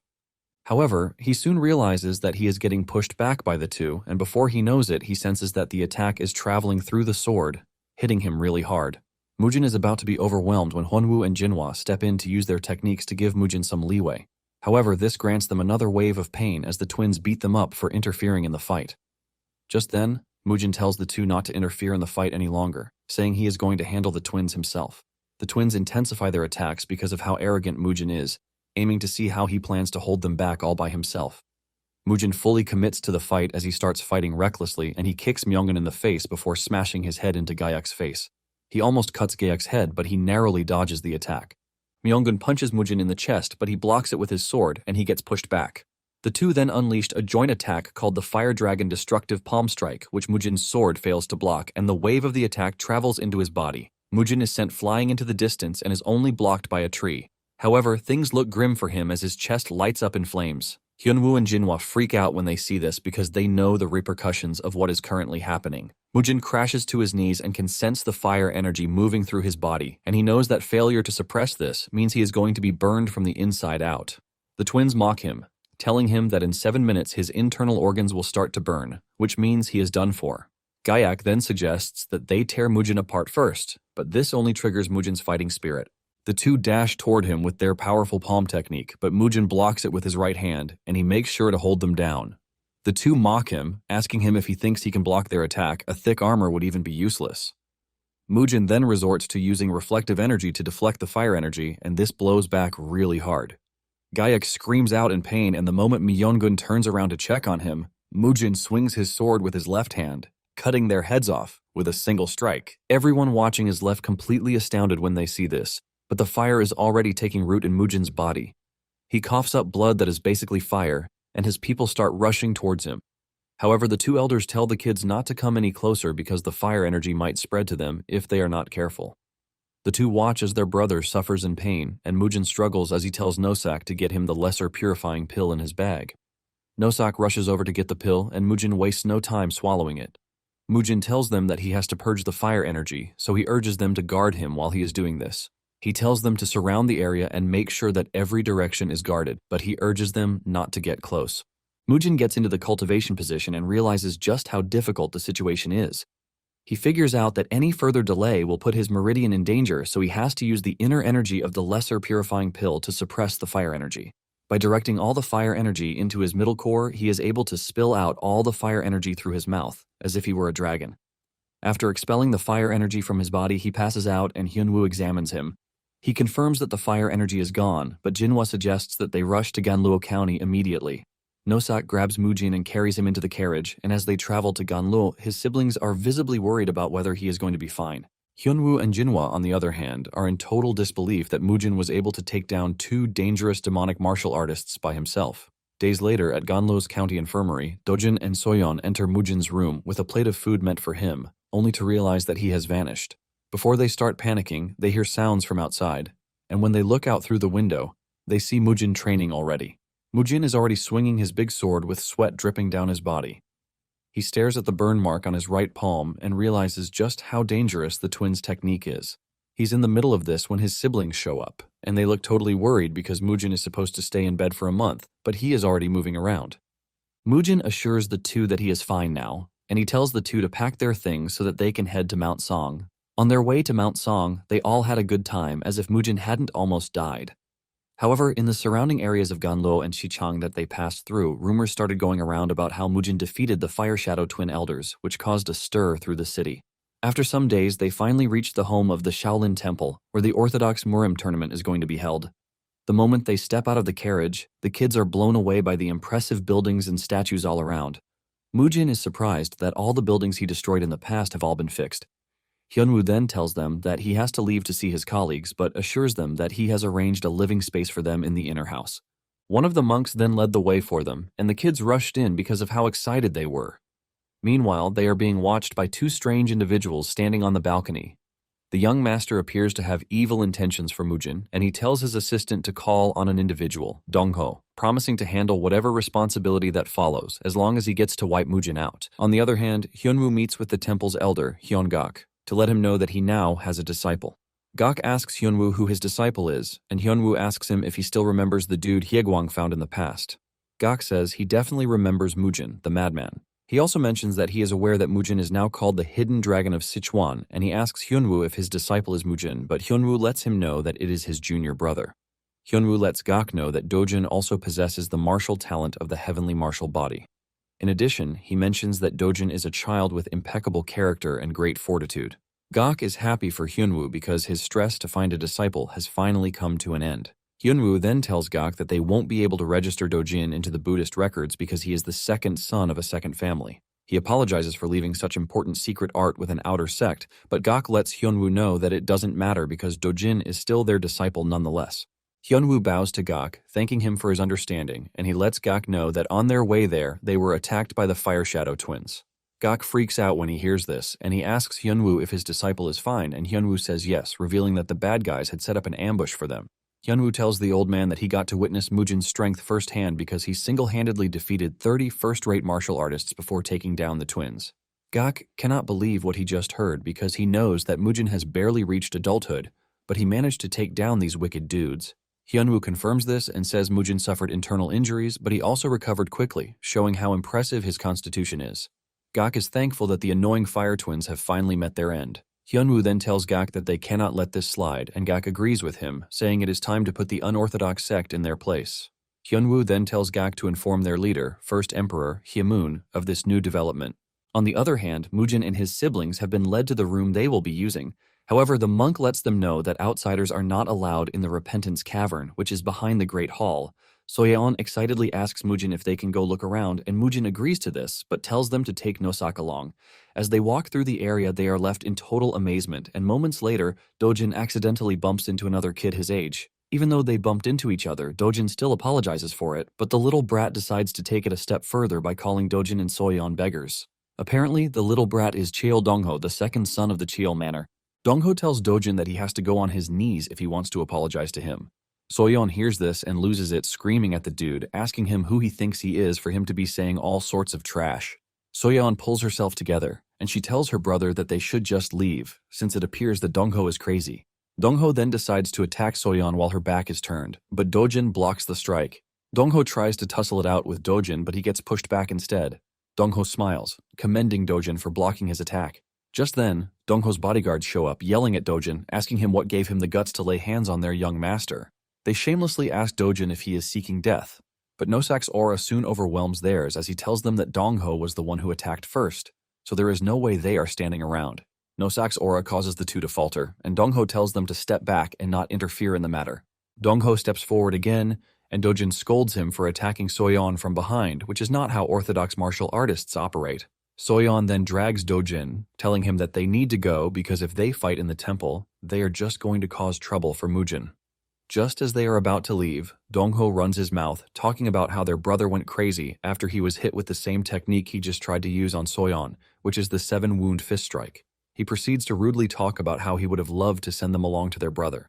This does it for the two, and they turn around to simultaneously punch him. The double punch sends him flying into the distance, and his bodyguards scream out in concern. They attempt to touch Dojin and Soyeon, and this is when Nosak finally has the excuse to unleash his anger. He knocks the two of them down with one single strike, while revealing that it is not proper to interfere in a kid's fight. With the two out of the equation, Dojin and Soyeon properly descend on Dongho to show him what it means to insult their brother. Blows land left and right as the two rearrange his body with their punches, while Nosak eggs them on from behind. Dojin and Soyeon stand tall above him, telling Dongho that everything that is about to happen to him is his own doing because they were about to walk away. Dongho watches in horror as the two show him what it means to be on their wrong side. Meanwhile, Mujin is back in the room, and he can hear the commotion outside. He could sense that a fight had broken out, but he didn't want to bother himself with it. On the other hand, the two guards can only watch as their young master is being beaten up by the two siblings, and there is nothing they can even do about it. After minutes of intense beating, Dongho finally speaks up, begging the two to forgive him for speaking out of turn. They finally take a step back, and Dojin lets the rude brat know that he has to watch his mouth from that moment forward or face severe consequences. Soyeon becomes worried and asks her brother if they're going to get in trouble for beating the dude up, but Dojin lets her know that he was the one who crossed the line, so there is no freaking way they are getting in trouble. They are about to leave when a thick voice cuts in from behind, asking them where they think they are going. The moment Nosak spots the dude and the aura pouring from his body, he figures out that he is no pushover, and he would have to use everything he has to even stand a chance. The dude turns out to be Dongho's big brother, and he scolds his little brother for being a weakling. He yells at him to get back on his feet, and at this point, Dojin and Soyeon already smell trouble. They quickly tell the dude that Dongho was the one who insulted their brother and clan first, so they are justified in what they did. Dongho's brother turns out to be the strange individual who was watching the MC from the balcony when he first arrived at the temple. Dongho's brother berates Dojin and Soyeon for saying they did nothing wrong, even though they just beat his brother up so badly. He then demands that they bring the head of their clan because he would like to take this up with him personally. He hasn't finished his statement when Mujin himself shows up, telling the dude to say or try whatever it is that he wants to. Dojin and Soyeon are glad to see their big brother there, and Mujin tells the fellow that there is nothing wrong with what his siblings did because his brother deserved to be taught a lesson. Mujin then asks him what he wants to discuss even after this. The dude lets out a short laugh and replies that he finally understands where Soyeon and Dojin got their personality from. Mujin drops a bomb on him, telling him that his brother Dongho was raised worse than his siblings. The dude takes Mujin's words seriously and reaches for his sword with the aim of teaching him a lesson. Mujin was already expecting it to escalate, but before anything could happen, Hyunwoo shows up on the scene to de-escalate the situation. The moment the antagonist brat hears Hyunwoo's voice, he quickly pulls back in shock before introducing himself as Cheol Youngwoon. Youngwoon is left in the cold as Hyunwoo walks past him and heads towards his disciple to check on him. Dojin assures Hyunwoo that he is fine, and he apologizes for causing a scene. The moment Youngwoon hears that Dojin is Hyunwoo's disciple, a cold sweat runs down his face in fear. He finally realizes why Hyunwoo was with them when they first arrived at the temple. He is still trying to recover from this when Jinhwa's voice cuts in from behind, demanding to know who is causing her disciple trouble. Jinhwa rushes over to check on her disciple, asking Soyeon if she is hurt anywhere. Soyeon doesn't hold back like her brother, and she tells her master that Dongho launched a surprise attack from behind, using the 7 wounds fist strike. She lets Jinhwa know that her ankle is still shaking from it, and hearing this, Jinhwa's anger rises. Dongho realizes that he is in trouble, and he starts trembling while trying to deny the fact that he even touched Soyeon. Youngwoon realizes that the situation is going out of hand when Jinhwa's anger bursts out as she asks Youngwoon if what Soyeon is saying is the truth. Youngwoon starts shaking because he didn't expect the MA sect and the Shaolin Temple to be on the Flamehua clan's side. Just then, an even bigger fish shows up on the scene, urging everyone to calm down because a fight amongst children shouldn't cause such a problem among adults. Youngwoon smiles when this fellow shows up on the scene, and he is confident that everything is settled because he is Ja Sa, the great sword pavilion master of the Kongdong sect. Ja Sa then suggests that they put everything behind them because there are a lot of eyes watching them already. Jinhwa offers her greetings to Ja Sa, but lets him know that before everything can be considered done, she needs to receive an apology for the use of forbidden arts against her disciple. Ja Sa retorts when he hears this, and he tells Jinhwa that demanding an apology makes it sound as if the Cheol Manor is the only one at fault for the incident. He tells Jinhwa that Dojin and Soyeon basically ganged up on Dongho to beat him to a pulp, so the Cheol Manor is not the only one who should apologize in this situation. Ja Sa adds that it was Nosak who attacked the Cheol Manor's bodyguards, and with this, he concludes that the Cheol Manor should be the ones getting an apology. Mujin finally cuts into the conversation, asking Ja Sa if the Kongdong sect is so daft that they don't know when to interfere and when not to. Ja Sa is pissed by this, and he asks Mujin if this is what he is going to say about the matter. Mujin lets him know that he is only expressing his pity because it appears that Ja Sa still hasn't come to his senses even after what happened the last time he came across the Kongdong sect in Sangryeo. Ja Sa is overwhelmed with anger when he hears this, but Mujin ignores him and continues with what he is saying. He tells Ja Sa that the matter is a dispute between Cheol Manor and the Flamehua clan, so the parties involved are actually supposed to settle the whole thing themselves. Mujin then uses this as an opportunity to ask for a duel, suggesting that whoever wins will get an apology from the loser. Youngwoon hears this and quickly agrees to it because it is what he has been waiting for, and Mujin just fell into his trap. Youngwoon already holds grudges against Mujin, and he plans to pay back everything at that point. The two grab their wooden swords and prepare to go against each other, but within the blink of an eye, Mujin takes Youngwoon down. Youngwoon passes out from just one attack, and Mujin berates him for being so weak that he didn't even give him a proper warm-up. Those who were around and saw what just happened are completely shocked, since Youngwoon is considered a strong candidate to win the tournament, but he has just been knocked out with one single strike. Even Ja Sa is shaking in his boots after witnessing what Mujin can do, and he realizes that Jaeil was right that it was quite hard to see Mujin's sword path. Ja Sa admits within himself that even he, who has reached the peak-level realm, would find it hard to block the attack. Mujin then turns to Ja Sa, telling him that he has something that he wants to ask him. Ja Sa tells him to go ahead, and Mujin says he is pretty sure that he is aware of the culprit who drove him into a state of madness 17 years ago, since he was an outer sect disciple of the Kongdong sect. Mujin then tells Ja Sa that the same technique that was used against him was just used against his sister. Mujin then drops a shocker, saying the Kongdong sect likes to interfere in the affairs of the Flamehua clan and even threatens them. Mujin genuinely asks Ja Sa why this is so, demanding to know if the clan has committed a grave sin against them or something. Ja Sa is stunned by the words coming out of Mujin's mouth, and even the spectators are left asking themselves why the Kongdong sect would do something like this. Ja Sa finally speaks up, telling Mujin to refrain from such baseless speculation because everything that happened was mere accidents. Since he is claiming that everything that happened was an accident, Mujin tells him that he would hold back to see if such an accident would happen again.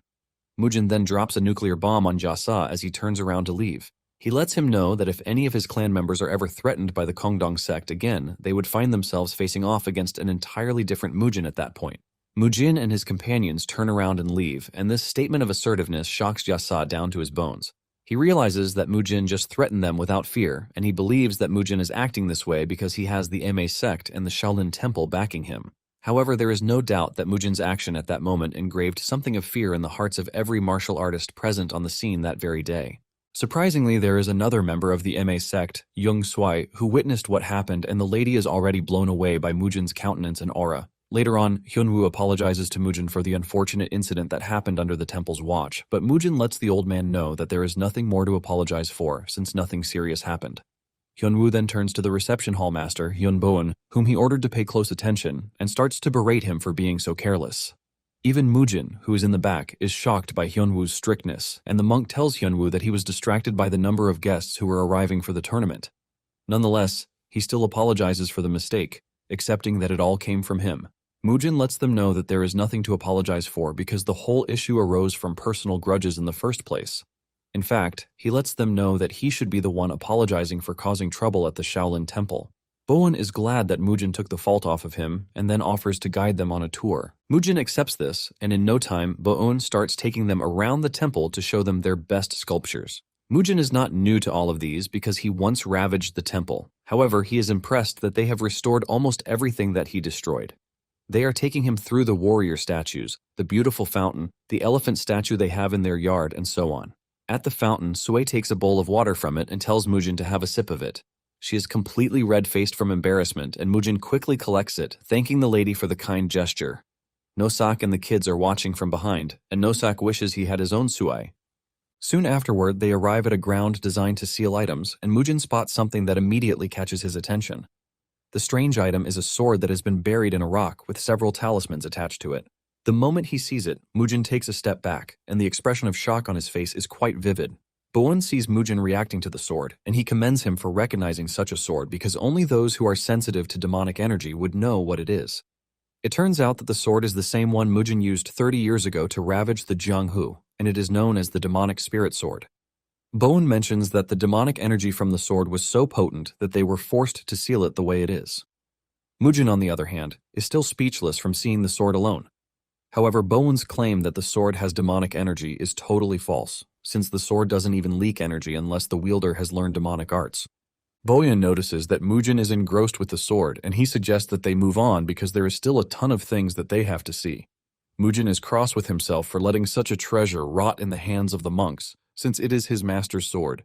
Because of this, Mujin vows that he will get back the sword no matter what it takes. The next day, when everyone is finally gathered, they are welcomed and addressed by Hyungak. He lets the people know that they are currently at a festival for the future pillars who will lead the orthodox path. He urges the participants not to harbor personal grudges concerning the duel results, but to use this as an opportunity for growth. Apparently, it is a tournament that is held every 5 years, and with this, Gak declares the Orthodox Murim tournament open. Gak then calls upon the first duel, which is between the East River sect and the Tiger Severing Blade sect. He tells them to step into the ring, but Mujin is not impressed, as he believes that the whole thing is going to be so boring. Suddenly, he hears one of the spectators telling his friend that all the participants from the Kongdong sect withdrew from the tournament because their best candidate was beaten by Mujin, whom they call the Hidden Dragon. Those who know about the whole thing are disappointed that Yongwon got himself beaten up by a rookie. Just then, the duel begins, and the two men go at each other right from the start. Just then, Mujin communicates with Nosak telepathically, asking him if he remembers the location of the demonic spirit sword that they saw the day before. Nosak says he still does, and Mujin makes a shocking request, telling him to bring the sword to him. And this shocks Nosak because he is aware that there were monks lying in ambush to guard the sword. Nosak says that from what he's seen, the martial prowess of the monks guarding the sword is no joke whatsoever. As if this isn't enough, he is also at a disadvantage because he can't use demonic energy as it is. Nosak lets his principal know that he alone would not be able to obtain the sword, and Mujin acknowledges his honesty. Mujin then concludes that he would be the one to sort things out himself personally. Moments later, Tang shows up on the scene, and while everyone is standing to greet the elder, Mujin maintains his usual nonchalant expression. After sitting, Tang asks Mujin if there is anything wrong with him because his expression looks dark. Mujin then telepathically tells him that the sword he used to use is sealed at the temple, and he has to find a way to sneak it out. Tang is shocked to hear this, and he asks him if he is talking about the demonic spirit sword, which is in front of the Repentance Cavern. Mujin confirms this, saying the sword has been plastered with so many seals that they are saying they need to seal the demonic energy. Tang then asks him if he thinks it would be possible to steal the sword because even the monks are lying in wait to guard it. Suddenly they see the monks discussing, and from their expressions it is clear that something bad has happened. Just then, Hyun-gak leaps away from the arena, and Mujin telepathically asks him if something is wrong. Gak initially tells Mujin not to worry and instead to focus on the tournament, but he changes his mind to let him know that the seal on the demonic spirit sword has been broken, so the monks are heading over to look for who stole it. Tang then turns to Mujin, telling him that whatever is happening appears to be quite urgent, but Mujin ignores him as he focuses on what he just heard. He knows that the Shaolin Temple's defensive formation doesn't usually reveal itself, but in such a crisis, it actually covers the entire mountain like a net. Even though he has no idea who did it, Mujin is pretty sure it is going to be difficult for the person to break through and escape from the mountain. Soon afterward, the attention turns to Sue, who is considered the pinnacle of beauty in the Central Plains, and she has a lot of men fawning over her. However, Tang is not about to acknowledge this, as he believes that his granddaughters are better when it comes to looks. He even throws words at Mujin, asking him what he thinks about this, and Mujin casually replies that it is what it is because he is not about to start arguing with the man. Sue's opponent soon finds himself struggling against her overwhelming sword art that pushes him backwards. Mujin is enjoying the fight until he notices that the defensive formation around the mountain is being strengthened. While he is busy staring at what is happening out there, Sue has already defeated her opponent. Sue is about to walk off the stage but decides to take a sneak peek at Mujin. She is surprised to see that Mujin isn't even looking at her, as if he is not interested in her whatsoever. Tang also notices that Mujin is carried away, and he asks him what he is so focused on, but Mujin lets him know that it is nothing of importance. Suddenly, Sue shows up, asking to join them, and since there are a lot of seats around them, Mujin tells her to enjoy herself. However, Sue shocks everyone as she sits beside Mujin, and all of her suitors and admirers almost lose their minds. Even Tang can see that all of the attention is now focused on Mujin. Soyeon is a big fan, and she jumps up in excitement, asking Sue if she wasn't nervous during the fight. Sue replies with a smile, telling her that there is no need for her to be nervous because there are only two possible outcomes. As if the drama around Mujin is not enough already, another stunning lady, Heeman Jinhee of the Heeman clan, suddenly shows up to sit beside Mujin too. With a beautiful smile, she commends our guy's handsomeness, telling him that it is just as she heard. Mujin is not moved by the compliment, but he lets Jinhee know that she is free to sit down. Jinhee then proceeds to sit right beside Mujin too, putting herself between Tang and Mujin. In no time, she starts yapping, talking about how the view from where they are sitting is as if everyone is so dumb and has no idea what she is doing. Even Tang is shocked by what is happening, and he wastes no time asking Mujin telepathically if Mujin believes that the two are better than his granddaughters, because he initially claimed that he doesn't want anything to do with girls. Mujin then tells Tang that he is getting it all wrong because there is another reason why he let Jinhee sit beside him. In fact, he tells Tang that the reason is quite special, but when Tang demands to know what it is, Mujin replies that he will tell him later on. Tang still doesn't believe Mujin, and Mujin is forced to reassert his claim. Meanwhile, Sue and Jinhee are giving each other the side-eye as if they would like to get into the ring to fight it out as well. In the stands, the men are already grumbling that both beauties they had their eyes on have gone to Mujin. In fact, they are pissed at Mujin for being handsome, and they start calling him a lucky twat. Their complaints are so much that even Mujin is already tired of hearing them. The attention then shifts away from Mujin as the next contestants are called to the stage. From the Wudang sect is Cheong Muhak, and he is known as the Wudang Sword Dragon. For strange reasons, he appears to bear a grudge against Mujin, and his expression already says a lot. Muhak will be going up against a surprising opponent, Tang Hocheon, who is the fourth son of the Tang clan.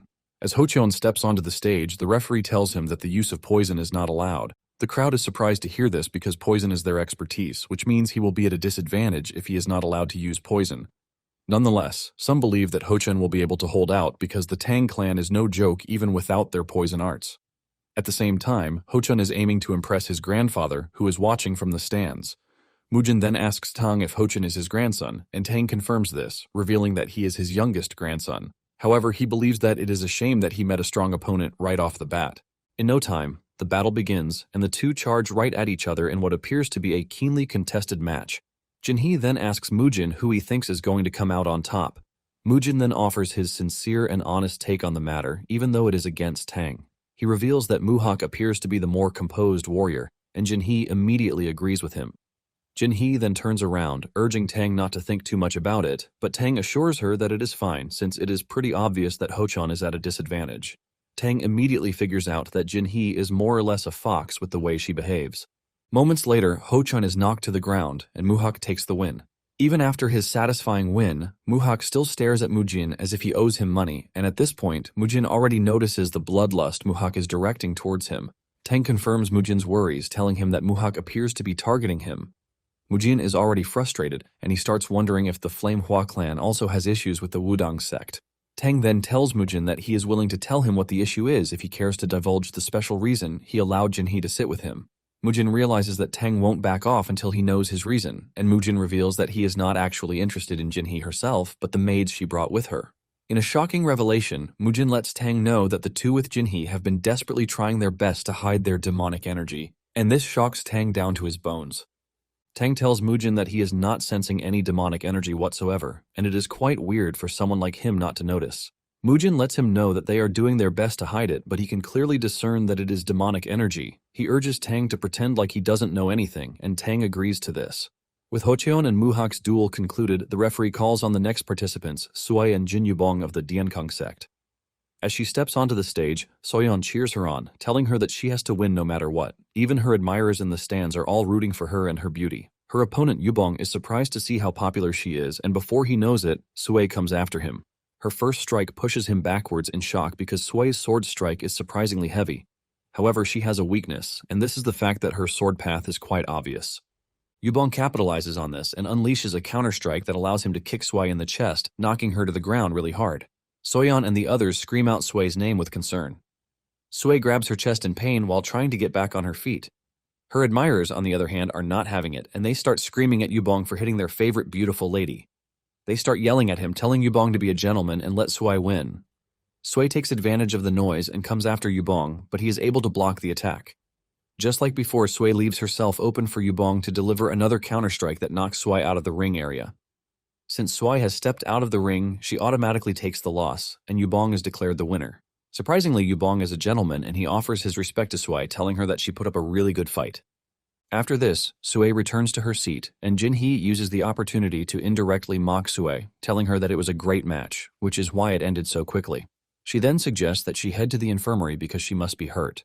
Even Soyeon and Dojin are worried about her, but she lets them know that she is fine, so she doesn't need to go anywhere.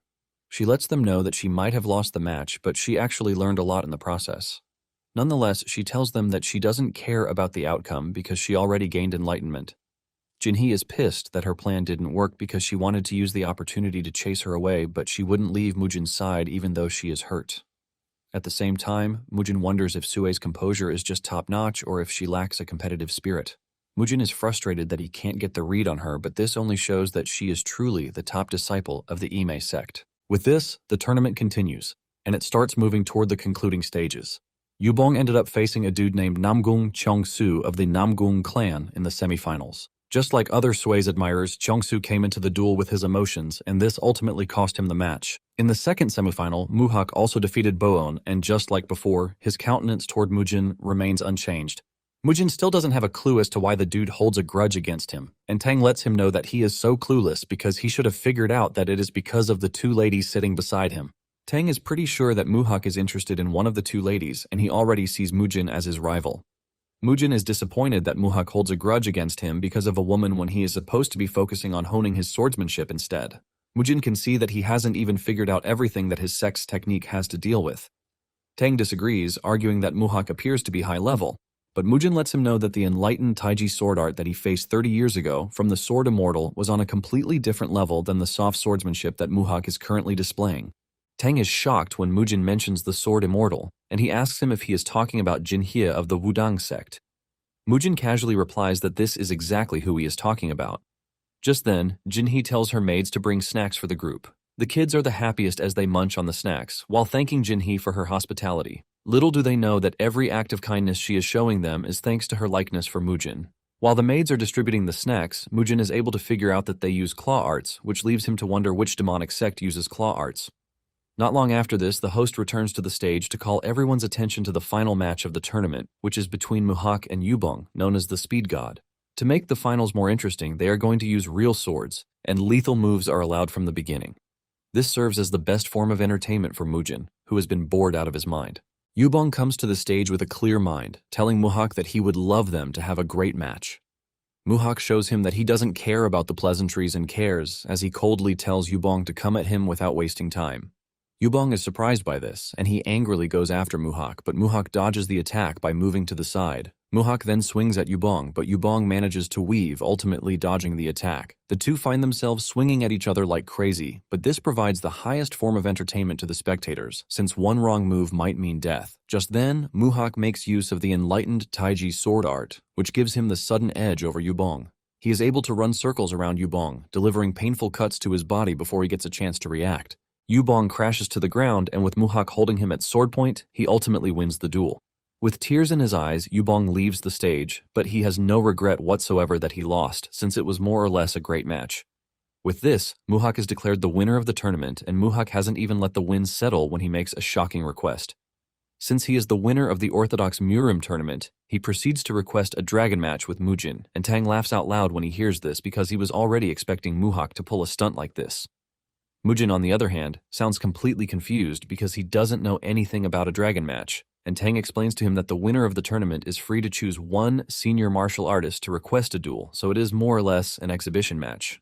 Mujin's boredom immediately vanishes because Muhak has just given him the legal reason to beat him to a pulp. The spectators are taken aback when they hear this because it is quite unprecedented that Muhak wants to fight the hidden dragon of Sichuan. At the same time, it is considered impossible since Mujin is younger than Muhak. While everyone is debating what is right and what is wrong, Muhak is smiling at Mujin like he just landed a big fish. Even Gak is surprised by the sudden turn of events, and Myung-hyun, the Wudang sect elder, apologizes on behalf of his disciple, telling Gak that the dude is just hot-blooded. Gak lets him know that there is nothing to apologize for because it is normal for a young martial artist to be eager to take on other martial artists. However, Gak doesn't think it would sit well, since Mujin is much younger than Muhak, and he suggests that they advise Muhak to drop the challenge instead. Just then, Tang walks over to remind them that the original purpose of the dragon match is to receive a lesson from a martial master regardless of their sect or status. He tells Gak that Mujin being the younger fellow doesn't matter, since he has the skills to back it up. Myung-hyun then suggests that they go with Tang's idea, since he is all in with it. Myung is actually interested in seeing what Mujin has to offer because, with the way Tang is speaking, it is as if he is suggesting that Mujin is a better martial artist than his disciple. With this, Gak announces his permission for the duel, and the crowd goes nuts. Mujin stands from his seat, and what is on his mind is what method he should use in beating Muhak up. As he is about to leave, Sue calmly tells him that he has to win, and Mujin acknowledges this. Jinhee, on the other hand, is pissed that Sue got the first step before her. She decides to make everything about her as she gets up from her seat to publicly endorse Mujin, telling him to win. As Mujin approaches the stage, he appears really calm, and Muhak can see this. This gets to Muhak, and he starts boiling with rage because this only means Mujin is looking down on him. To make it worse, Mujin steps onto the stage with a wooden sword even though he knows that it is a duel with real swords. Even Soyeon and Dojin are stunned when they see this because they have no idea what Mujin is thinking to have stepped onto the stage with a wooden sword.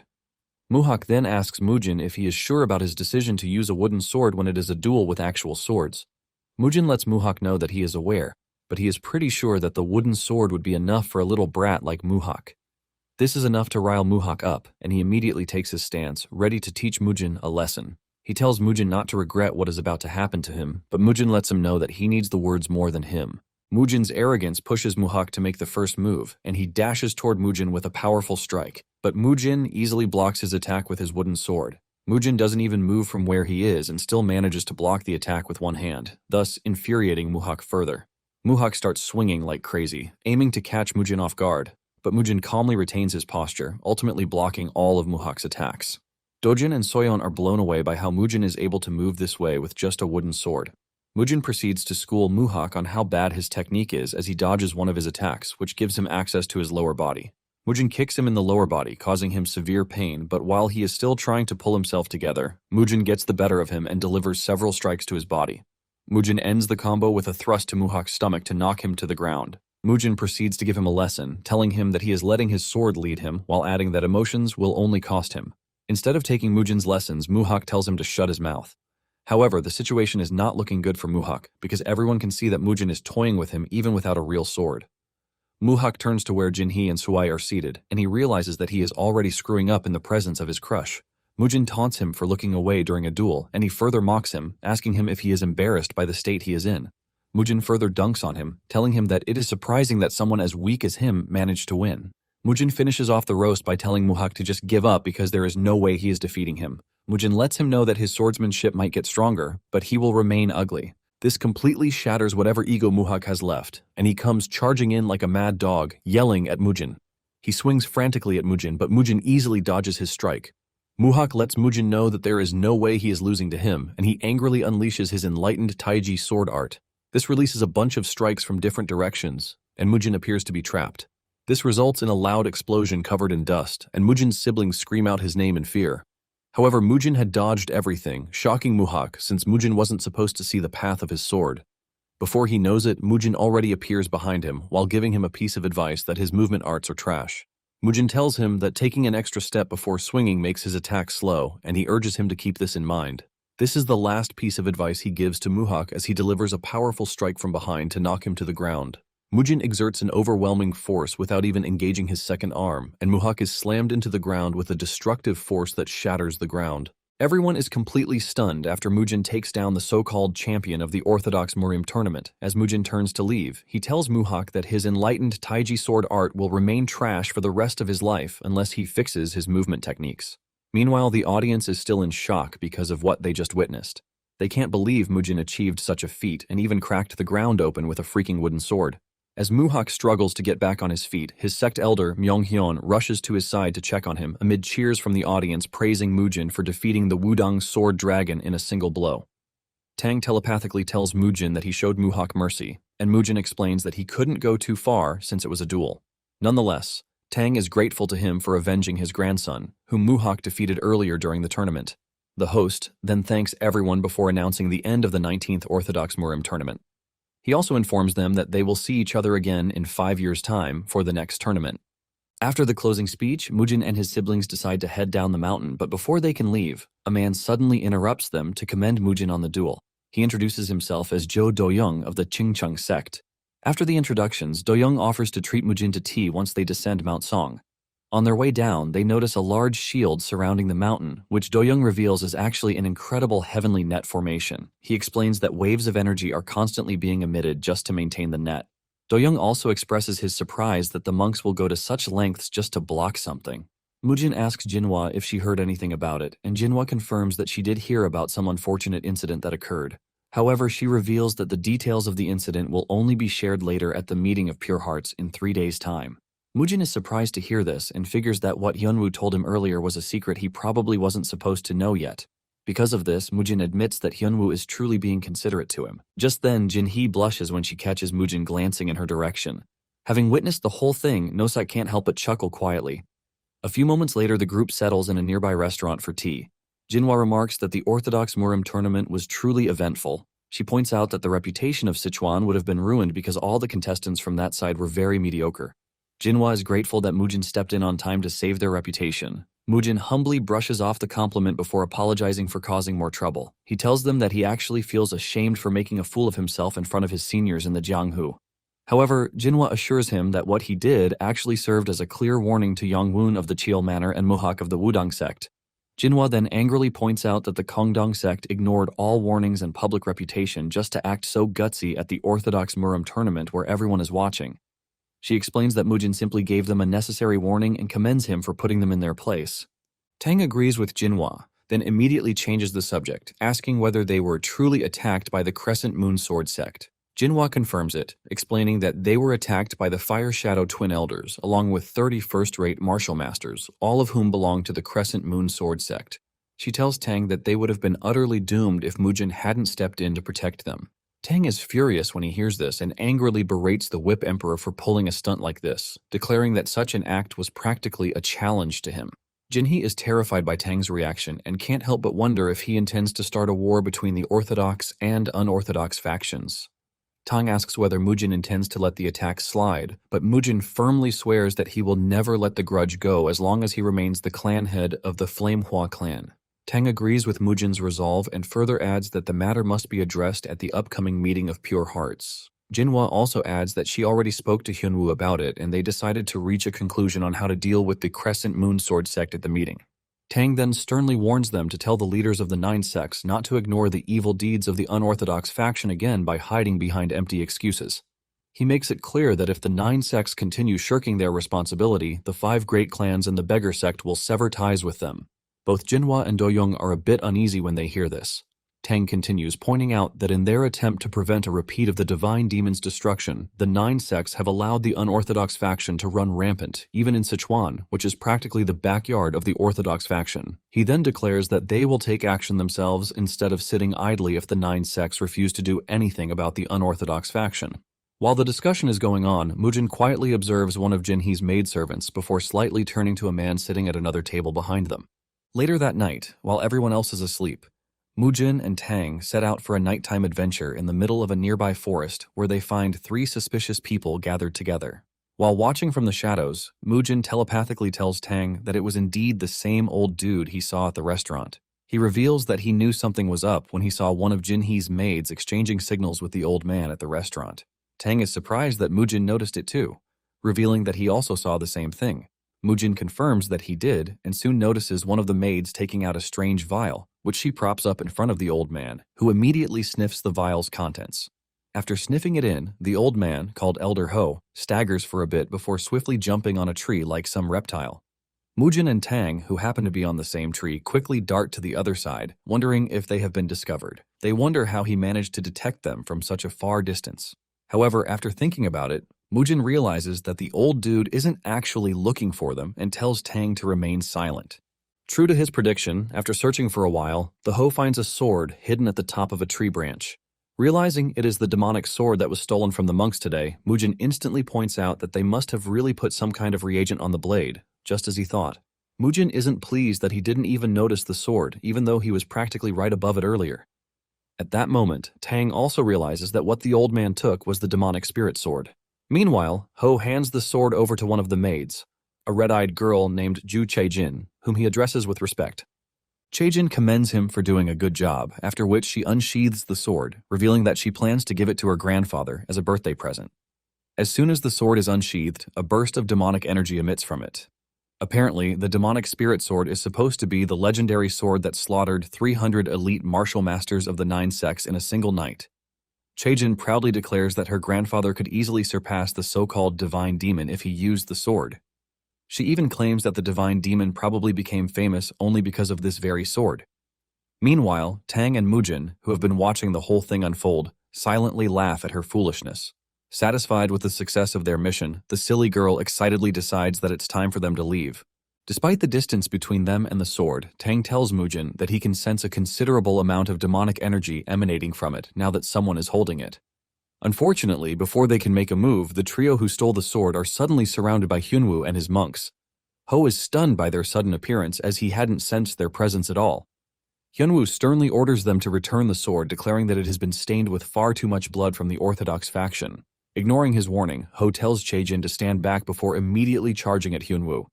As Ho engages him, the other monks rush toward the 2 girls, determined to subdue them. While Ho is focused on Hyunwoo, 2 other monks suddenly tackle him from both sides, pinning him in place. With Ho immobilized, Hyunwoo immediately unleashes the 100 Steps Divine Fist Strike on him. Meanwhile, the 2 girls are also on the verge of being overwhelmed by the monks. Seeing the situation below, Tang reminds Mujin that the sword could end up back in the Shaolin Temple if they don't act soon. Mujin assures him that he won't let that happen. However, Tang makes it clear that he will never harm the Shaolin monks, even if Mujin asks him to. Mujin tells him to stay put and leave it to him. He assures Tang that he can't bring himself to hurt Hyunwoo, who happens to be his brother's master. Mujin then plucks several acorns from a nearby tree. When Tang asks what he intends to do with them, Mujin simply tells him to watch. He then flicks one of the acorns toward Hyunwoo, striking him directly in the back of the head and knocking him unconscious. The battle below comes to an abrupt halt as Hyunwoo crumbles to the ground, leaving everyone stunned. Then, several more acorns come flying toward the remaining monks like bullets, knocking them out one after another. Within moments, the entire group of monks lies unconscious, leaving only the trio from earlier standing. Confused by the sudden turn of events, Chaejin wonders what on earth is happening because there's no one else around besides them and the monks. Before she can figure it out, Mujin and Tang finally reveal themselves. Mujin reveals that Ho and his companions are from the Heavenly Mountains. Without beating around the bush, he firmly orders them to hand over the demonic spirit sword while he is still willing to be nice. Ho is stunned, and from Mujin's presence alone, he immediately realizes that he is an extraordinary martial master. He also recognizes that both Mujin and Tang are on an entirely different level from the monks who ambushed them. At that moment, Ho realizes that there is no way for them to escape. Chaejin then demands to know who Mujin and Tang are, but Mujin makes it clear that he has no interest in introducing himself. Instead, He coldly threatens her, telling her to hand over the sword if she doesn't want to join her ancestors. Knowing they have no chance of defeating the two powerhouses before them, Ho immediately offers to surrender the sword and begs Mujin not to attack. But Chaejin refuses to budge. She insists that she cannot simply give up after spending months as Jinhee's servant, waiting for this very moment. Ho tries to make her understand that staying alive is the most important thing right now. Mujin commends Chaejin for going to such lengths to obtain a birthday present for her grandfather, but warns her that even if she manages to give him the sword, her grandfather wouldn't be able to wield it. Ho is surprised by this and can't help but wonder if Mujin knows their cult leader. Despite Mujin's warnings, Chaejin refuses to surrender the sword. She angrily insists that it belongs to her, but the moment she does, the demonic energy within the sword suddenly surges, clouding her mind. Overcome by the demonic energy, Chaejin begins threatening to kill anyone who dares stand in her way. Confused by her sudden change, Ho wonders what is wrong with her. However, Mujin remains unfazed, as if he had expected things to turn out this way. Ho asks Mujin what is happening to her, but Mujin simply declares that she is about to drop dead. Chaejin suddenly tries to attack them with the sword only to be struck by a sharp pain that causes her to stop. Seeing her condition, Ho frantically begs Mujin to save her. Mujin reluctantly steps forward to help, but just as he approaches, Chaejin tries to strike him. However, Mujin immediately knocks the sword from her hands with a single strike. As soon as the sword hits the ground, Chaejin immediately regains her senses. Confused by the unfamiliar sensation coursing through her body, she tries to figure out what just happened. When she turns around, she finds Ho and the other servant girl, Dodo, crouched on the floor. Ho asks if she has finally come to her senses, pointing out that, just as Mujin warned, the sword is not something they can handle so easily. He urges her to give it up and return home. Mujin is pleased that they have finally come to their senses. As he picks up the sword, he explains that recklessly infusing one's energy into the demonic spirit sword only amplifies its demonic energy. Once that happens, the sword begins devouring the wielder's soul until every last bit of their innate core energy is drained. However, Mujin casually picks up the sword and infuses it with his own energy, revealing that he is the exception to the rule. With a snarky remark, he points out that this is the first time the sword has been wielded by someone with a heavenly martial body. Mujin decides to hold on to the sword since his body is the ultimate balance for it. He then turns to Chaejin and asks if she is Chubok's granddaughter. Mujin tells her that even if she manages to bring the sword to her grandfather, he won't be pleased to receive it. Instead, Mujin tells Chaejin to deliver a message to Chubok for him that the lineage of the demonic spirit sect has not been severed. He tells her that these words will be a far greater gift to Chubok than the sword. The moment she hears this, Chaejin instantly realizes something crucial. Tang and Mujin then turn to leave, but before they do, Mujin urges the trio to leave before more Shaolin monks arrive. However, as they turn to leave, Chaejin confirms her suspicions and reveals Mujin's identity, asking how he knows her grandfather. Mujin freezes when he hears his name, and Ho is equally stunned when he realizes that the man standing before them is none other than Mujin, the head of the Flamehua clan. Mujin slowly turns back toward them and tells Chaejin that he would have let them go if she had kept his identity to herself. But now that they know who he is, he sternly declares that he simply cannot let any of them leave. Mujin draws his sword and tells the trio not to resent him, but to blame their short lives on Chaejin's big mouth. Ho desperately begs Mujin to reconsider, since he's familiar with their cult leader and Chaejin is his granddaughter. He also reveals that they are from the Heavenly Mountains and promises to keep everything that happened today a secret. Tang remains unconvinced, while Mujin struggles to decide how he should handle the situation. Before he can make a decision, someone suddenly attacks him with weapons attached to chains. Mujin effortlessly blocks the incoming weapons with his massive sword. As the weapons are pulled back, their attackers finally reveal themselves, revealing that they have come to assist Chaejin and Ho. Chaejin is overjoyed when she recognizes the leader of the group as Seol Mugyong, the master of the emergent shadow pavilion of the Sun Moon Divine cult. Mugyong fiercely orders Mujin to back off, threatening to kill him if he takes another step forward. Despite his bold claims, Mugyong knows deep down that both Mujin and Tang possess extraordinary martial prowess, and he realizes that if a fight breaks out now, they are the ones who will surely lose their lives. He decides to find a way to escape instead of facing them head-on. To his surprise, Mujin urges them to leave before the elites of the Shaolin Temple arrive because of the demonic energy from earlier. He warns them that they won't make it out of here in one piece if they get caught. Still as stubborn as ever, Chaejin tells Mugyong that they can't leave without the demonic spirit sword. However, Mugyong lets her know that they must give up because it's impossible to retrieve it. As they turn to leave, Mujin reminds Chaejin to tell her grandfather that the swordsmanship of the demonic spirit sect will surely be inherited. Chaejin can't help but wonder who Mujin really is and how he knows her grandfather. Nevertheless, she quietly leaves with the others instead of causing any further trouble. Meanwhile, Mujin and Tang swiftly take off as fast as the flash. While running, Tang asks Mujin if it is really wise to let Ho and his group go now that they know his identity. Mujin tells him not to worry too much, assuring him that people from the Heavenly Mountains are far more tight-lipped than the martial artists of the 9 great sects. Tang decides not to press the matter any further, but he asks what Mujin plans to do with the demonic spirit sword. Mujin explains that he intends to hold on to the sword for now until a worthy successor of the demonic spirit sect appears and achieves a great victory. Tang is taken aback by this. After all, Mujin's plan means that another monster like him could appear in the martial world at any time. Instead of worrying, Tang becomes excited as he realizes that the boring days of the Jianghu are about to become much more interesting. A few days later, the day of the Pure Hearts meeting finally arrives, and everyone gathers in the main hall of Shaolin Temple. Hyunwoo announces that the whereabouts of the demonic spirit sword have become unknown. He blames himself for failing to prepare for such an unexpected attack. Jinhwa quickly assures him that it was not his fault and that the most important thing is that he survived the attack. She also reveals that Jinhee's real maids were eventually found unconscious after the imposters who had disguised themselves as them disappeared. Gok vows to make sure the demonic spirit sword is eventually returned to its rightful place within Shaolin Temple before suggesting that they move on to the main agenda of the gathering. Myungchon, the leader of the Wudang sect, tells everyone that the purpose of their meeting is to decide how they should move forward in the future. He explains that the 2 main issues they need to address are the atrocities committed by the Crimson Moon Sword in Ganlo and the attack carried out by the Crescent Moon Sword sect in Xichang. Myungcheon points out that the tragedies caused by the unorthodox factions have harmed not only the orthodox faction, but also innocent civilians. Cheo Guyong, the leader of the Diankong sect, agrees and adds that they should never have tried to maintain peace by refusing to fight back in the first place. He warns that they can no longer stand by and do nothing, or the unorthodox factions will soon have a blade at their throats. Gok then proposes forming a special subjugation force to wipe out the unorthodox factions, beginning with the Crescent Moon Sword sect. He hopes that each sect leader will send martial masters from their respective sects to join the subjugation force.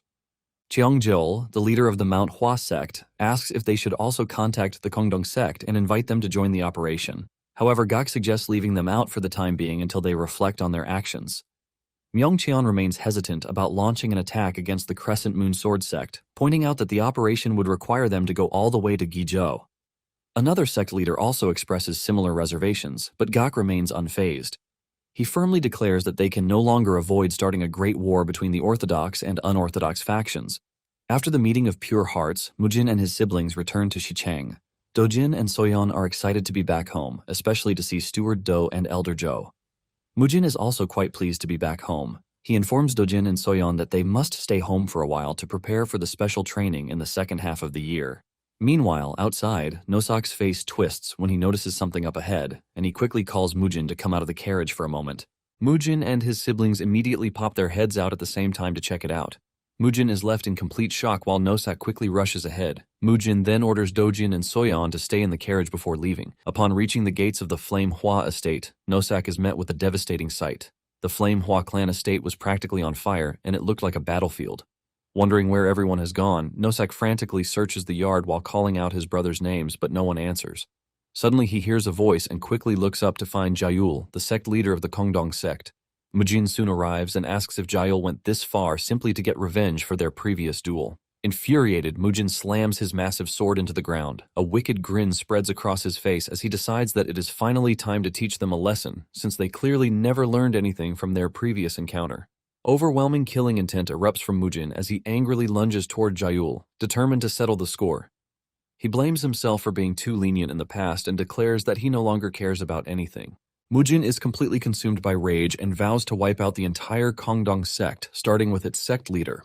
Terrified, Jaeul desperately tries to explain himself, but Mujin is far too enraged to listen. Just as Mujin charges forward ready to finish them all, Jo suddenly appears and barks at him to stop. Fortunately, Mujin halts his strike at the last moment, stopping his massive sword just above Jaeul's shoulder. Jaeul is left drenched in sweat, realizing that he had narrowly escaped being reunited with his ancestors. Meanwhile, Mujin is surprised to see that Jo is alive and well.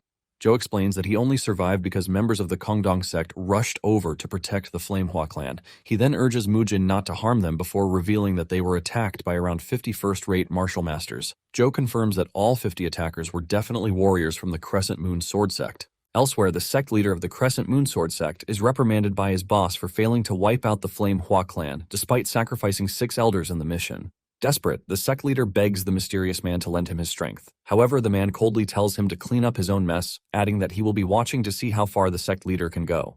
The sect leader isn't thrilled by this response, as he knows all too well what it means.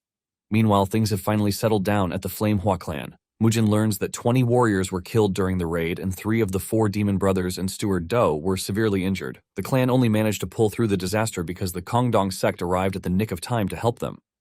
Feeling guilty for his earlier outburst, Mujin apologizes to Jaeul, who is only glad that they were able to clear the misunderstanding before things spun out of control. Mujin then asks him if he knew about the attack beforehand, but Jaeul claims he had no prior idea that the Crescent Moon sect was going to strike. He explains that he actually came to the Flamehua clan to apologize on behalf of the Kongdong sect. Mujin is completely stunned to hear this, and after regaining his composure, he suggests moving the conversation elsewhere. When they are finally alone, Jaeul decides to begin his apology by narrating how the Kongdong sect first lost their way with the Flamehua clan. According to him, they couldn't help Mujin when he was first injured by the 7 Wounds Fist Strike 17 years ago because they were stingy with their inner energy. Jaeul explains that the 7 Wounds Fist Strike is truly horrible in nature because the energy from it penetrates the body and causes the organs to rot. Even if the strike came from the body of a child, the 7 Wounds energy is still the same no matter who unleashes the strike. Once the 7 distinct strands of this energy are embedded in the body, a significant amount of inner energy is required to burn them away and heal the receiver. However, to make this possible, a martial master with at least 120 years' worth of cultivation must pour in more than half of their total energy. Mujin is shocked to realize that his situation was really that difficult to solve. Jaeul reveals that at the time of the incident, only 2 people in the Kongdong sect had achieved that level, and those people were none other than the sect leader and Jia Sa. Apparently, the sect leader wanted to heal Mujin, but the elders, including Jaeul at the time, refused to let him deplete his inner energy. Jaeul regrettably reveals that this was the very reason they ignored the Flamehua clan's pleas for help dozens of times. And because the Kongdong sect decided to abandon righteousness for self-preservation, the Flamehua clan suffered, and thus began the decade-long feud between the 2 clans. Jaeul humbly apologizes to Mujin, who is just speechless and surprised by his humility. Mujin lets Jaeul know that he feels better just hearing him admit their sect's faults, even though it definitely wasn't easy for him to do it. Jaeul explains that the recent events that have occurred made the Kongdong sect reflect on their past actions. He then asks if Mujin will acknowledge the apology. Mujin carefully considers it for a moment and figures it couldn't have been easy for Jaeul to expose their own faults and even seek forgiveness. This makes him realize that this is what the Orthodox faction is like. After thinking about it, Mujin announces that he will accept the apology and wipe the slate clean of all past grudges between himself and the Kongdong sect. He hopes that in the future they can remain on the same path of righteousness. Jaeul is very relieved to hear this. Mujin then asks him for a favor, and that is to stay at the Flamehua clan for a while. Seeing the murderous look on Mujin's face, Jaeul immediately figures he must be heading to Guizhou for revenge. Jaeul advises Mujin to wait a little longer because a strike force is currently being formed by martial masters from the 8 sects. However, before he can even finish speaking, Mujin firmly lets him know that the Flamehua clan never settles its debts through the hands of others, nor do they choose when to do it based on the opponents. Jaeul is taken aback by Mujin's strong conviction, which is quite surprising for someone at such a young age. Seeing how determined Mujin is, Jaeul concludes that a hidden dragon is truly a dragon. He then pulls out a box from his coat and hands it to Mujin, telling him that he will need it for his trip. Mujin curiously stares at the box, but his expression instantly changes when Jaeul finally opens the box to reveal a single pill. Jaeul reveals that the pill is called the 3 Yin 5 Yang Complete Energy Pill, Kongdong's greatest elixir, which is refined only once every 10 years. According to Jaeul, this elixir is normally reserved for the great disciple who is meant to be the next sect leader. However, he wants to give it to Mujin as a token to mend their failed past relationship. He practically begs Mujin to accept, and Mujin does so without hesitation. Later that day, Mujin decides to go into seclusion for 2 days and tells Masuk not to let anyone disturb him. Inside the seclusion chamber, Mujin finally absorbs the elixir and emerges 2 days later, ready to set out for his revenge. Meanwhile, at the headquarters of the Crescent Moon Sword sect, one of the members named Homan frantically rushes in to see the sectmaster. When the sectmaster asks him for an update, Homan reveals that he asked the Crimson Sword for support, but they refuse to help. He also tells the sectmaster that the strike force from the 8 sects is expected to reach them in about 2 hours.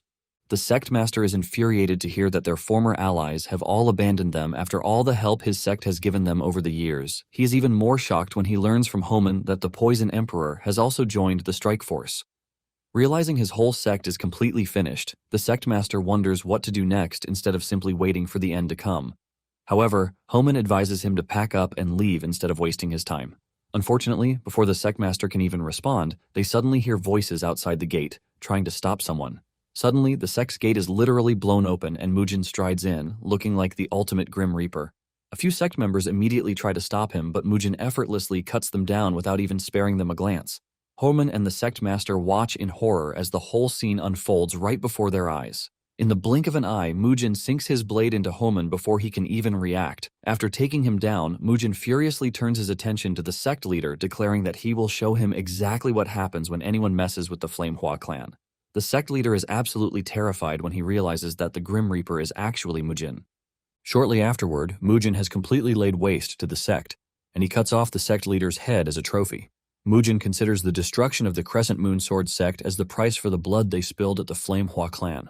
2 hours after Mujin has already ravaged through the sect, some villagers see the Orthodox faction moving towards the Crescent Moon Sword sect. The villagers know that they are going there to take down the demonic sect, but it is quite obvious that they are too late. By the time Tang and the martial artists he had mobilized got to the manor of the Crescent Moon Sword sect, what they met was nothing but destruction. The members had been killed in more gruesome ways, and the building was on fire. One of the martial artists with Tang believes that an internal fight broke out, but Tang knows that this is not the case. Just then, Tang's attention is called to something strange on the ground. It turns out that there is a deep carving in the ground that spells out Flamehua's vengeance. The martial artists are shocked to find out that the Crescent Moon sect was wiped out by the Flamehua clan. They believe that the clan must have brought a massive army, but Tang knows that this is not the case. He's pretty sure that Mujin single-handedly wiped out the annoying sect off the face of the map. Later on, Chilmuk recovers from his injuries, but he already shares similarities with Nick Fury, as he is now missing an eye. His brothers tease him for becoming a one-eyed man, but he is not one to be mocked as he turns it around to make himself look even cooler. One of them then tells him that it is time to eat, letting him know that Mujin already ordered that he eat well. This is when Chilmuk remembers that he hasn't seen Mujin. Chilmuk then tells his brothers to gather the warriors to prepare for another attack, but Nosak urges him to chill out because they have nothing to worry about again when it comes to the Crescent Moon Sword sect. Chilmuk receives the shocking news that Mujin already wiped them out all by himself. Meanwhile, Mujin is in the training room, teaching his siblings how to properly cultivate. After hours of training, Mujin finally suggests that they take a rest, and just then, Tang, Hyunwoo, and Jinhwa enter the room to ask Mujin if he is done. Mujin stands up to greet the elders, apologizing for the mess, revealing that they are like that because of training. However, Hyunwoo is not concerned about his hygiene. He apologizes for not being able to help out during his difficult time, but Mujin tells him that it is fine. He then tells them to come inside so that they can talk. Mujin apologizes for going ahead of them to wipe out the sect, revealing that he couldn't hold back because emotions were running high. The elders let him know that it is quite fine because he only did what he had to do as the head of the clan. Hyunwoo says it is not right to stand by when one's main house is attacked. In fact, Hyunwoo believes that Mujin just prevented a situation that could have gotten worse. Mujin is glad that there is no issue coming up over what he did. Just then, Tang communicates with him telepathically, telling him that the signature he left behind was quite impressive. Mujin believes that Tang is trying to tease him, but Tang lets him know that he has no reason to tease him, revealing that the entire central plane is currently buzzing because of him. They are basically calling the whole thing the Hidden Dragon Bloodshed. Mujin then changes the topic, telling Tang that he is glad that the Kongdong sect found their path, and because of this he is going to offer formal gratitude soon enough. This then reminds Tang of something important. He tells Mujin that some days ago a graveyard was discovered at Huatuo Mountain in Yunnan, and it is said that the name of the sword graveyard is the Dogo Sword Graveyard. Jinhwa is surprised because this is a name she has never heard before in her life. Even Hyunwoo doesn't think it is something important, and he concludes that it is just going to be an extraction point for dumb guys who think they can get artifacts or a secret manual. Tang, on the other hand, telepathically asks Mujin if he's heard anything about his master's friend, and Mujin replies that he and his master didn't really talk about his sect. Mujin believes that there might be no connection whatsoever, since the name Dogo is also a surname. Just then, Tang finds the most proper way to get Hyunwoo and Jinhwa to leave by telling them that their disciples are waiting for them. After the two are gone, Tang asks Mujin if he is not curious about the graveyard because there might be hidden secret arts or an artisan's sword of the Peerless Nine Swords there.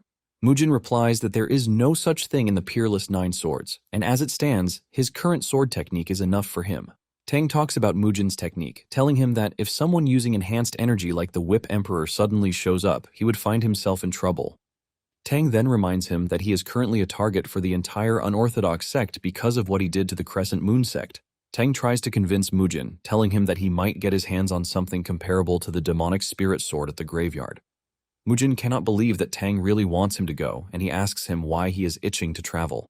Tang lets Mujin know that he is already an old man who has not seen action in a while. Mujin then reminds Tang that he is a clan head, so he cannot wander around as he likes, but Tang already has an answer for this. He tells Mujin that he doesn't have to worry about his clan while he is gone, because he would deploy his Black Poison Squad to keep watch over the territory. Tired of listening to Tang pour several bad ideas into his head, Mujin leaves the room. He walks outside to see Soyeon training with Jinhwa, and suddenly, Soyeon uses the snow-drifting, cloud-piercing palm strike to get the edge over Jinhwa. She is able to push her master backwards, shocking Jinhwa herself. She stands there in awe because Soyeon just did something she didn't know was possible. Soyeon fears for her master's health, and she asks her if she is fine, but Jinhwa lets her know that she is good. Just then, Mujin announces his presence by commending Soyeon's technique, but he still attributes everything to Jinhwa's training. Mujin then tells Jinhwa to continue with the training, but he lets his sister know that he would be away for a while again. Jinhwa assures Mujin that he is free to travel and that he has nothing to worry about. Soyeon asks Mujin where he is going, but Mujin pats her on the head and tells her to listen keenly to Jinhwa's training while he is gone. Soyeon promises to, and in no time, Tang and Mujin are seen heading out of the territory on horseback. Tang is the most excited about the whole excursion thing because it's been so long since he experienced such. Meanwhile, at the Four Martial Heavens headquarters, a certain scary martial master learns about the destruction of the Crescent Moon sect by Mujin. From the conversation the strange man is having with his visitor, it appears that he was the one who killed Hua Jutai, Mujin's grandfather, and he now has his sights on Mujin himself.